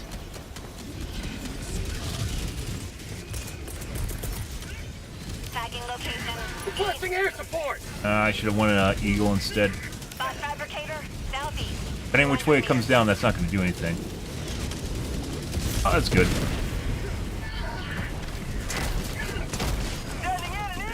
Sweet liberty, my leg! Yeah. Sending an eagle. Not today. Sending in an eagle. Or like, yeah. Do you want to shoot it? Are you going to shoot it now? Marking location. Heavy. South. Can you shoot it, S4?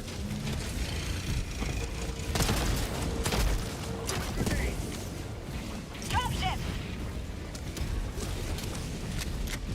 Another one. The guy's already dead.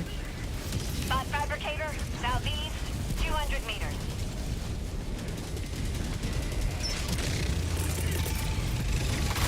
Requesting air support.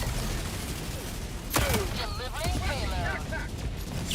My life for Super Earth. Like nothing we can do about that right now, because I don't have a heavy weapon. I think we're just gonna run away. Dropping a pin. North, 100 meters.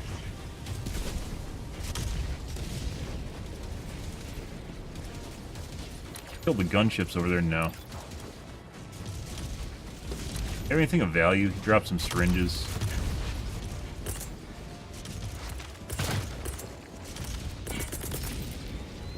Why is there a fucking patrol right in front of me? East, 200 meters. Juicy one too. Tagging map. Southeast, 200 meters.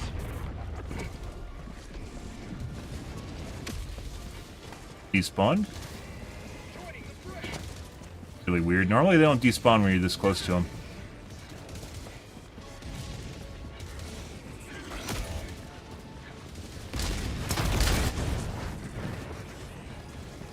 Reinforcing.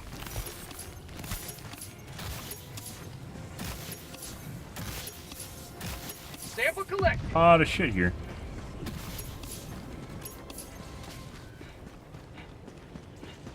Aggro to me.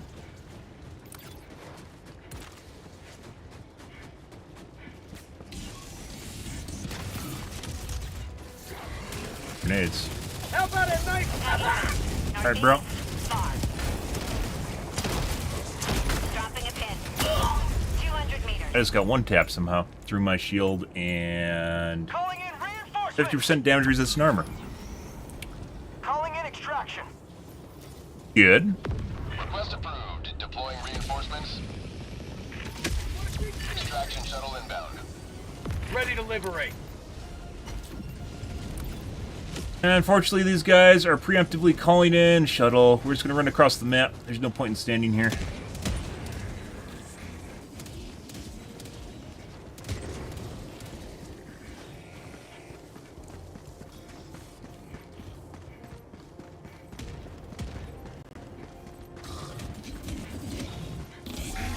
ETA T-minus 2 minutes and 30 seconds. Requesting fortifications.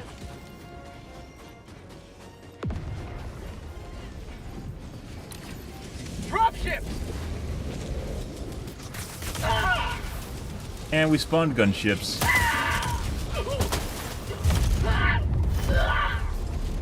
Oh. And instantly dead. Normally shots from them don't hit you. The Gatling shots don't hit you, but the missiles will. And then we just got unlucky on the physics damage. So, try it again. You extracting guys, by the way, is like worth like 50 rec. It's like absolutely nothing. Sending in an eagle. It'll help our teammates.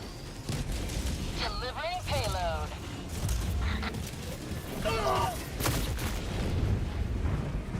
ETA T-minus 1 minute and 30 seconds.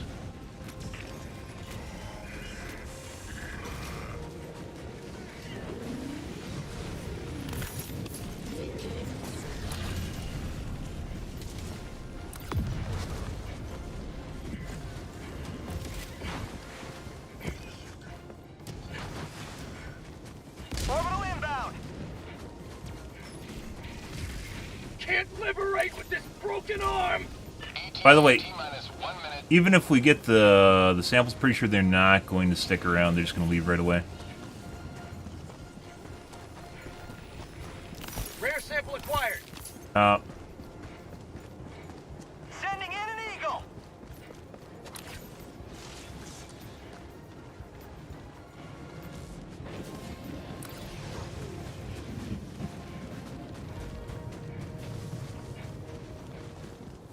ETA T-minus 30 seconds. Requesting orbital. Oh. Requesting Almost death. weaponry. ETA T-minus 20 seconds. Sending in an eagle. And gunships again. So that actually looks like the rail cannon. The railgun still sucks against the bots. Also sucks against the chargers or the bugs too.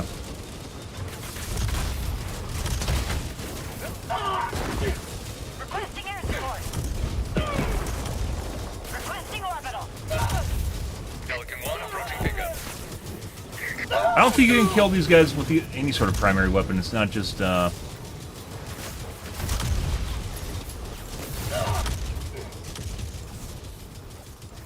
initiated. Stand by for takeoff. So Joel 100% has increased the fucking knockback radius by like, I'd say 300%. I'd say 200, 300%. It's something insane. And if that's not a testament to it, I don't know exactly what is. There's definitely been variations in the amount of knockback the bots have had, and I think it's either this week or last week. At some point he changed it. And it's pretty absurd now. Where you just get tossed around a lot.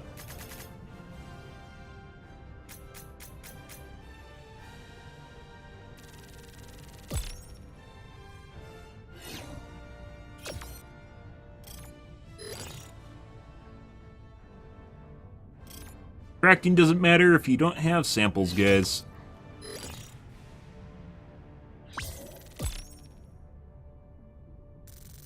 Maybe we'll give the railgun like one more mission. Basically, most of the time we spent without the railgun because it blew up.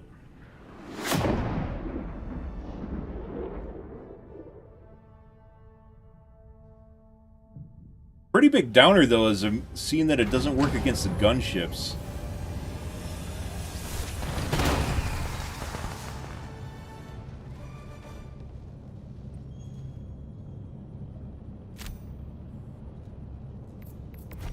Allied destroyer. Good. Squadron. All right. The enemy barely noticed our presence before we pulled out. Welcome aboard, Helldiver. Let's do the next one. Innocents perish with every wasted second. Mission coordinates locked. Hellpods prime.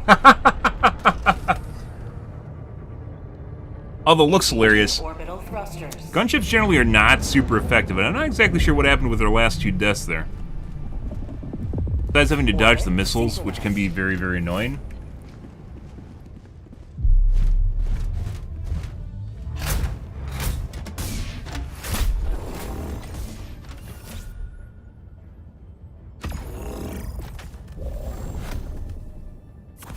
Go, shield, the railgun again, 500 kg.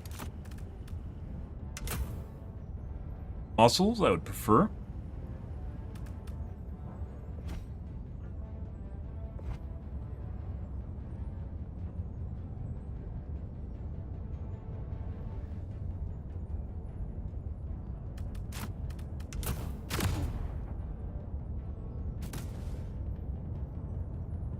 Hellpod launch initiated.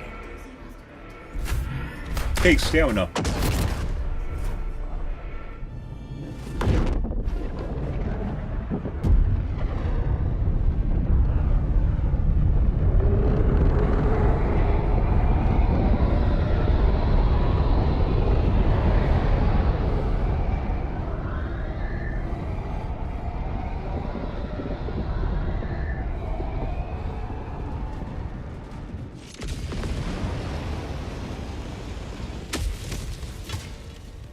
Jammer.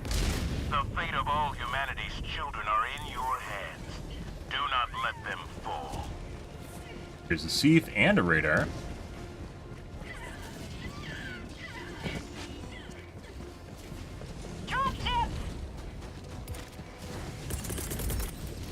Tech pack inbound. Requesting advanced weaponry.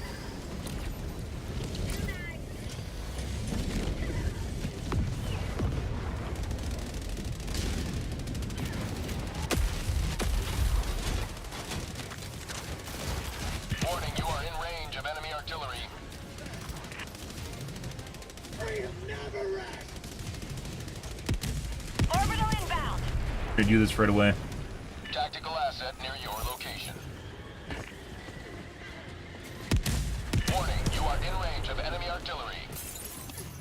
Package acquired. Dropping Hey, package. Palm, is this a new layout for the mortar? The thief kind of looks that way. Normally there's a little... Package acquired. No, it's not. Dropping package. Calling down a Garbage. Range of enemy artillery. Tac pack inbound.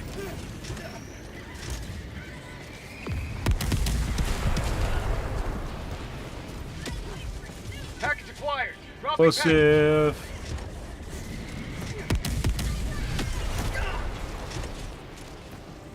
Warning, you are in range of enemy artillery. Reinforcing. Calm your tits.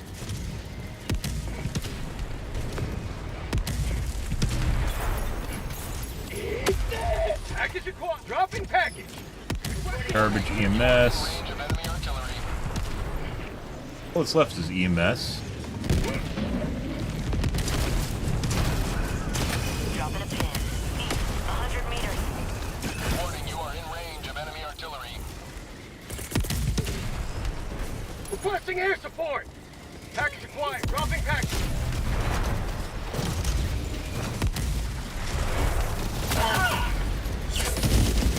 Warning, you are in range of enemy artillery. Reinforcing. Calm your fucking tits again.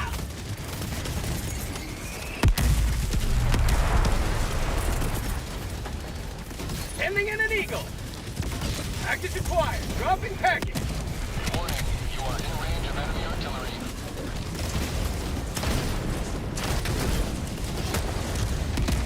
Sending in an eagle.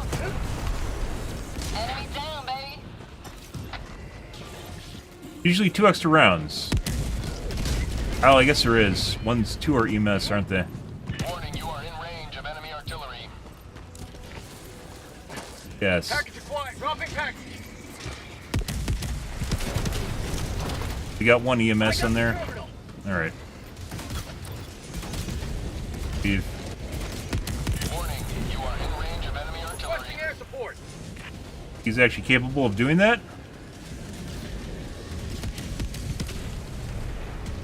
Requesting objective equipment. That's not radar. Think he's actually capable of doing that, guys? Is this above his pay grade? Okay. Freedom forever! Too bad there wasn't a button. Too bad there wasn't a button to manually vault. Get the book plug. Requesting sentry. Rare sample acquired.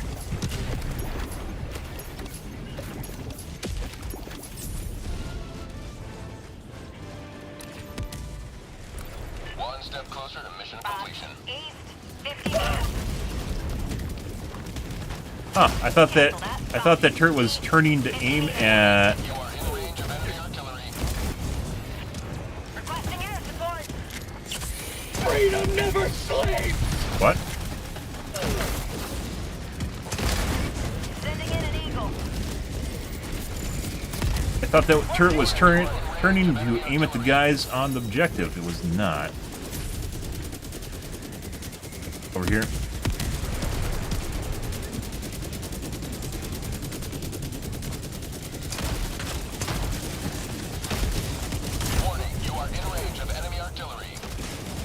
Bag's empty. Sending in an eagle.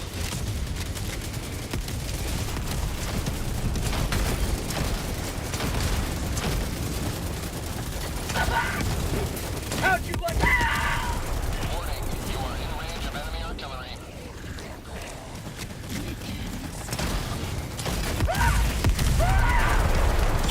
Injury? What injury?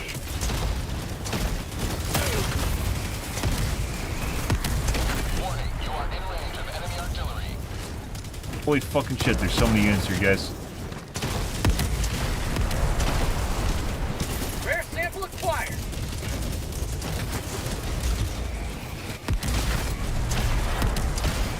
Warning, you are in range of enemy artillery.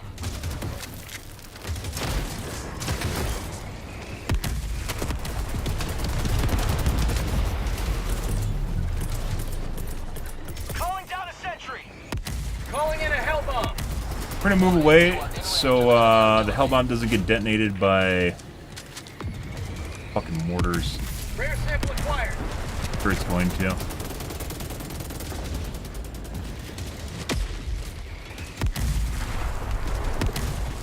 Warning, you are in range of enemy artillery. Hell bomb arm. Clear the area.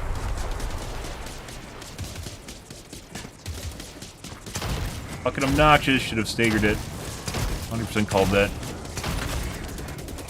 Gotta wait again. Warning, you are in range of enemy artillery. I mean, we could do this. This is gonna...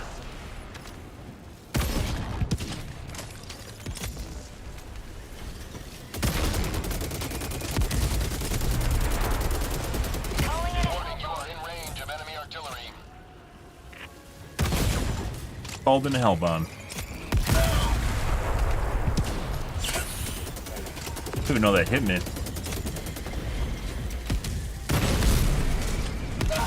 Really takes forever. You are in range of enemy artillery. Oh, I just blew it up. Not today. Don't work. I have to wait for... Warning, you are in range of enemy artillery. Hellbomb Calling again. in reinforcements. Hell bomb armed. Clear the area.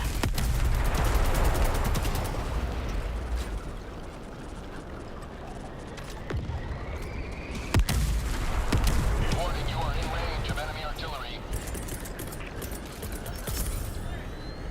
Calling in a hell bomb. Back here.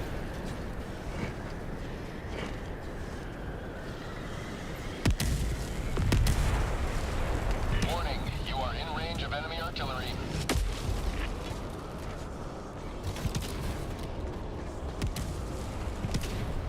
I got the terminal. Hell bomb armed. Clear Warning, the you are in area. range of enemy artillery. Sample collected. selected.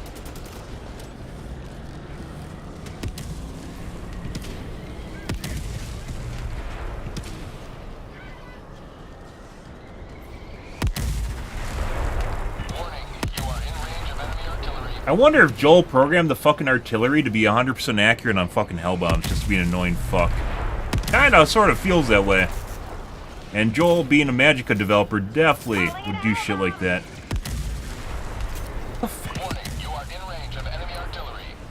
Oh yeah? Okay. Okay, we're just gonna leave. These guys can fuck around with this. I'm fucking done here. I'm literally sat here for the last 2 minutes waiting for a hellbomb to come in. We're just gonna leave. Those guys can clean it up. Holy fuck. Hellbomb armed. Clear the area. It's time. And then we got a patrol coming in too. My guess is the patrol would show up right when we get the next hellbomb, which would then blow up the hellbomb, and then we'd have to start all over. We're not even gonna bother with it. The answer is to not to play the game, guys, and wait for them to despawn and go back, or let the other guys fix it. Objective critical stratagem available. Very annoying. Waited like 2 minutes, like more than that, because you have to wait for the cooldown on the fucking hellbomb when someone else calls it in too. Huge waste of time. Calling down supply. Engaging terminal.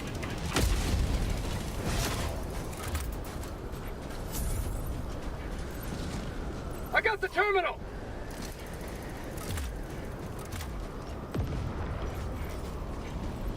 Package acquired. Dropping package. Not calling them in, someone else can call them in. Engaging terminal. Doesn't need to be over here. Okay. Mission is progressing. Go do the big base, or attempt to do the big base.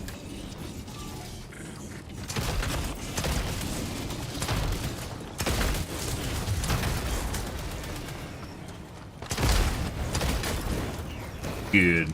Is no one gonna call him? Okay. Alright. Well, we got the objective done. Reinforcing. You can spawn in the middle of the enemy base and kill it.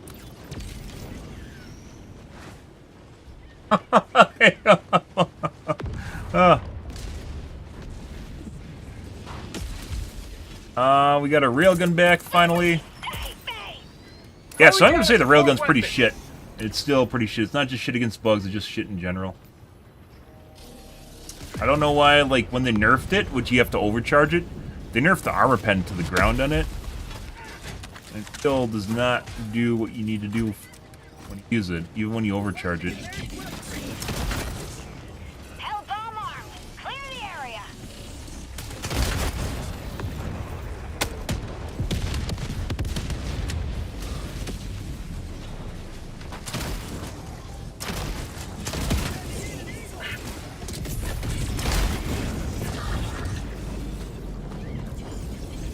That's called democracy. Max empty. Ugh. Injury? What injury? Enemy tactical asset within range. Eat this!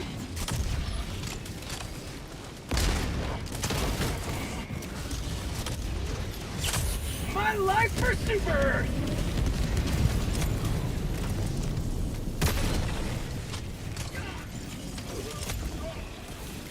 I can't even... That's the guy I fucking spawned in! I didn't want to spawn him in, and then it's just... I can't even kill the fucking brute now, because he fucking turned it. Okay, have fun, dude. We're gonna leave, and then we'll come back when he dies. For yourself.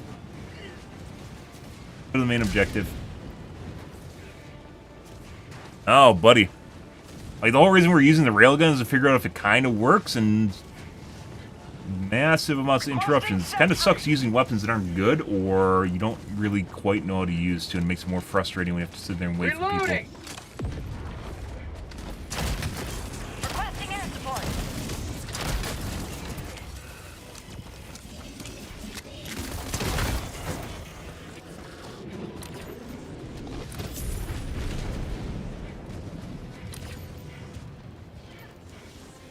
Dropships. Oh.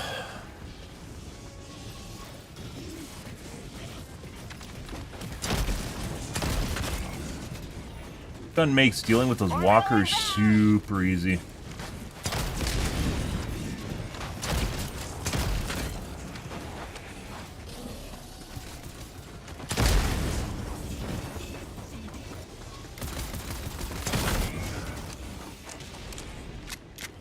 Main objective near your position. Requesting tac pack.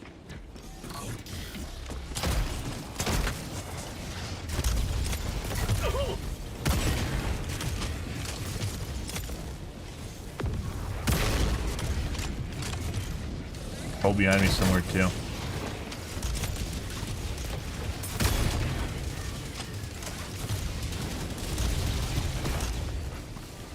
Bob, northwest, 200 meters. You don't say.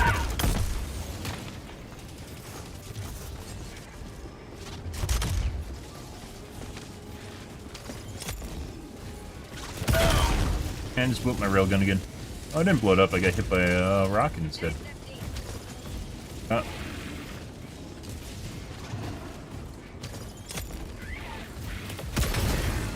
Go. I think that took multiple shots. I'm pretty sure I hit in the visor once already. If that's the case, basically it's useless. I mean, the Quasar takes multiple shots. Not really the same thing, though.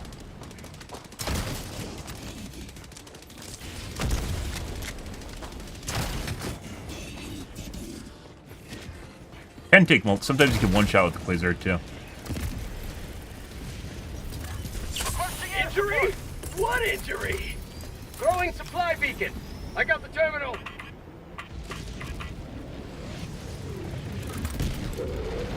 E5. Pretty good. Engaging terminal. Alright.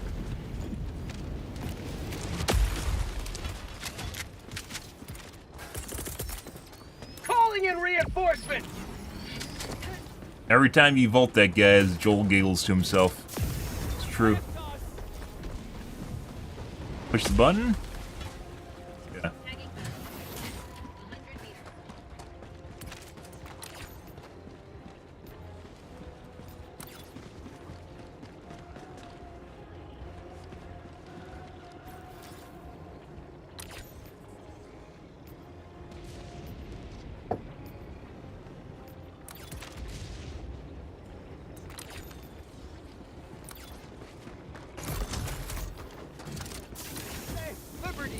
Lagging, can't press.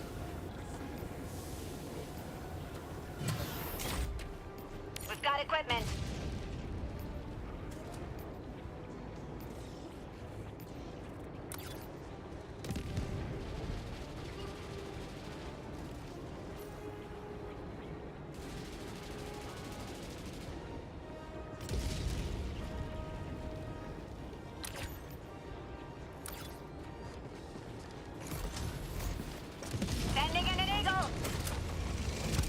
I don't think it's lag as much as, oh, here we go, guys. Oh, okay. We didn't even get a chance to use it on it. What the fuck? Bug report.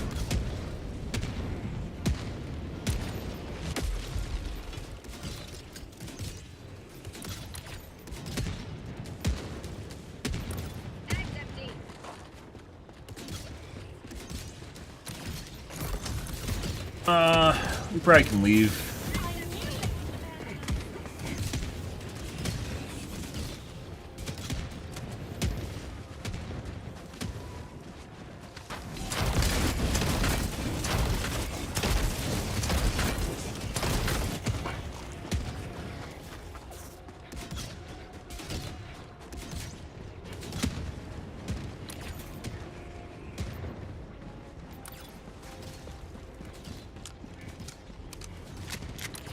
I actually just want to find enemies so I can try shooting them.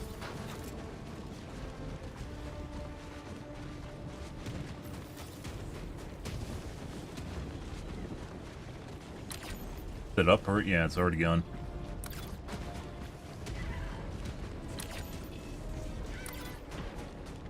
Like they aren't pushing the buttons anymore. Good. Ah, that was a tank at one point.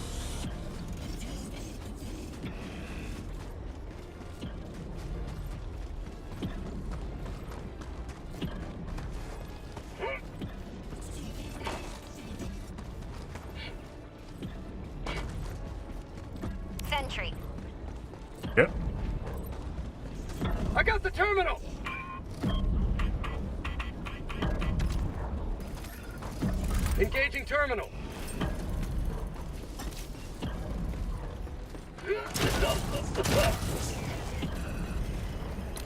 Yep.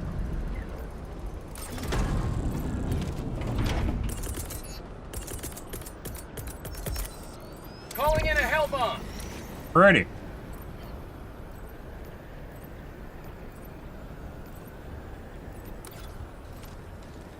We'll give it, I guess, another go, guys.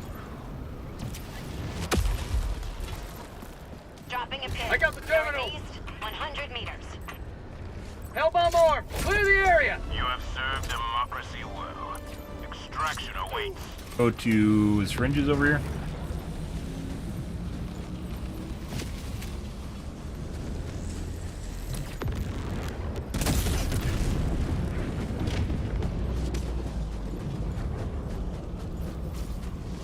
Calling in extraction. Extraction shuttle inbound. Rare sample acquired. Yeah.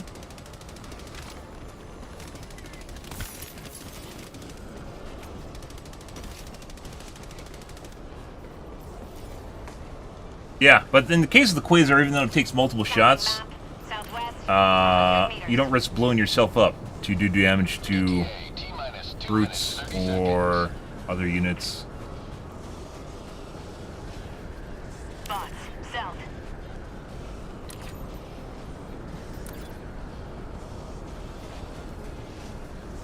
Calling down a support weapon.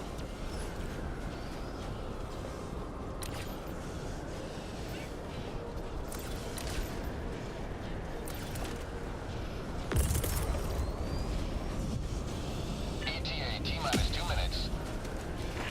They're even going over here. Sending in an eagle. Alright. Here comes the cavalry.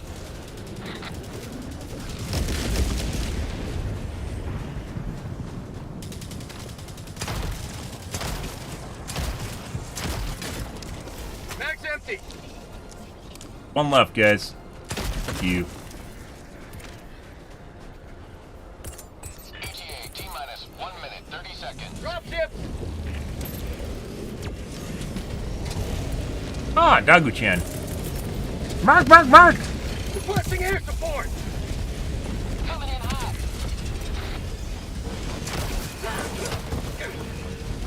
Requesting orbital.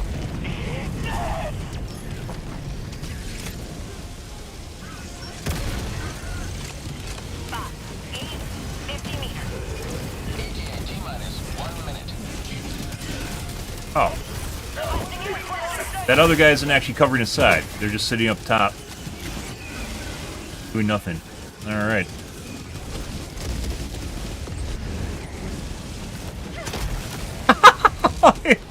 Shit. Reinforcing. Well, there's that. ETA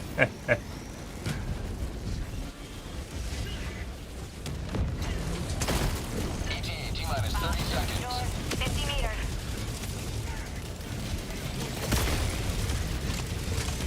Requesting sentry. ETA T-minus 20 Oh, I think we just one-shot him. First one I don't think hit.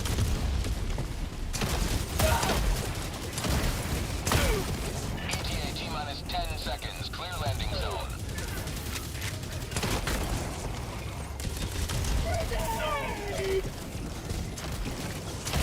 This is Pelican 1. I have visual on the extraction zone.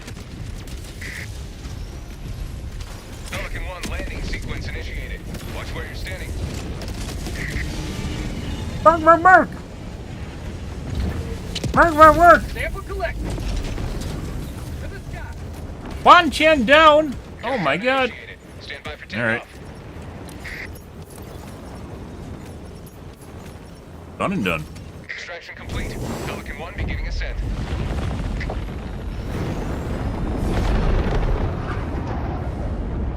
Democracy prevails once more. Good, good, good. I don't even know what that bug is. I don't think it's lag. I mean, I've been the host on plenty of games. Well, I'm almost all my games I've been the host, and there's cases where it bugs out and you can't touch it. I don't think it's lag related. Can't interact with consoles, or someone else touches it and bugs it out.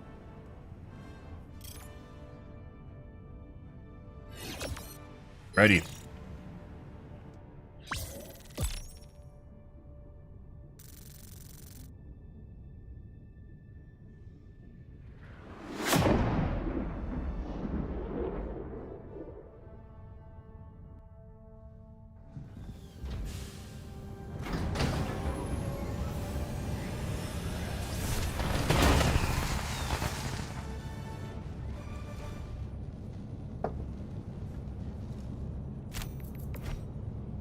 Okay. Good. Helldiver. I don't know why I'm over here. Step for democracy. One giant leap for death count. I think the last one's an Eradicate. Eradicate and bots are shit shows.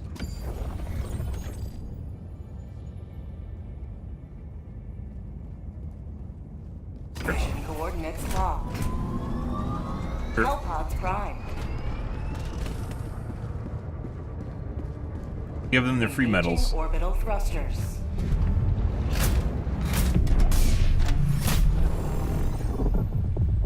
Orbit synchronized.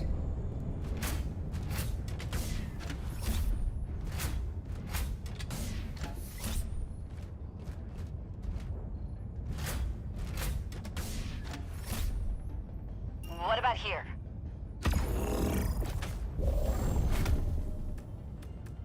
Okay. Eagle shield. Obviously, we're doing the railgun. And let's do gas.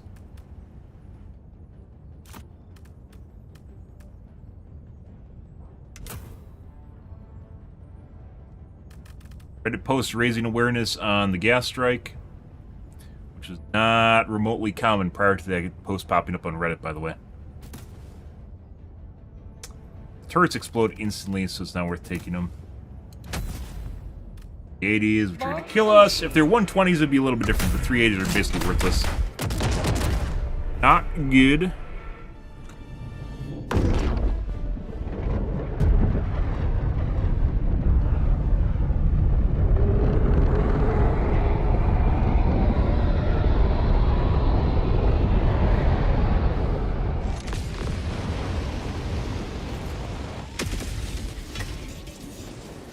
But This is the solemn duty for which you were born.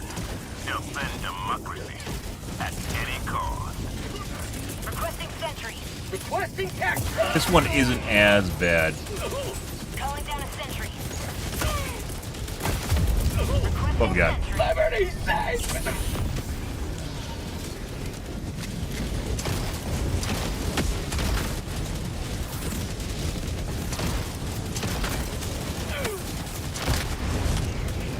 Christ.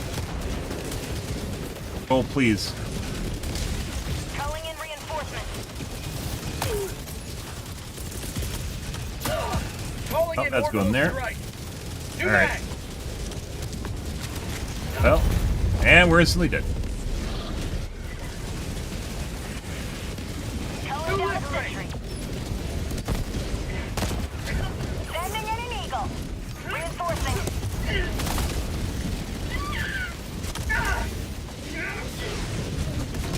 Yep. Request approved. Deploying reinforcements. I probably should have brought an EMS mortar. Throwing grenade. Stutters.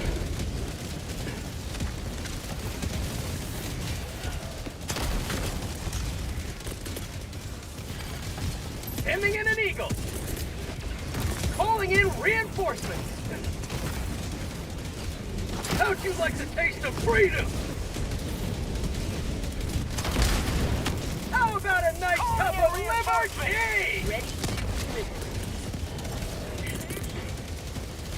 Requesting air support.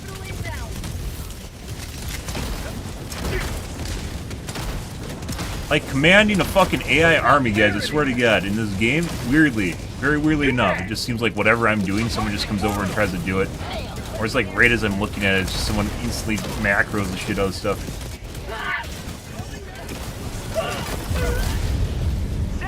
Hey look guys, a 380 killed me.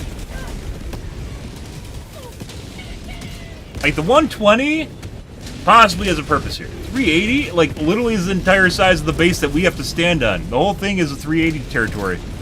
There's like no way to use it and actually remotely like deal with what's going on. Or are they playing to defend the back area? Oh. Okay, so you just 380 the entire base and sit in the back area with turrets? You, oh my god, you stole my fucking shield pack!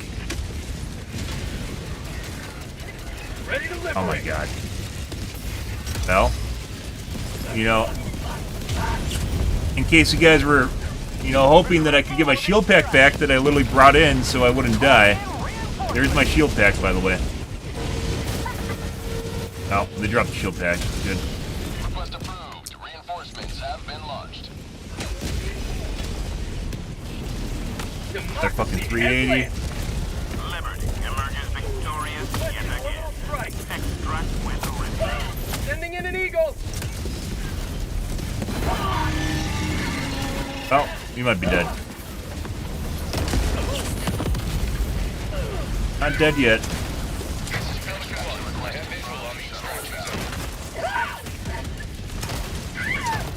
This is Pelican 1, preparing for touchdown. That's called democracy. Gun's too good. Does everything well against bots.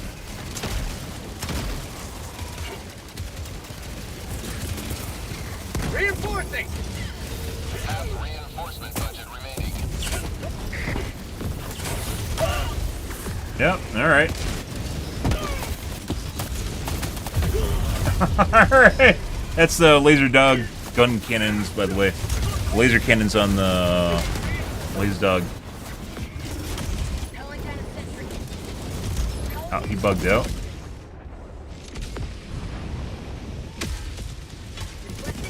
By the way, that is the reason you don't land on the shuttle. Hey, look, my railgun. Shuttle launch in 20 seconds.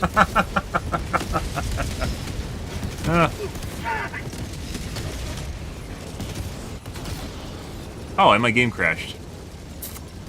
Well, did I lock on my whole computer too? Pelican 1 beginning ascent. That's weird.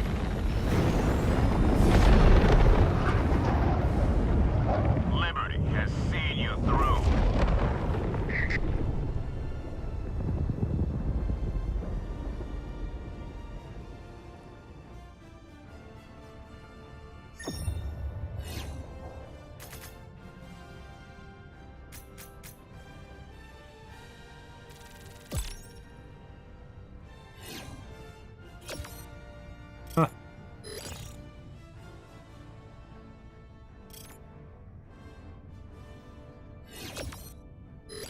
Well, we gave the kids the medals, guys. We did our daily deed. Good. Good.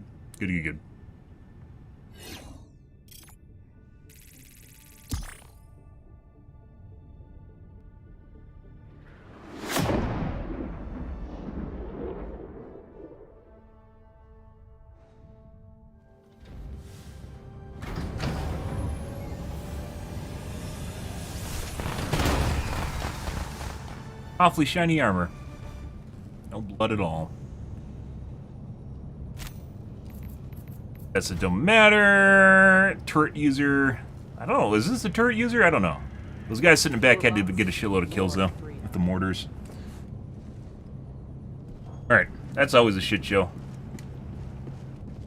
I don't think that's better than that other new mission where you have, like, that little side area and, like, the little moat that just come through on the side. Because that you always get overrun, you basically run around the edge of the map. Okay, we're going to call things for this morning, guys. Tonight will probably be more of Helldivers 2. We're going to continue using, probably the railgun. I'm going to have to try it out a little bit more. I think, like, it looks like it does one-shot the brute, but you have to be, like, right on charge for that. I don't know. It definitely does not one-tap the leg armor off chargers, so... Yeah. We will be going probably for League of Legends maybe on Monday, or maybe this next coming week at some point here. Not quite done with it yet, not quite bored of Helldivers 2. And we'll spend more time using the autocannon too, because it looks like autocannon is honestly just easy mode. This gun is easy mode for the bots too. It's just too good. I thought this was only going to be good against the Zerg, but it's not. It's actually probably the best weapon to use against the bots is this right now. It's just very, very good. It staggers them too. It does a shitload of damage and it staggers them. And you don't even need to hit them direct. It's like everything. It's like the Ruptor. Ruptor's probably still pretty good against the bots too, but the Ruptor got toned down a lot. This thing, on the other hand, fires a lot faster than the Ruptor does.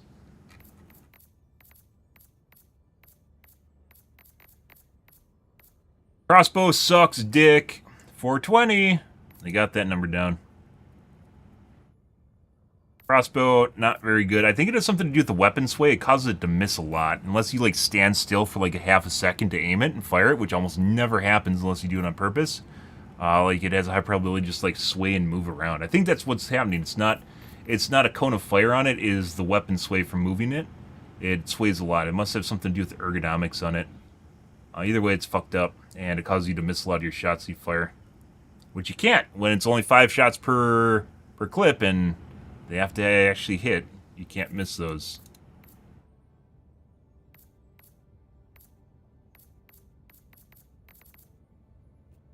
It says it has recoil of 35, but maybe that's just recoil. I don't know. It really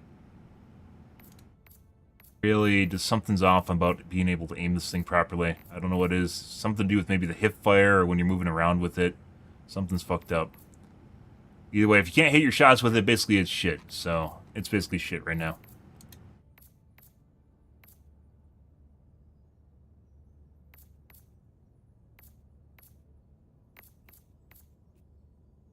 Oh, and they're going to have to do balancing pass and purifier. Like I said, I think one of the simplest and best upgrades they could do for the purifier is legitimately make it so it auto-cycles when you get full charge on it.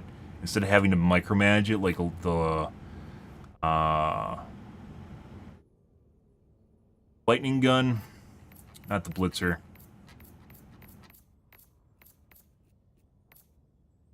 Normal lightning gun. They just make it so it automatically fires when it reaches full charge, and it doesn't.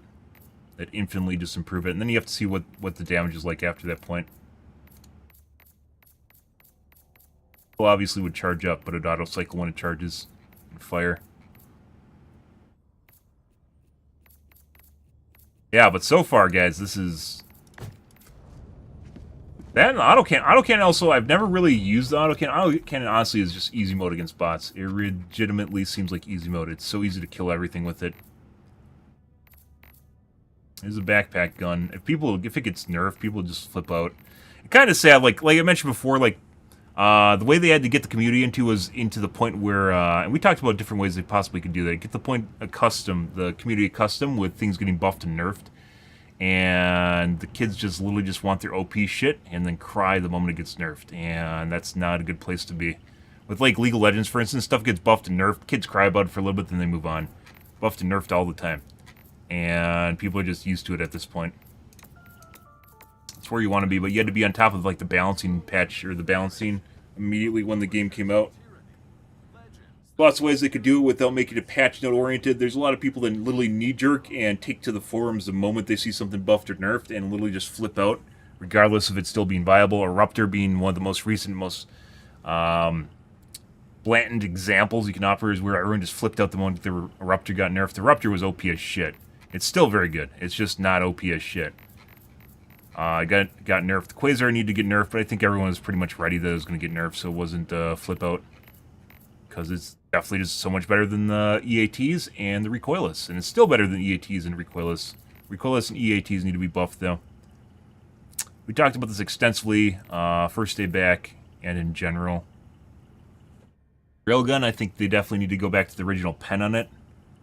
Maybe at like 75. It has to be overcharged territory, but maybe 75 or 80% should be the original pen on it. And I don't think it is. I think you have to get this thing to like 95% to get the original pen, and that's insane. Because most of the time it'll explode.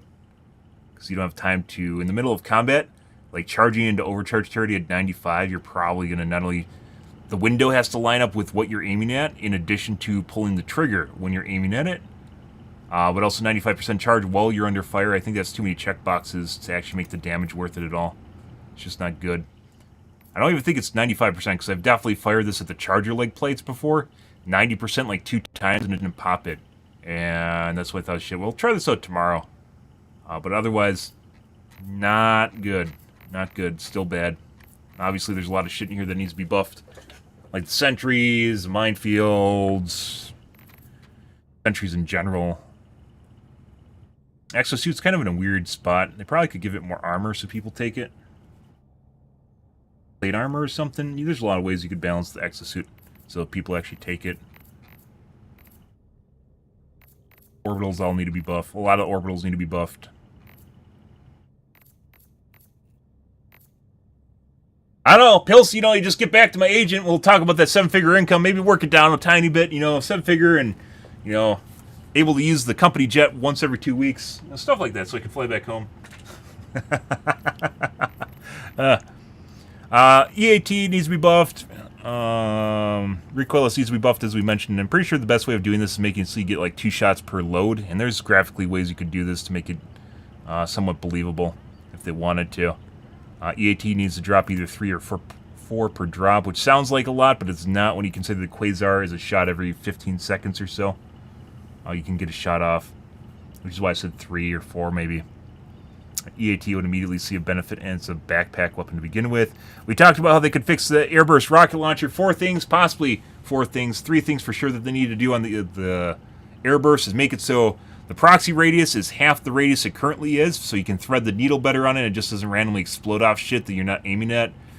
Make it so it has a quasar attached to the warhead in the first place, so it does quasar damage if it direct hits, which isn't a lot to ask, to be perfectly honest. That's probably a bare minimum, so you can potentially use it against heavy targets in a pinch, but it's still going to suck dick. The third one is... make it so you can reload while running. And I think that's very, very important because it's actually not that great in the first place. Fourth one, which is a possibility, is also giving it into airburst mode so it can actually fire downward. Or like this.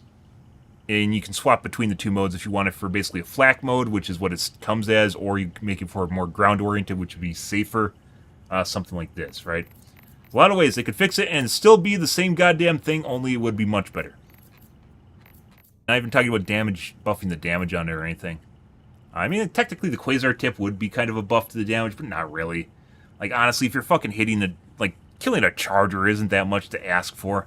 Killing a charger with this thing with one of the rounds is not that big of a deal. But you need it. Anyways. We're going to head over ourselves, guys. I could talk about balance all night, as you guys know, but we're going to call things here for this afternoon, guys.